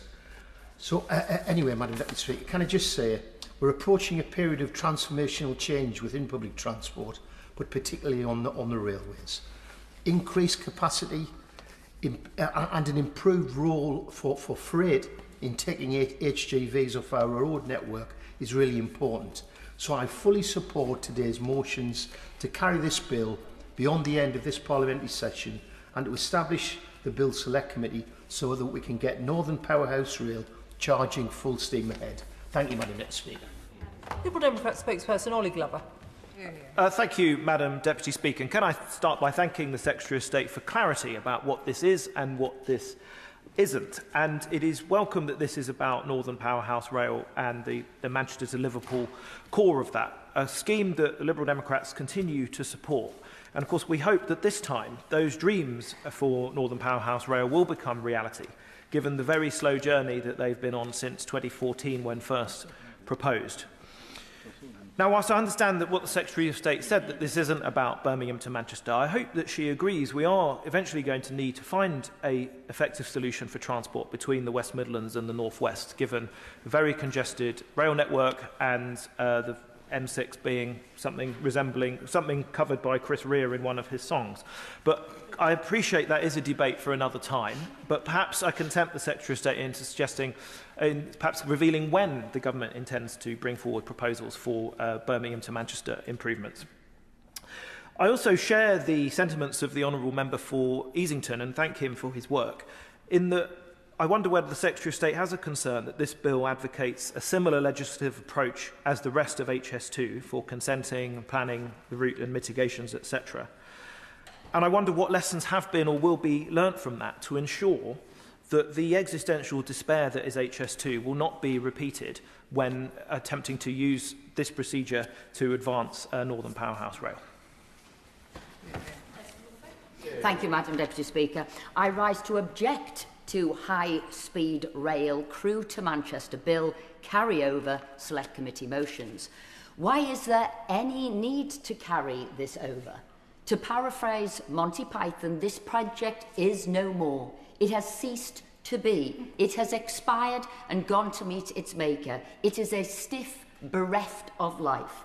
So why won't everyone accept this project as dead, finito, finished?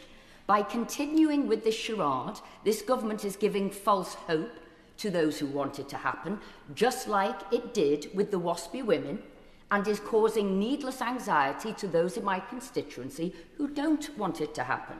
Why doesn't the government, rather than faffing about with carry-over motions, acting more carry-on than carry-over, why doesn't it just announce that this project is dead and buried and put it out of its misery once and for all?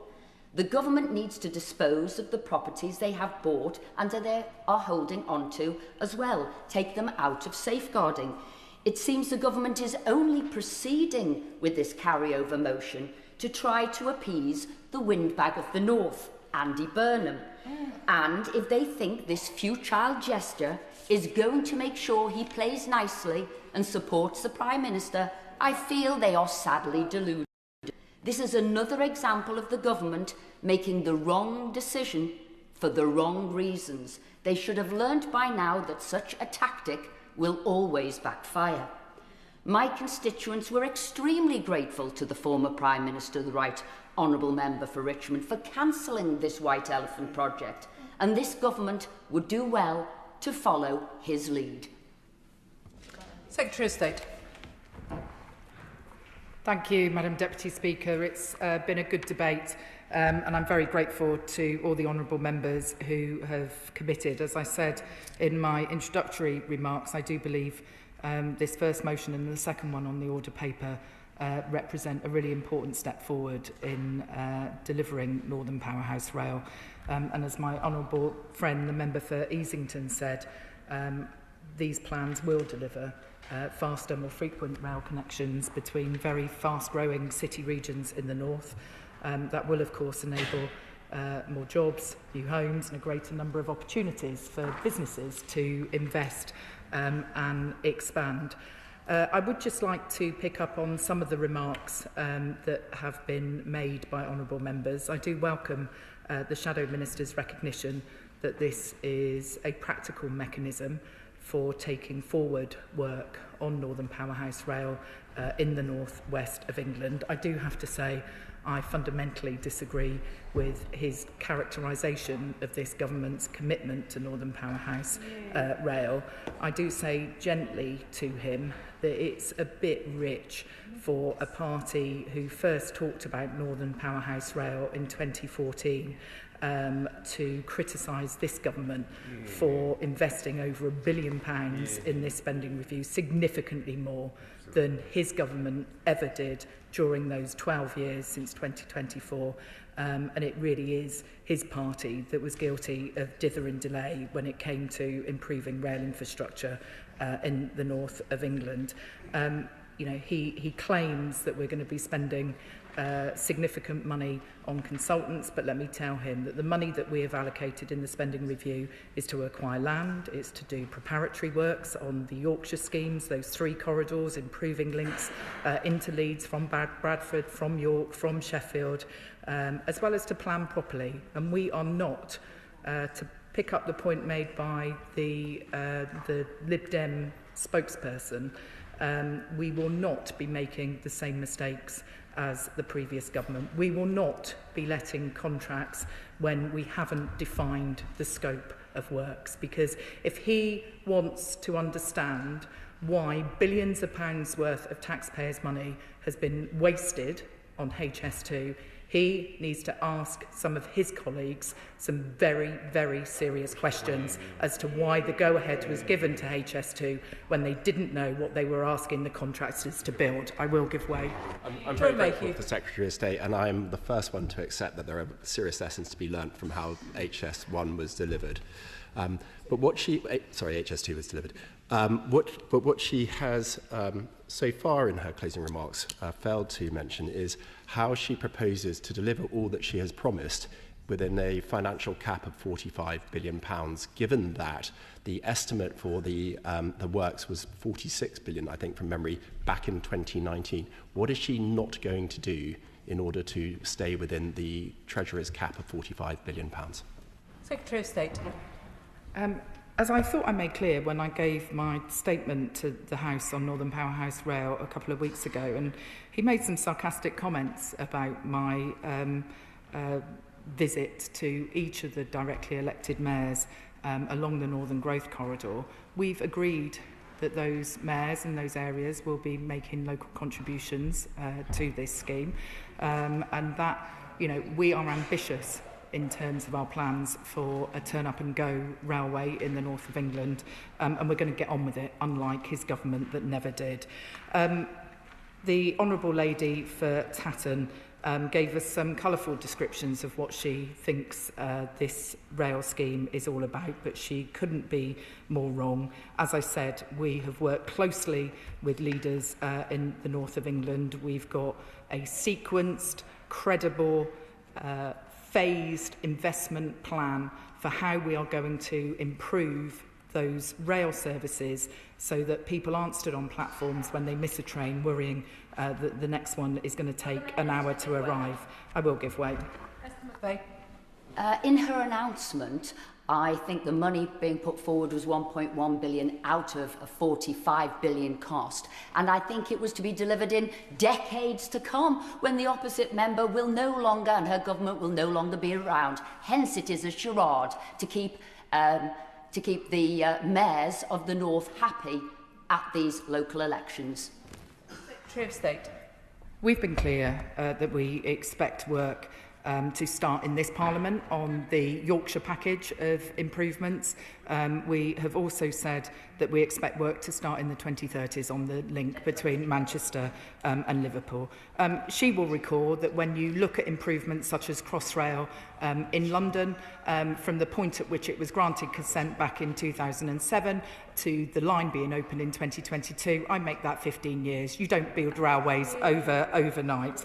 Madam Deputy Speaker, let me conclude.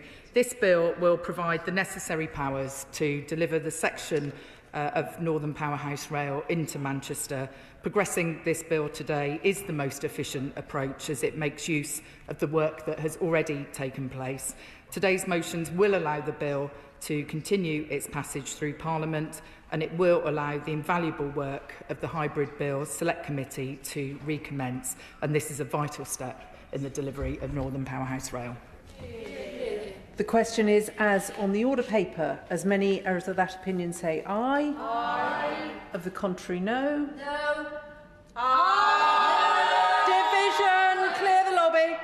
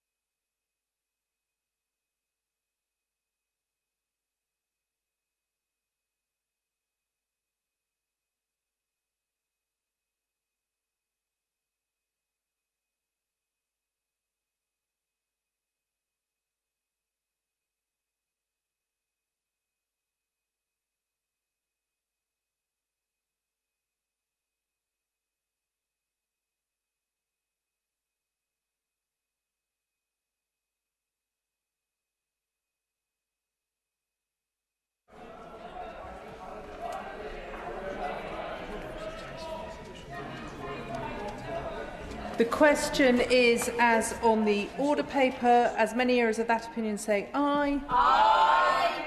Of the contrary, no.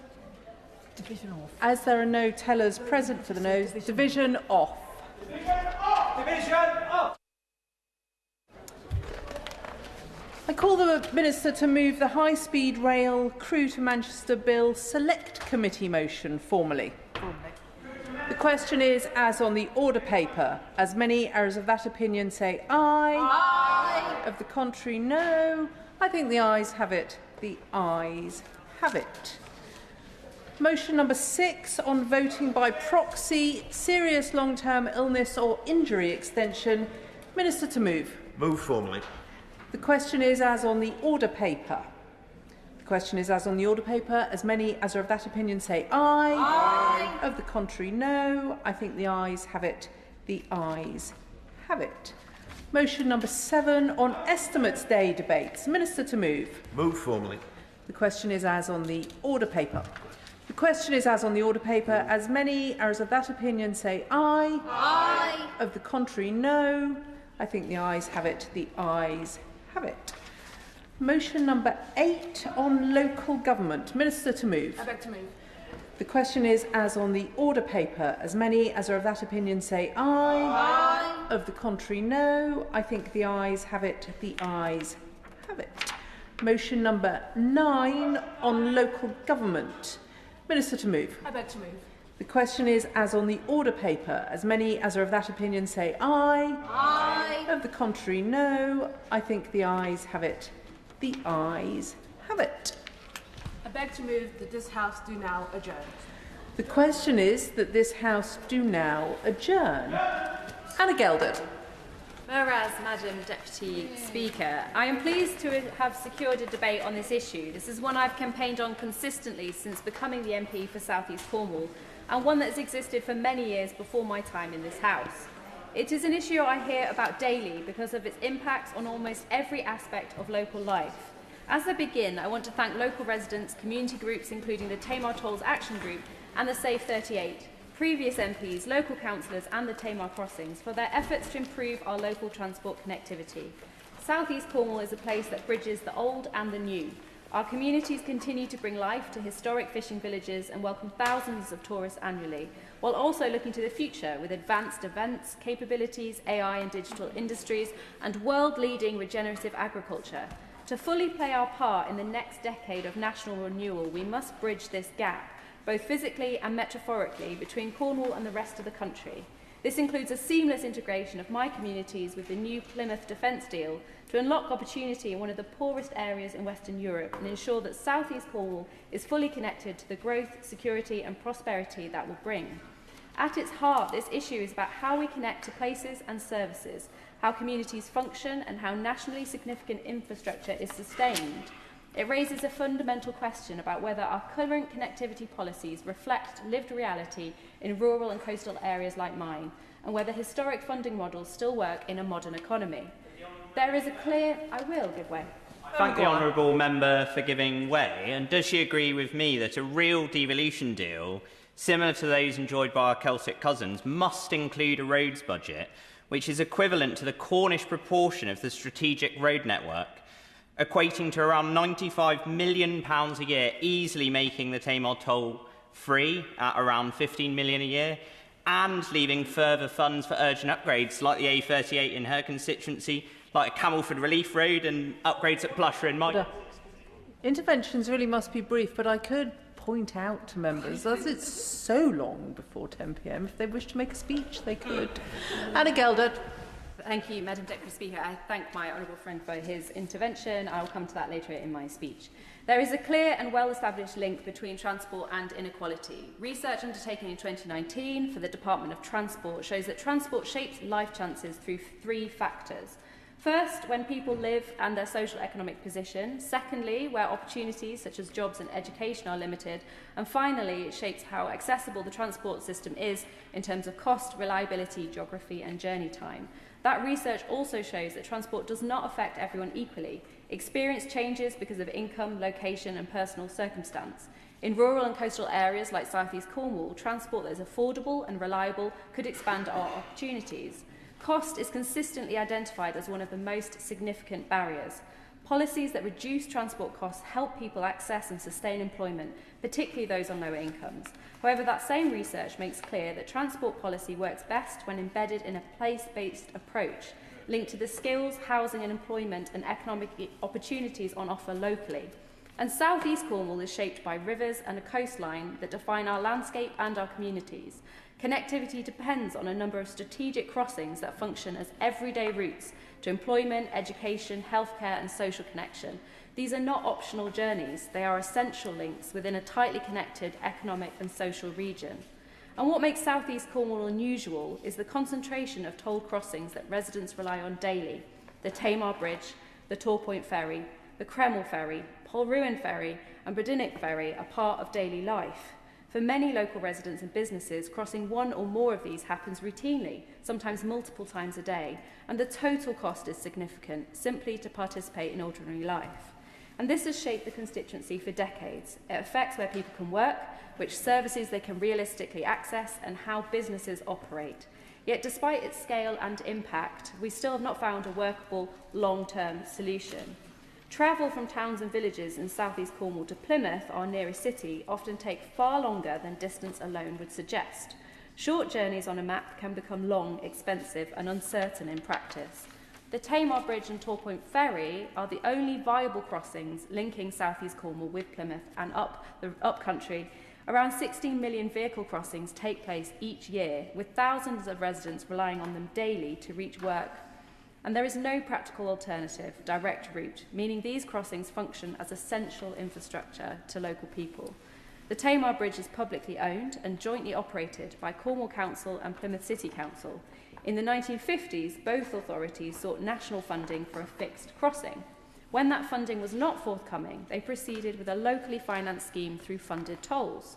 Parliamentary powers were granted through the Tamar Bridge Act 1957, establishing the joint committee that continues to operate both the bridge and the ferry as a single business unit, with all operation, maintenance and improvement funded entirely through toll income.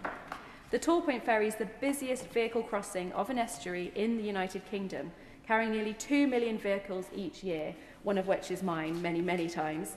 The Tamar tag has helped some regular users, such as myself, but minimum top-ups, usability issues and recent proposed increases in admin fees have undermined its purpose. Infrastructure must be maintained, but affordability, transparency and trust are also essential.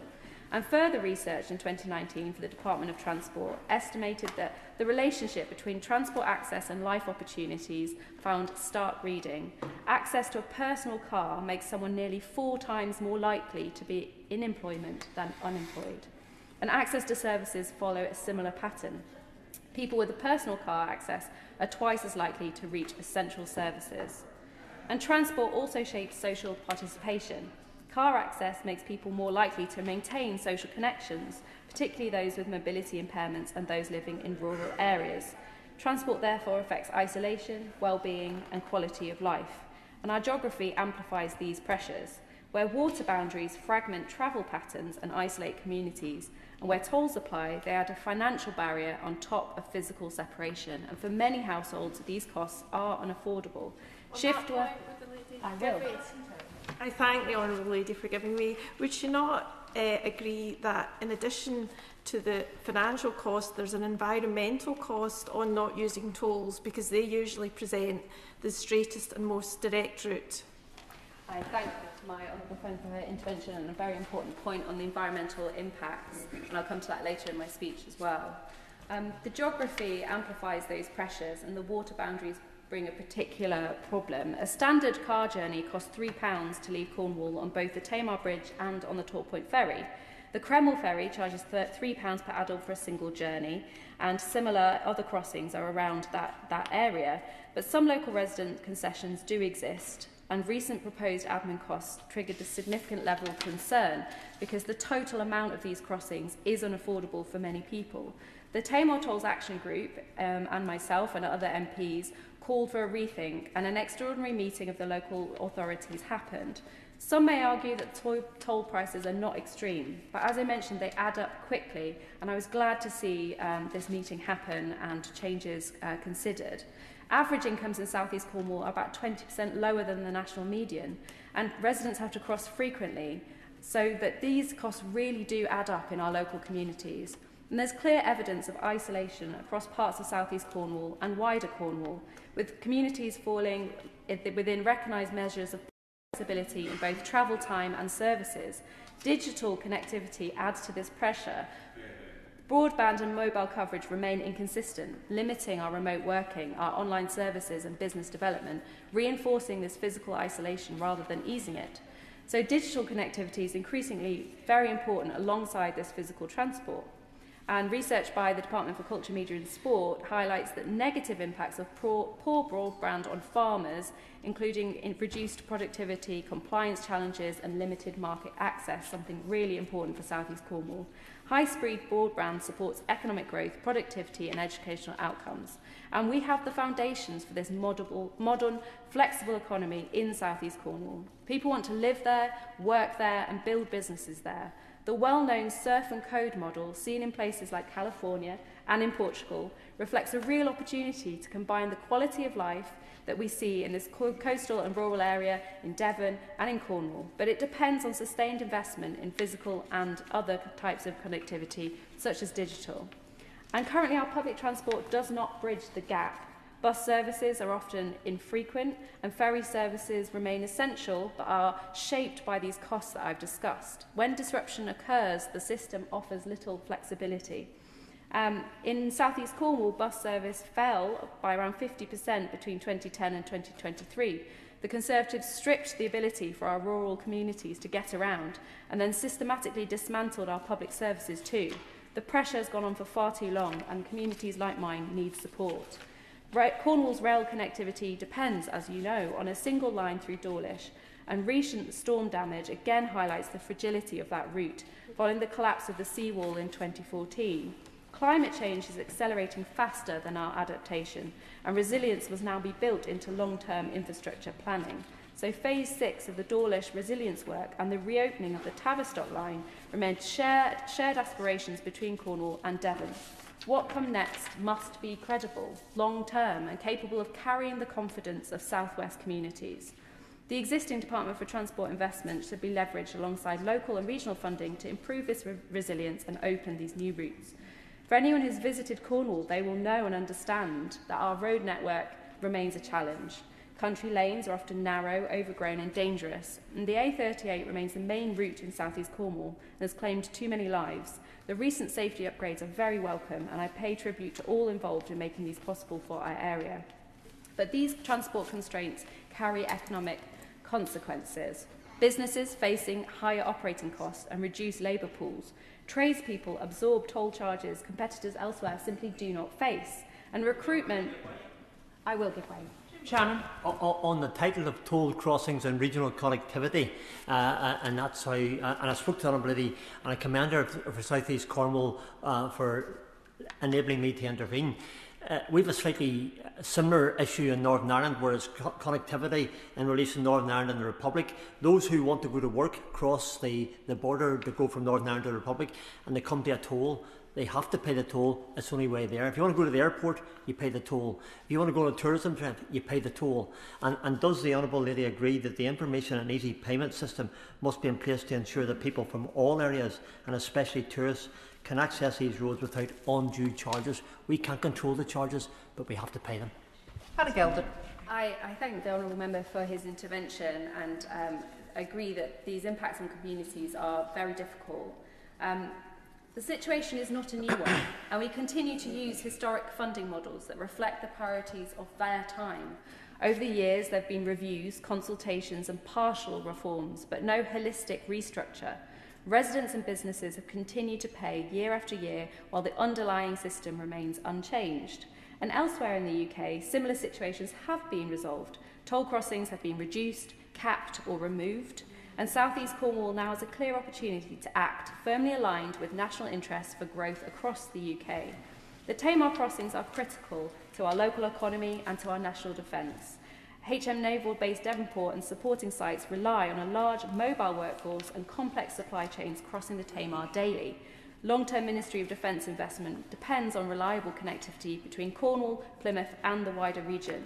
And Cornwall has deep ties to these armed forces. South East Cornwall has a high number of veterans and serving personnel, with almost 14% of the residents of Tor Point having served.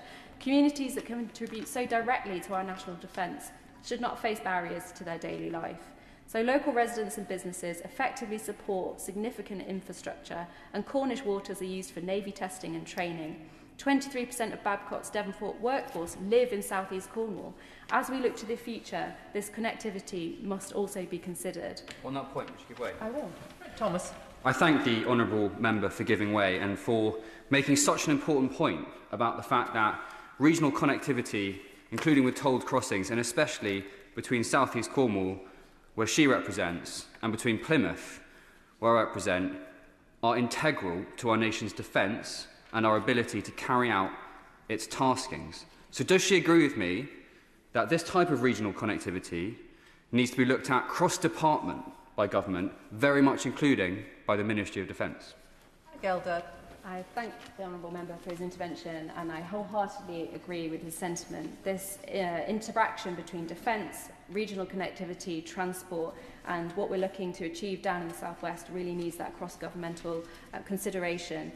And this goes beyond defence, with Cornwall reviving its mining heritage through the development of critical minerals, recognised through Labour's Kernow Industrial Growth Fund, supporting cleaner energy supplies, economic independence and backing British business. Cornwall also has a major international cultural and tourism value, from our historic landscape and mythical legends to world-leading attractions like the Eden Project. Our food culture, from cream teas to Cornish pasties, has global appeal, something I've seen firsthand. And I will give way. That's my register of interest, and thank my honourable friend for giving way on that point about Cornwall's economic potential, and particularly the role of critical minerals. But does she agree with me that in an ideal but not unimaginable world that we would have electric ferries, ideally powered by Cornish lithium batteries, which would reduce the operating costs of those ferries and therefore the subsidy effectively paid by Tamar Bridge users to that service? I thank the honourable member for his intervention, which really goes to the heart of this question. How do we move communities like ours into the future, taking advantage of cleaner, greener, cheaper sources of energy and bringing down costs for local residents? The Plymouth Defence deal presents a real opportunity. These toll crossings are enabling infrastructure and backing resilience. Addressing them alongside defence investments aligns local fairness with our national priorities. And the strengths deserve an infrastructure that enable growth rather than holding it back. So Cornwall is modernising, our economy is evolving, and our ambitions are forward-looking. And that brings me to the first of my 3 points, focused on improving fairness and future-proofing the Tamar crossings. Firstly, devolution of the necessary powers. Current legislation limits the ability of local authorities to reform tolling structures in line with modern use. So devolving powers would enable local decisions aligned with our national objectives. And secondly, grant funding to support long-term reform. Removing or reducing tolls without replacement revenue risks shifting burden onto local authorities and council taxpayers. So grant funding would recognise national benefit and avoid unintended consequences. And third, debt relief linked to historic financing. Existing debt structure drive continued reliance on toll income, and it restricts future options. So addressing this legacy debt would allow the crossings to come into the 21st century.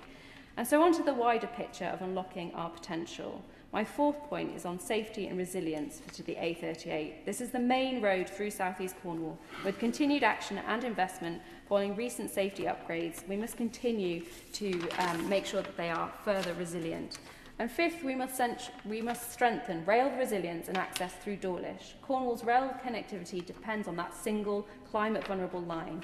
And to ensure regional growth, we need a strategic rail plan and a Phase 6 of the Dawlish Resilience Programme.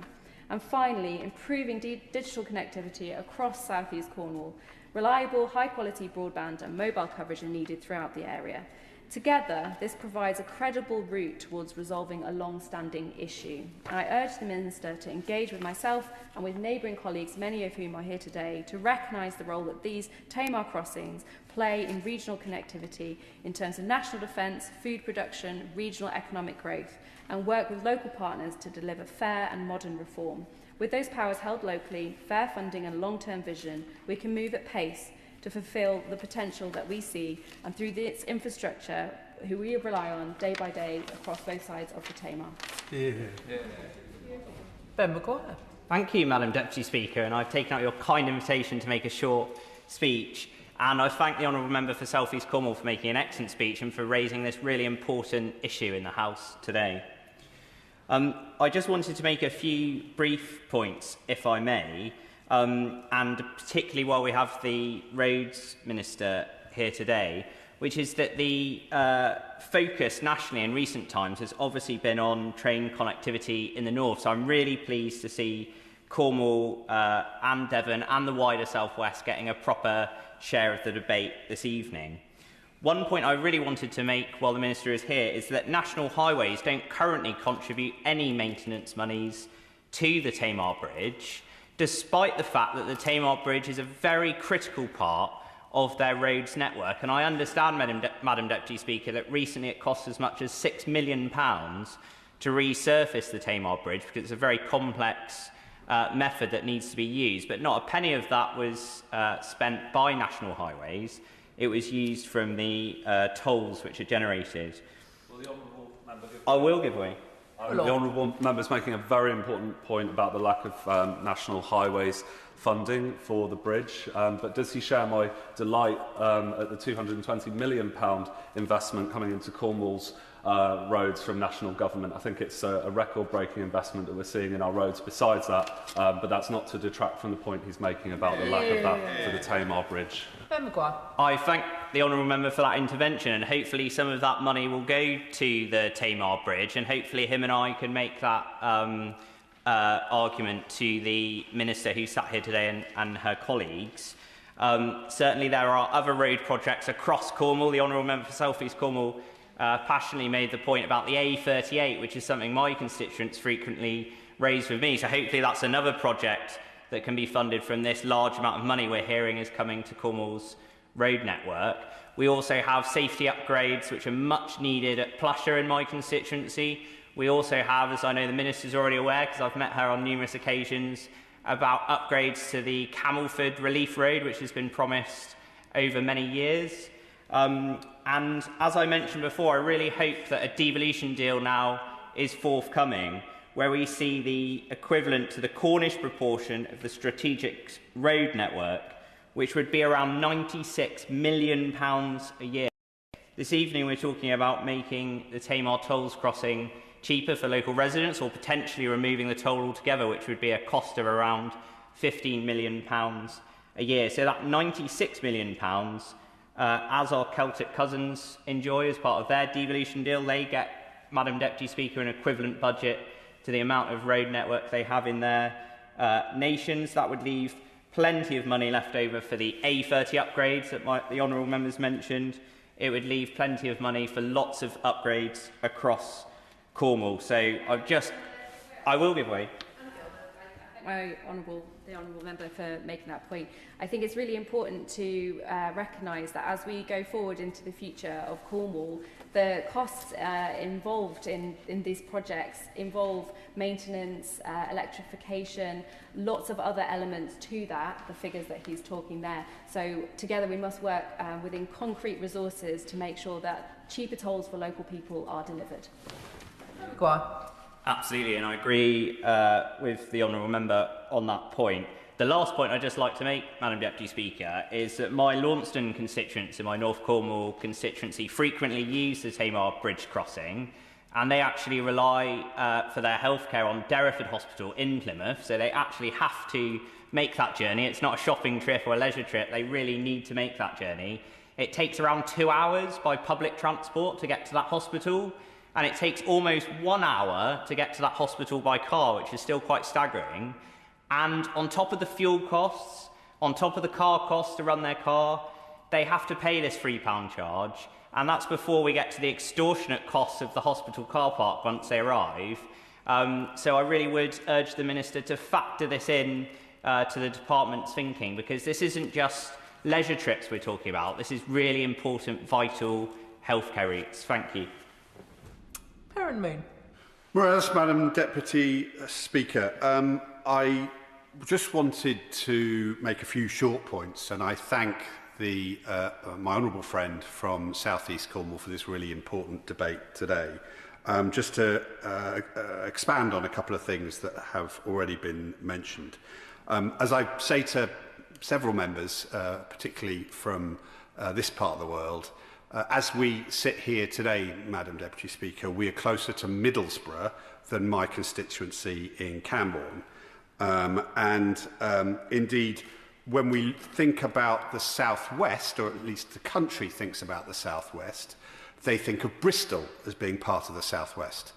Bristol is closer to Manchester than it is my constituency in Camborne. Just to give you an idea of the scale of where we are. And when it comes to this really important question of regional connectivity, I would gently say to the Minister, the government over the course of the last 18 months has invested over £100 million in Cornish metals, in Cornish lithium, and, as we've already heard, in the Kernow Industrial Growth Fund, in order to maximise the potential of that investment. It's absolutely essential that we have the transport infrastructure to support it, and that includes the Tamar crossing. Will my honourable friend give way on that? I will give way on that. I thank him for giving way, and I wanted to briefly ask if indeed we're taking this kind of growth, local growth approach, which I know is so important to our government, that then surely a deal for the Tamar must be a crucial part of any devolution arrangement. Perrin Moon. Well, I thank my honourable friend for that intervention. I think he's absolutely right. This should form, the Tamar Bridge should form part of a package of transport support that we need, that will include the mainline rail, upgrades to the A30, as we've already heard, and importantly, a complete review of the funding model for our one regional airport at Newquay. Which needs to be considered in the round. But I'd also like to make the point about, as my honourable friend from South East Cornwall has already made, in relation to car ownership in Cornwall. And this is one of the quite gross distortions of Westminster funding modelling, that we look at car ownership as an indicator of affluence. It's quite the opposite. Because in Cornwall our public transport systems are so poor, we have one of the highest car ownerships in the country per capita. And the reason for this is that for many people, particularly for young people who need to get to colleges or develop the skills that they need to work in some of those organisations that I've just mentioned, if you don't own a car in Cornwall, in large swathes of Cornwall, you are completely housebound. You're completely isolated. This is a real problem, as my honourable friend mentioned as well, in relation to loneliness and the lack of access to kind of social groups, which is really important in terms of people's mental health. So there are wide-ranging issues with the lack of connectivity across Cornwall, which is why it is so important, as the honourable member for North Cornwall mentioned, that part of our devolution arrangement needs to consider the implications of our remote coastal geography in relation to both business development, our youth and young people and the skills that they need, but also importantly for the social aspect, as our population ages, and sadly we see more and more young people leaving Cornwall because they cannot get the the work that they need, particularly driven by our acute housing crisis. We really do need to look at a holistic strategy to cover the whole of Cornwall, a very important part of which is the Tamar crossing. Minister. Thank you, Madam Deputy Speaker. And I'd like to begin by congratulating my honourable friend on securing this debate and for speaking so enthusiastically and eloquently about regional transport connectivity, about the challenges around inequality and the costs of toll journeys such as those on the Tamar Bridge and Torpoint ferry tolls in her South East Cornwall constituency. She is indeed a powerful advocate for those she represents. I recognise the importance of high-quality transport links and infrastructure and the challenges people are facing with the cost of travel, especially those living in coastal and rural areas like South East Cornwall. I'm grateful, Madam Deputy Speaker, for the opportunity to discuss these key topics with members of the House today, including many from the southwest, and I'm noting the far southwest, including honourable members for North Cornwall, for Plymouth Moorview, St Austell and Newquay, and of course Camborne and Redruth. And it's good to have the opportunity to explain the government's position and ongoing approach. Improving transport connectivity is a top priority for this government. For too long, people living in rural areas like Cornwall have felt isolated and cut off from essential services and facilities, and we're determined to take steps to change that. Now, I'm sorry to disappoint the honourable member for North Cornwall, but I'm afraid I am no longer the roads minister. But I certainly agree that roads matter, and I'm delighted that in the spending review we provided £24 billion of capital funding between 2026-27 and 2029-30 to maintain and improve roads across England. On that point, did the Minister give way? I will give way. Can I thank the Minister very much for giving way and also congratulate my honourable friend, the member for South East Cornwall, for her great speech and for securing this debate. Just on the matter of the government's spend on transport infrastructure, those present and the Minister may know that I remain a very strong supporter of the Lower Thames Crossing project, which will, when built, hugely reduce congestion at the Dartford crossing and make the quality of life and the air quality for my constituents in Dartford massively better. And I'd like to thank the Minister and her team for the progress that's been made on that project, and we expect spades to be in the ground in 2026 this year, which is wonderful. Would the Minister agree with me, though, that when the Lower Thames Crossing is built, and you have the Dartford crossing and the Lower Thames crossing as crossings over the Thames east of London, that it's particularly important that the tolls for both crossings are equalised, so there's no financial incentive to use one rather than the other, and traffic can flow freely through both across the Thames. Minister. Well, I thank my honourable friend for his intervention, and I'll make a diversion down to the southeast of England to say the government is committed to delivering the Lower Thames Crossing, which is the most significant road building scheme in a generation. It will be providing more than 400,000 jobs within an hour's commute of local communities. And of course it will ease congestion at the Dartford crossing. Now, whilst the charging regime for the Lower Thames crossing has not been set, it will, like other crossings in England, such as the Dartford crossing, have a charge applied in order to cover the cost of providing that infrastructure. And the DCO made clear that it's our intention that both the tolls will be equal when the Lower Thames crossing opens. Now, turning back to the south-west, and there was a question raised about National Highways' role, because I know, of course, that the A38 on either side of the Tamar Bridge is the responsibility of National Highways as being part of the strategic road network, but not the bridge itself. However, whilst the Tamar crossings themselves are not the responsibility of National Highways, it does make, of course, an operational contribution each year towards the Saltash Tunnel tidal flow system, which is monitored by the board that manages the bridge and the ferry.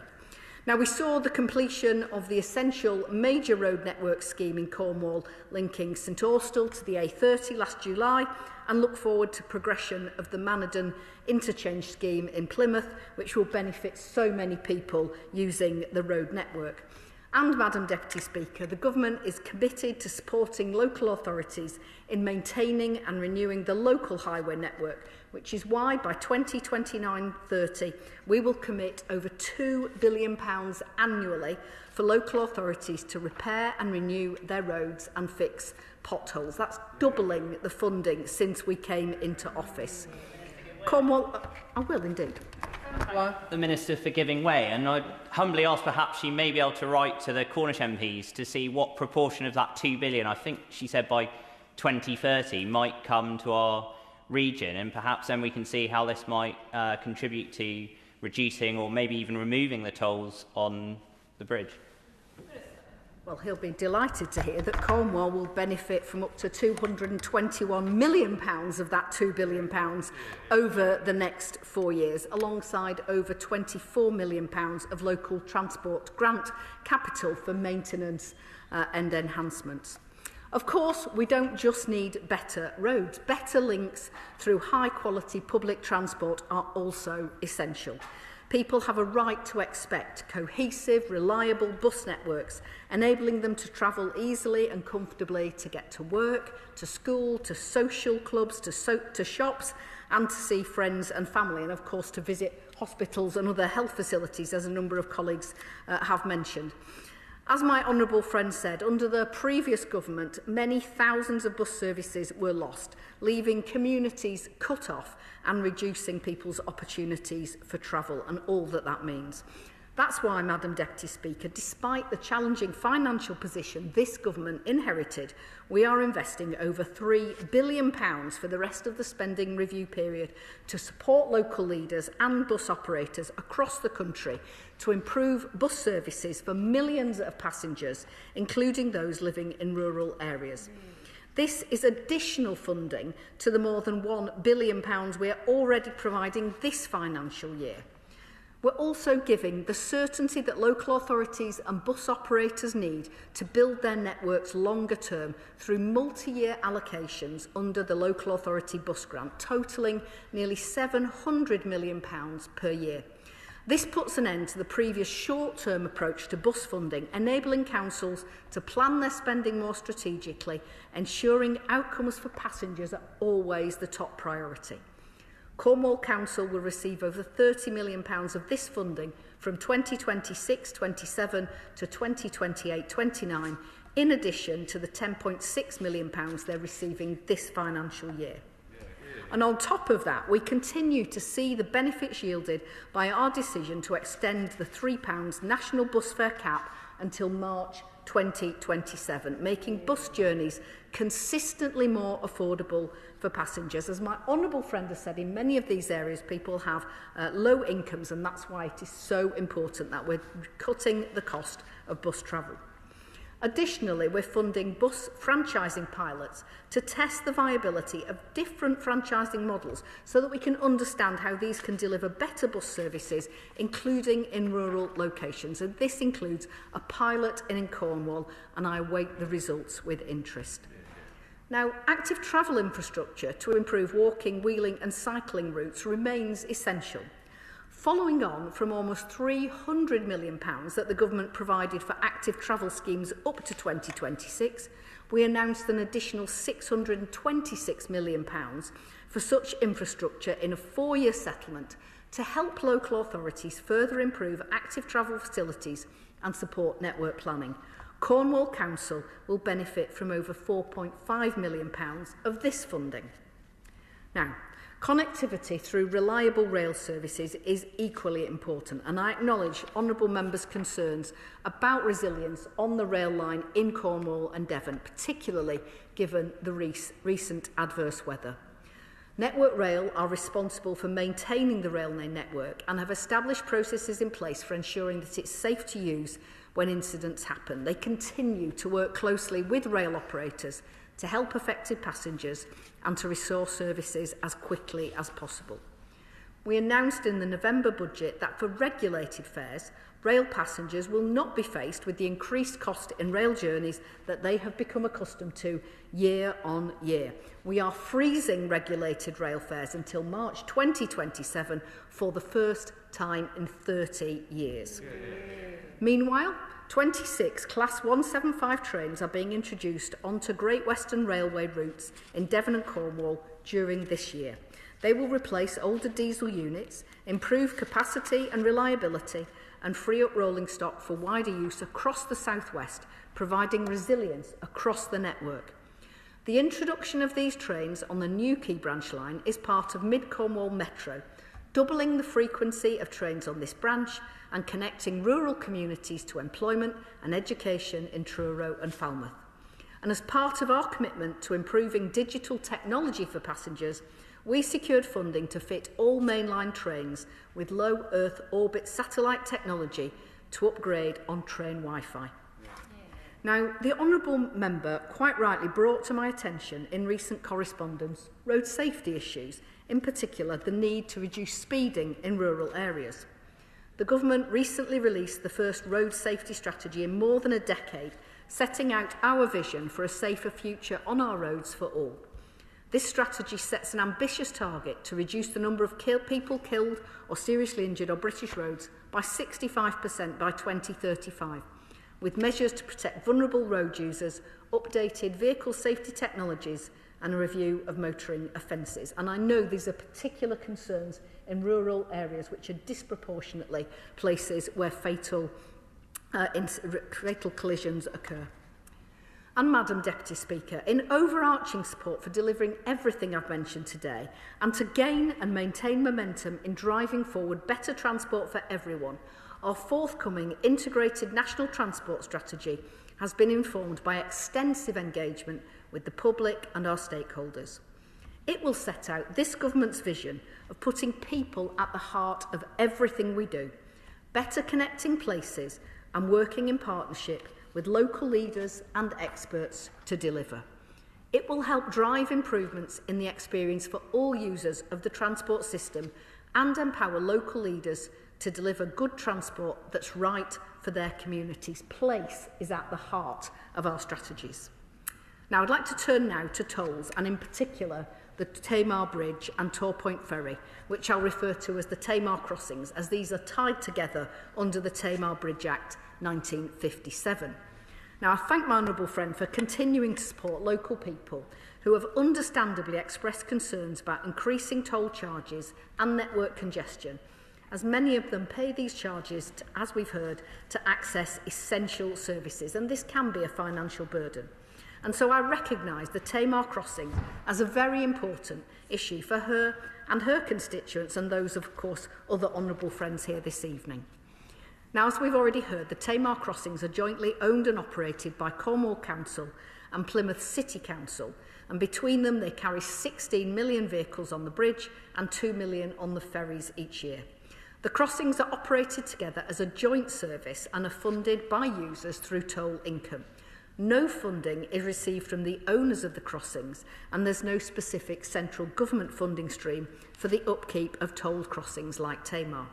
In fact, over 20 road and ferry crossings in England have tolls or charges, and it remains government policy that river and estuarial crossings will normally be funded by tolls, recognising the extra cost of their construction and maintenance, and also the benefits for users in connecting places that would otherwise require lengthy journeys. Whilst increases in toll charges are understandably disappointing for the public, they do remain essential to ensure the long-term sustainability of the crossings operation, which itself is essential to secure strong regional connectivity. And the Tamar crossings are not alone in this. Tolls and charges have increased or been introduced in many places over the last 12 months, including across the Humber, Mersey, Thames and Tyne. Raising tolls is not done lightly. Rigorous processes are in place for assessing proposed toll increases. Applications can be made by asset owners to the Secretary of State not less than 12 months from the date of the previous increase or a refusal to approve an increase. And the proposed change must be advertised in the local media before public consultation. Where objections are received and not resolved, a public inquiry is arranged, after which the inspector in attendance submits their recommendation to the DfT for a decision. Issues relating to the crossings, including the tolls, are determined locally by the Tamar Bridge and Torpoint Ferry Joint Committee, established under the 1957 Act. The Joint Committee's view is that owing to inflation and other issues, there is a need for additional income via the toll. Given the cost of living pressures for so many people, I recognise that this is challenging, but it is vital to the future of the crossings. My fellow ministers and I welcome any suggestions from the Joint Committee for improving operations of the bridge and ferry services. And I commend their ongoing work in developing and delivering the Tamar 2050 plan, which aims to provide users of the crossings with a more stable and certain future. And I know that the Tamar crossings will become even more essential following the announcement last September that Plymouth had been named as one of 5 key national defence growth areas in the UK Defence Industrial Strategy. I hope that she and my honourable friend for Plymouth Moorview in particular welcome that DfT officials are working collaboratively with Plymouth, with Devon County and Cornwall County Councils, alongside National Highways, Network Rail, Peninsular Transport, Subnational Transport Body and many others, to ensure that transport challenges in the South West, including those concerning the Tamar crossings, are identified and addressed over the coming years through a joined-up approach which I support and welcome enormously. And I'm sure that my honourable colleagues will have heard the call for more cross-government working in relation to these issues, which I hope my remarks today will assure her are happening.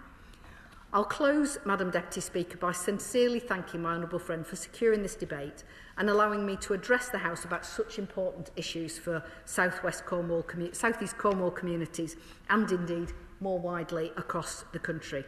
I wish to reassure the House that this government is providing record levels of investment to roads, rail, buses and active travel projects across the country to connect people to jobs, education and opportunities. We will continue to drive forward improvements in transport, demonstrated by our multi-year investment to help support economic growth and our wider plan for change. And I look forward to working closely with my honourable friends in delivering our integrated national transport strategy and continuing to make transport provision better for everyone right across the country. The question is that this House do now adjourn. As many as are of that opinion say aye. Aye. The ayes have it. Order, order.